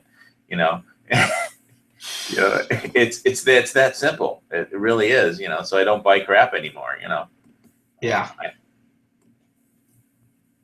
See, it's just too painful to do it. And after a while, you don't miss it so much. I mean, the last ice cream sandwich I had was before my surgery, so it's been that long. That was last March. March 4th. Ooh, yeah. 4th victory. Universal gun registries defeated in New Mexico. Finally, anti-gun Michael Bloomberg swung and missed for a third strike in his efforts to convince states to adopt the universal background checks and gun registration that we defeated in Congress. Maine voters rejected such a law in November. Nevada voters adopted a bill with a drafting error, which made it unenforceable. And now in New Mexico, the House Judiciary Committee has rejected the Bloomberg New York drafted proposal, thereby killing it for the year. Gun Owners of America activated its grassroots network in opposition to the Michael Bloomberg endorsed legislation. New Mexico's sheriffs opposed the bill, which would have registered virtually every gun sale in the state and banned virtually every private transfer that did not get permission from the government. As you can see, there are a lot of good things happening around the country. So I'm just reading the stuff from the Gun Owners of America right now. Sounds good to me. Let's see if G-Webs is talking at all. I haven't heard any but-ons. No, G-Webs is talking to me, Harry. He's wondering who G-Webs was talking to.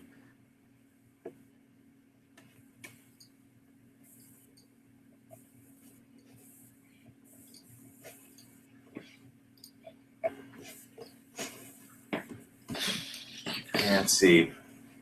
3rd victory. We talked about that. North Dakota, 2nd victory. North Dakota governor signs GOA-backed constitutional carry into law.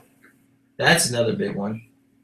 Just weeks after New Hampshire became the 13th constitutional carry state, North Dakota became the 14th last week. Gun Owners of America lobbied hard for the passage of this bill in the House and Senate. And finally urged the governor to sign the legislation. All these efforts bore fruit Thursday when Governor Doug Burgum, Republicans, signed the GOA-backed legislation into law. There are many good constitutional carry bills still alive across the country, including Alabama, Louisiana, Nebraska, North Carolina, South Carolina, Tennessee, Texas, and Wisconsin. That's another reason why I don't think we need this stupid national reciprocity bill. I think we just need to pass them after these. Well, I got to tell you, I live in a state where they will never, allow anybody to do anything with a gun, much less carry it. They don't even want you to own it, really, but, That's true. So, us people who over here need help. I can't say whether it would be right for every state, but, personally, I would love to get, an out-of-state carry permit, and where it's easy to get one, and then have it be valid here. so the government can't fuck with me, and I don't know of any other way to do that because we have a bunch of idiots. Yeah, Hawaii is like, so fucked up politics wise, Yeah. It's we don't have a prayer, unless the state, like secedes from the union and then there's a revolution, which will never happen. So I. Well, I had this right after the election, and everybody was like, "Well, what should we do next?" And a lot of people were on board with the national reciprocity, and I basically thought that it would be way, way, way more helpful than getting national reciprocity passed would be making sure that good Supreme Court justices get appointed. And like I said, we should have a party on Gun Channels this Friday if Gorsuch is confirmed, and which is what they're saying is going to be this coming Friday. So I just hope they don't have to go with the nuclear option for it. I hope. Yeah, I hope so too. But one way or another, they're going to get him on the court. So because basically, yeah. I mean, I've heard more than a couple of Democrats basically say like, "Look, we can't,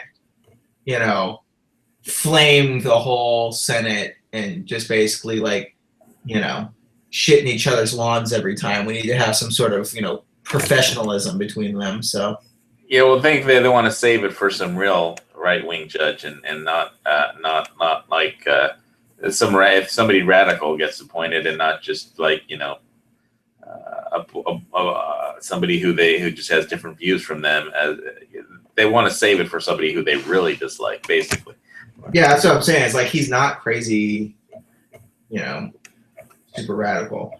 And that's the thing is like I'm hoping that Ginsburg takes a dirt nap or just retires sometime soon. That would be a really huge win. Well, I'm not hoping for anybody to die, but we all have a limited time on this earth, and Well, that's what I'm saying is eternity is an awful long time. She is way up there in age, and she's at that point where there's no guarantees at any point, right? Like everybody was surprised as hell by Scalia dying, so no spring chicken. I mean, yeah. Well, nature, nobody lives forever, so, but, I don't need to root for people to die, they'll, people die all on their own, whenever, I'm not necessarily rooting for her to die. She just needs to know it's her time to go, Yeah, well, what the problem really is on the court is that they have so many, they don't have to do any more work by themselves anymore. Basically, their clerks do all the work. So, that was like a regular person who had to do all that work would retire because it's a lot of work. But since they have clerks that can do everything and they don't have to do hardly anything, they can work into very, very old age now. And Scalia talked about this back before he died. I think it was Scalia. He basically said, like, look, with like computers and the internet and the digital era, just law is that much easier to practice. You don't have to go to a library and like truck around books of case law. Yeah, but they still have to do a lot of work, and if they didn't have so many good clerks working for them, they couldn't do all that work. So that's true. But it's like I think it's multiple things like that. All kind of make their job is not physically demanding as it would have been once. Yeah, if they didn't have really good help, it wouldn't be, they wouldn't be continually doing this, unto like, crazy old years. Yeah, Ginsburg's like 82, I think, right? Something like that. Stephen Breyer's not young either. So. Yeah, well, I wish them an early retirement or an a timely retirement. I'll just say a timely retirement. I don't wish anybody ill health. But I'll just say, when it's your time to retire, retire. You can't assume responsibility for, the world running right. The world won't stop turning on its axis if one justice retires, or passes away. But that's the way it's looked at by, everybody on the left or the right, So yeah.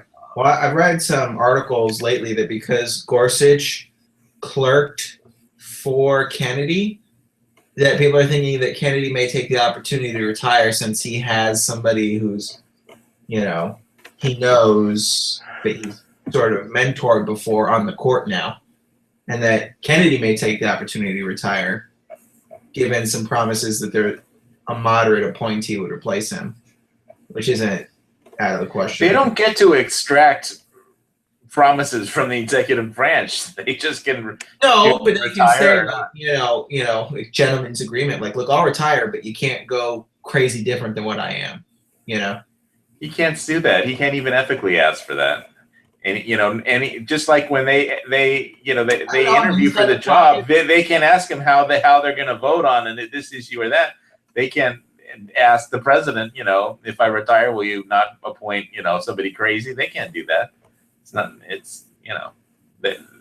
After they retire, they can do that as a voter, but not, they can send the president a letter saying, please don't appoint anybody crazy.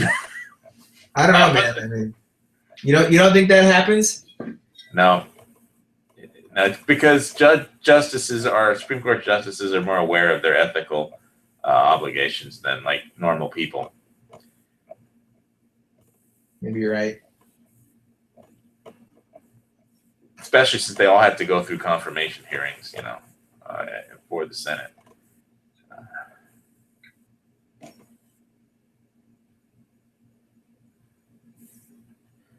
There's an AK question for G-Webs in the chat if he's not looking at the text chat, if he's just listening at work.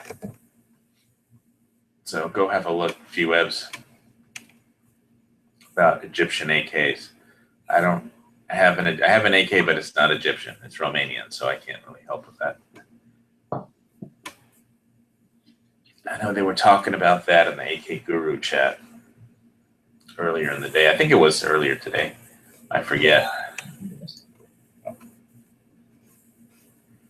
It's been a long day. He may have fallen asleep at work because he's not texting in the chat. There's a sleeping thing by his name in the text chat. So.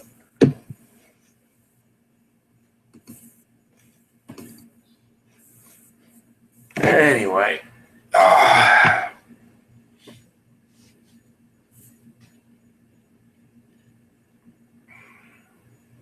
So what state are you in, Carlos?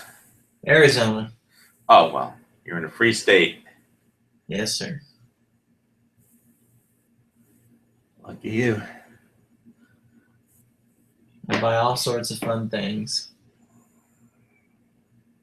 Auto knives, all sorts of cool stuff.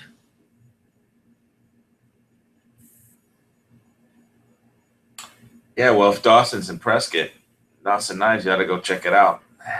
Dude, I probably will at some point. That's a fun road trip. I like going to Prescott. And my folks were there, and they on a vacation last, I think, November or something, just last year, and they took a bunch of pictures. They've got an interesting looking saloon there.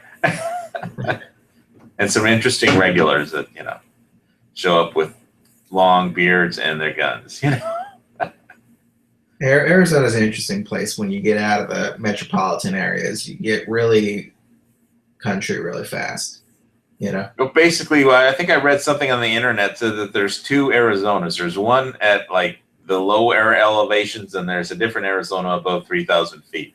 So that's pretty much it. Your lower elevation is the hot, blistering surface of the sun, concrete jungle, and then you get up into the mountains, and it's like Ponderosa. Yeah.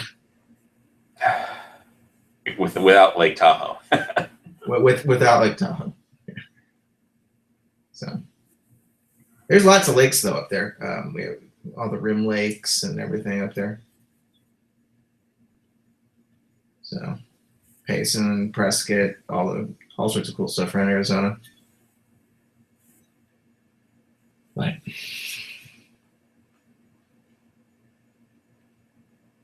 Yeah, I could see by what it's like there, but just looking at some of the knife demonstrations on the Dawson Knives YouTube page. I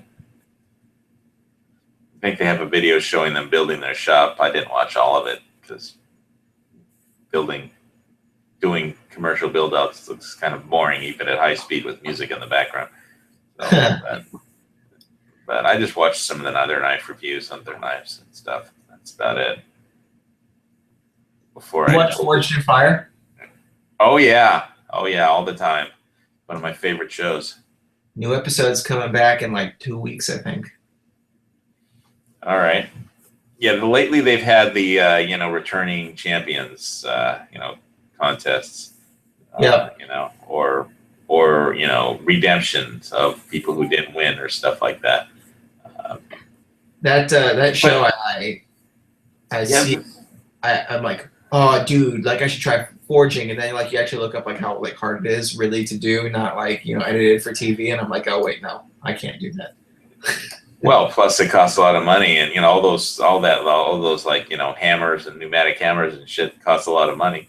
Yeah, it's like, yeah, you can get into it real cheap if you just want an anvil and a hammer and pile of coal, but you're gonna kill yourself first, Yeah, I have a heart condition. I couldn't deal with that. But it looks like fun. But it's interesting. It helps to learn all those things when you're trying to buy a good knife. That's why I could pull the trigger on that Dawson. Because I know what goes into him making a good knife, and I could see how much work it is. The main problem they have with those shows is that they give them a time limit. So if you only have great knives, if you give them 2 weeks just to sit and work on one knife, but when they're like make a knife in an hour, that's where or you have 5 days to make a perfect longsword that we're going to test in every every possible way. Oh, sorry, we ran it over with a truck and it bent. You suck. No, I saw one. Which one was it? Not the Zweihander.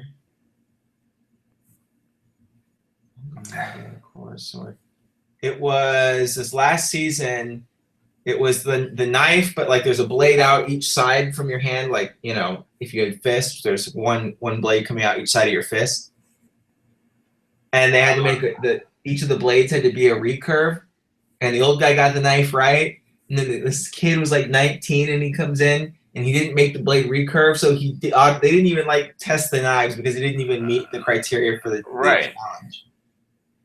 Right. Well, yeah, it's a limited. When they give you limited time, it gets really difficult. But I mean, I have a knife like that. It's like a Spirit Hunter blade that I had custom made.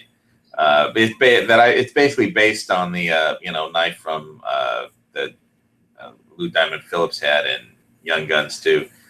It's basically the same thing, and I dare you to find one like it. There aren't any because they're too hard to make.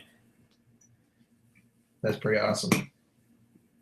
Yeah, but it's not really a practical carry knife though, because it's like, again, it's got two edges, and if I was riding a horse and I could strap it onto a horse, I could keep it, but on a horse, but actually physically carrying it around, it's like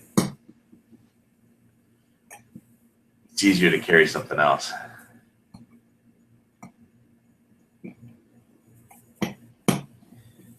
But yeah, I'm looking forward to that Dawson knife getting here.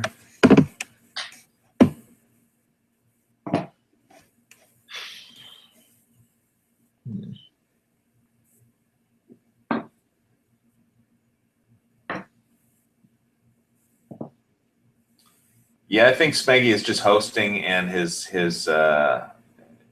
it's basically off on his. He's not.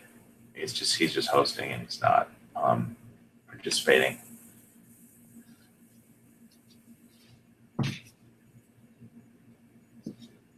Smeggy, come back. We want to talk with you. Smeggy, come back. Oh, please tell me when you come back.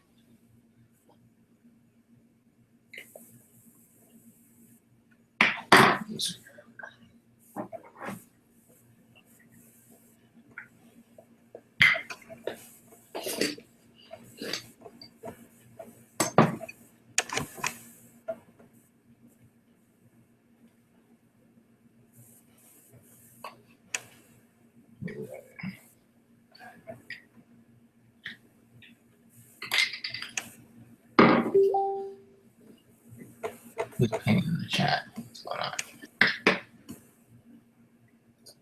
What's that?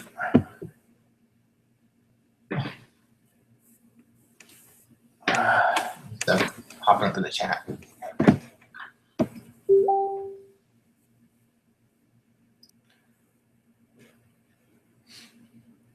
All right.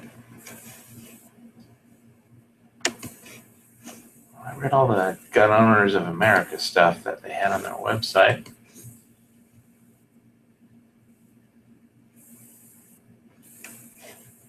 Let's see what other pro-Second Amendment websites I've got that. You know the news that I really don't understand. Like I want to understand. Or not necessarily understand, but I'm trying to get a handle on what's going to come of it. Is all this like Trump, Russia, what's his name, Flynn talking with the Russian ambassador, blah blah blah bullshit. Man, that's just got me worried. That's the kind of thing that like I'm worries me that it turns into like a Watergate type deal, you know? Well, you know, this is all political spin on that. You know, as far as what the facts are, you know. I agree. I'm just saying, like, if it's not managed correctly, it could blow up on Trump. And I don't know if he has the like. Well, that's what the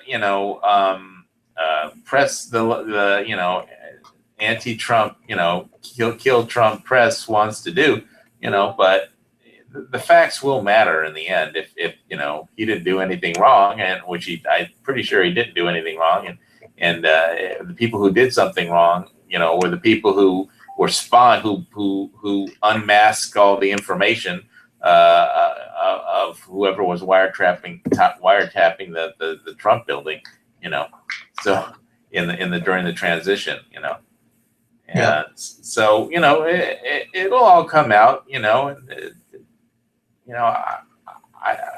I kind of have a certain amount of trust in our president that he didn't do anything wrong, and the people that did something wrong most likely worked for the Obama administration, because he hasn't been in politics long enough to be that devious, yet. But all those people in the Obama administration, they've been in Washington long enough to be, completely, corrupt. So I think it'll all come out in the wash. And as far as what the left wing press does, they'll just go off on some tangent, and it'll be like the world is ending. Russia, Trump was appointed by Putin, and more puppet governments of Russia. Yeah, exactly. Yeah, it's some bullshit, But so as far as I'm concerned, I'm just going to start getting my news from gun channels, or from the internet, But and I try and avoid Russian television, kind of websites, which cuts out a lot of websites and pages. But it's not like I don't watch any of the stuff that gets put out on Zero Hedge. I just take it all with a grain of salt, and I put my own. I will look at it through my own, filter that Russia pays money for internet bloggers, so and their own propaganda, and then I just filter everything out and try and figure out what the truth is, from there. Yeah, I just basically need to know, do I need to buy like my normal amount of ammo for going to the range, or do I need to buy like extra ammo? Well, I've got so much fucking ammo, it's crazy, but I'm not too worried about that. I was like, well, should I buy more silver and gold? Should I not buy anything and just be cheap, or should I, go on Blade HQ and go fucking crazy, which is what I did. So that sounds like the most fun option. Yeah, that was the most fun option. It's like, if I get depressed about the news, I just basically, when I wake up in the morning, I'll have a cup of coffee. I'll take all my silver and gold. I'll put it out on the lanai, and I'll drink my coffee. And I'll look at all my precious metals, and in about 15 minutes, I'll be a lot happier. That's how it works. It really works. It's automatic. Cheer you up. Just put a pile of silver and gold bars, coins on the table. And I was like one time, my dad, this was a long time ago before he got into all the silver and gold and prepping and stuff too. But he was paying the roofing guys, and it was some little outfit, and the guy who owned the crew was basically like, you pay me in cash, I'll give you, whatever, 5% off or whatever. So my dad got all the cash for the roof to get redone, and he, at that point, like some of the most amount of cash he'd ever just had in his hand at one time, like physical money. He's like laid it out on the countertop and like took a picture with it.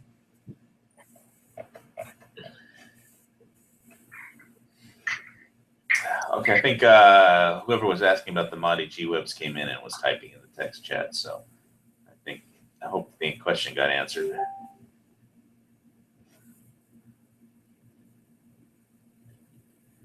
It's either Alan or Alien there, so we either have an Alien or an Alan, one or the other. I think it's Alan. I think it's just yeah. Haven't seen that name around the chats before, but welcome. All right. So I don't need my pulse rifle. All right.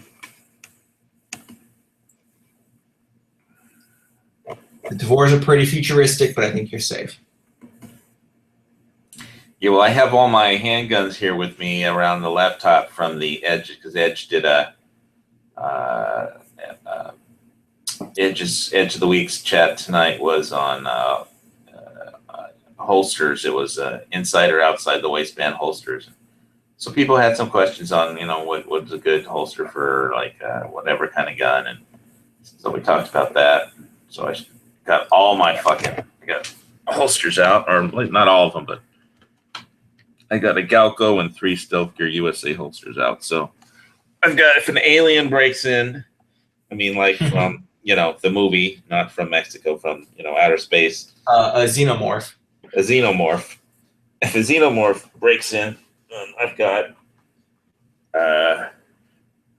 4 handguns. I got my GP100. I love GP100s, man. Wiley Clap edition. Radius cylinder. Little. My brother went. Trigger.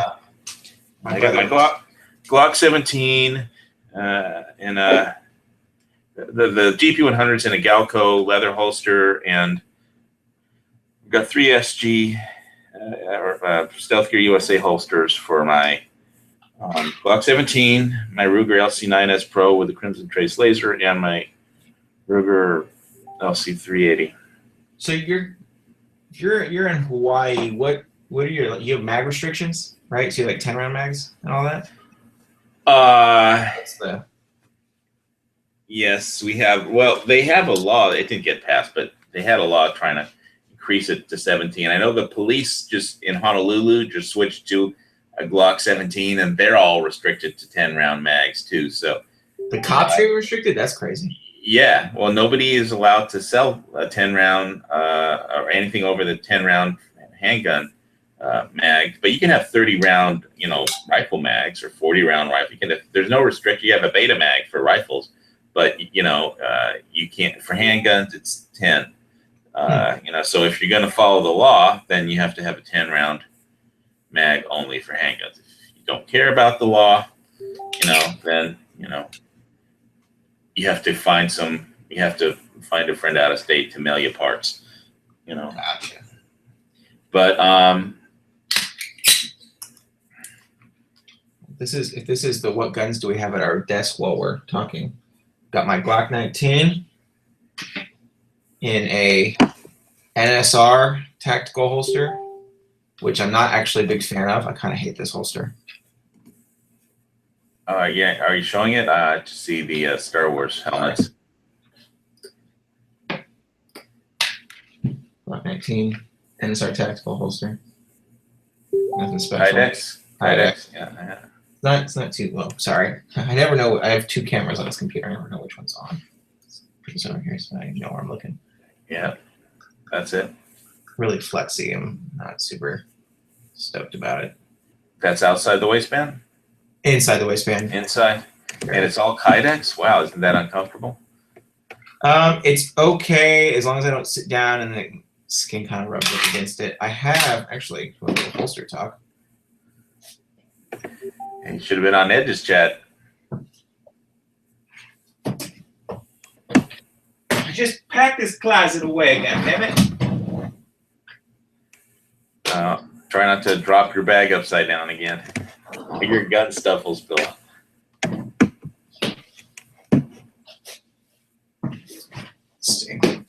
I have a Cryptek gun bag. It's a satchel, and I have a Cryptek silver and gold satchel too. All right. Minimize this window. All right. So I also have. So this is for anybody out there who's watching. You're probably YouTube people and listen to all the YouTube people.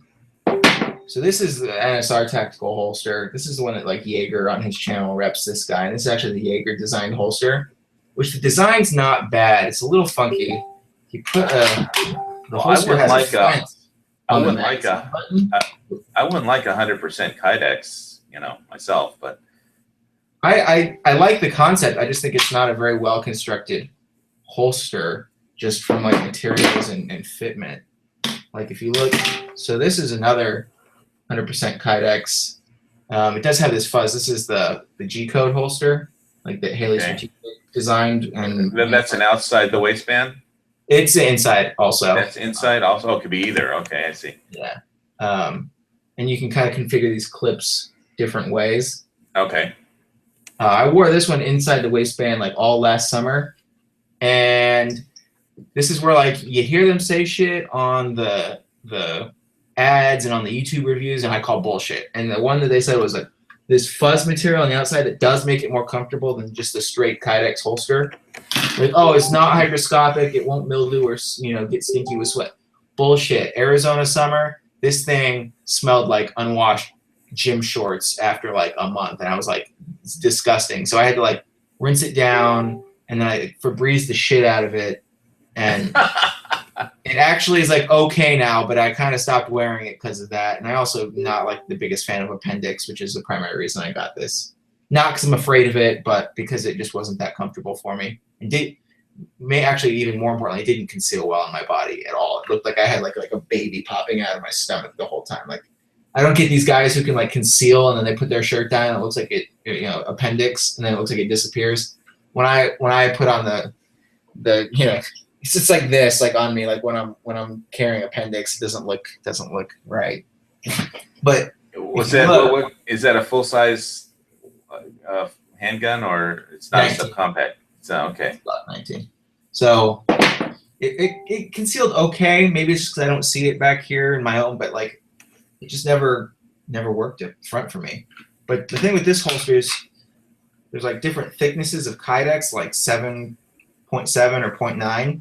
You can just see the difference between the Kydexes. This one is thicker, and when I squeeze the shell, it doesn't really flex.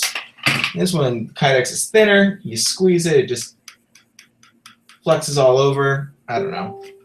So the Jaeger Rept holster is not like super great. It works, but it's not like I'm super impressed with it. Like the little logo they put on the side was just like sticker letters. It's like, what a joke. So, and then, so I've got my SIG 226 and holsters I have for that guy.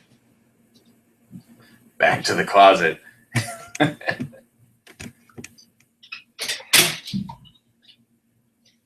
So I've got my like cop style rig with the Safariland, which that holster's super badass.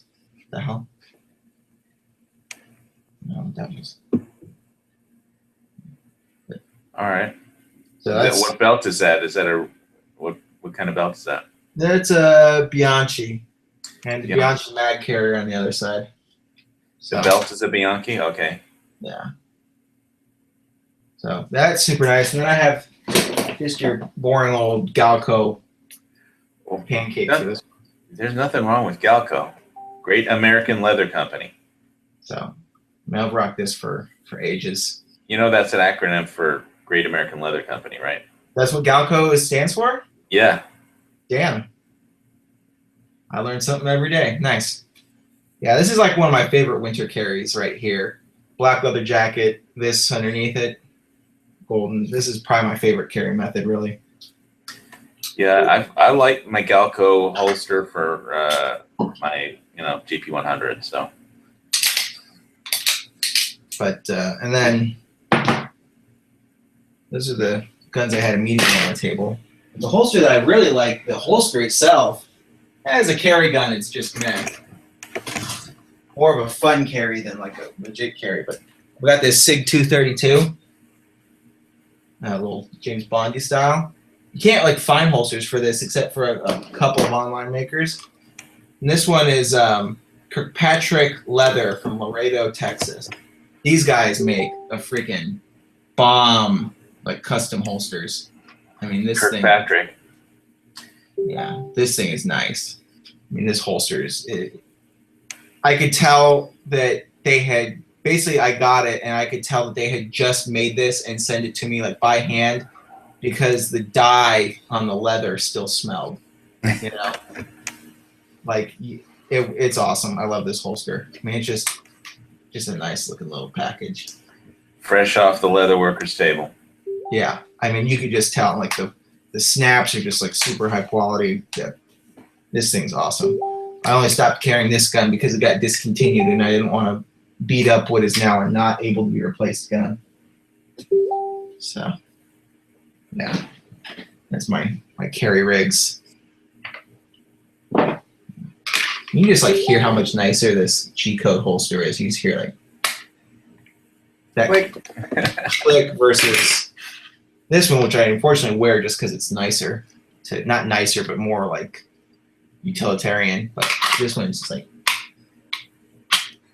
yeah, looks like there's a little play in it too. Yeah, it's just not as, I don't know. I don't get it. This is, and if you guys are talking about holsters, this is something that annoys the hell out of me on holster makers. I've had many holsters do this. Is on this style of in the waistband where the clips are here on the front, especially if they're loops like this. Yeah. The thing that annoys the hell out of me, and this is happening on many guns, is when I go to draw, right, my finger is generally somewhere in between the two. Well, I guess you have to practice with it if you're going to use that one. No, it's that's not the problem. Is my finger's in between. So then I have the knuckle here rubbing against this, and so many holster companies, they just slap these loops on, and then they leave this sharp corner of material here from these loops. And so you go to get a good firing grip, and I've had so many of these things just jam in my fingers. I guess maybe I'm the only one with this problem, but I've had this problem with multiple guns where this belt loop. To get your hands cut up? Yeah, like digs into the finger when you try and go and draw. And so I end up having to like cut them down and shave them down. I've never had that kind of holster, so I don't know. But yes, it's like you need to have some leatherworking materials to finish the fit and finish of the holster. So, quick online in the lobby gun review right there. I do not like this holster, but it's the one that works for me. But you use it anyway. I use it anyway. It's like I don't hate it enough to buy a new one right now, but it's like not a winner. So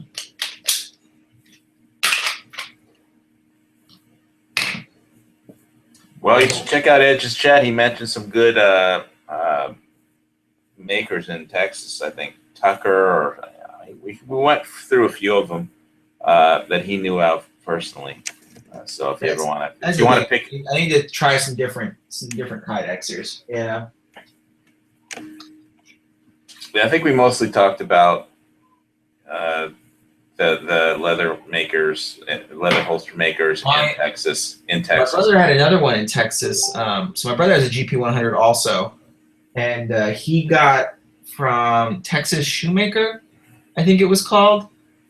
He got a screen replica of Rick Grimes' holster and set up from The Walking Dead. for his GPO. There was another one in Las Vegas you mentioned called High Noon Leather, High Noon Holsters, or I think it was. You might want to check them out. Yeah, the my brother's Walking Dead holster is pretty freaking cool. I really don't watch The Walking Dead, so I never watch Matt's chat. I don't watch the show, so there's no reason to listen to Matt's chat on The Walking Dead. Yeah, I've actually gotten out of Walking Dead. I don't follow it nearly as much as I did, but no, it's just like even if you don't watch Walking Dead, this holster is just such a high. I mean, again, it's like one of those like it just came off the leather maker's, the guy's table. You just see all the hand stitching and everything in it. I think I'm going to have one last look at the Gun Channel's type text chat before I pass out into. Oh, I think Gun Channel's just died on me in Firefox. I think they're just talking about AKs. All right, yeah. I basically got that unresponsive script warning, G-Webs, in case you're doing any logging in, in case you want to know what's happening. It's been beeping at me for quite a while, and I've been wondering what the hell is that beeping sound? Because I'm on Internet Explorer to do, because I can't do that in Firefox, but I had Firefox was opening Gun Channels, and I've got that warning: unresponsive script. The script on this page may be busy or it may have stopped responding. You can stop the script now, open the script in the debugger, or let the script continue. And they won't even let me do anything because it's totally frozen Firefox. So. But Internet Explorer still seems to work, so I can be on this chat for a little while. But I'm going to have to run CC Cleaner just to shut down Firefox, I think. So I don't want to leave you on your own, Carlos, but it's only a lobby chat. And I'm one of those old guys, so. No worries, man. I'm probably going to go get some sleep anyway, too. Yeah, all right. Well, you have a good one. Yep, fight the good fight. Keep your groups tight. See you later. Later. Smeggy, if you're live, I'll see you later.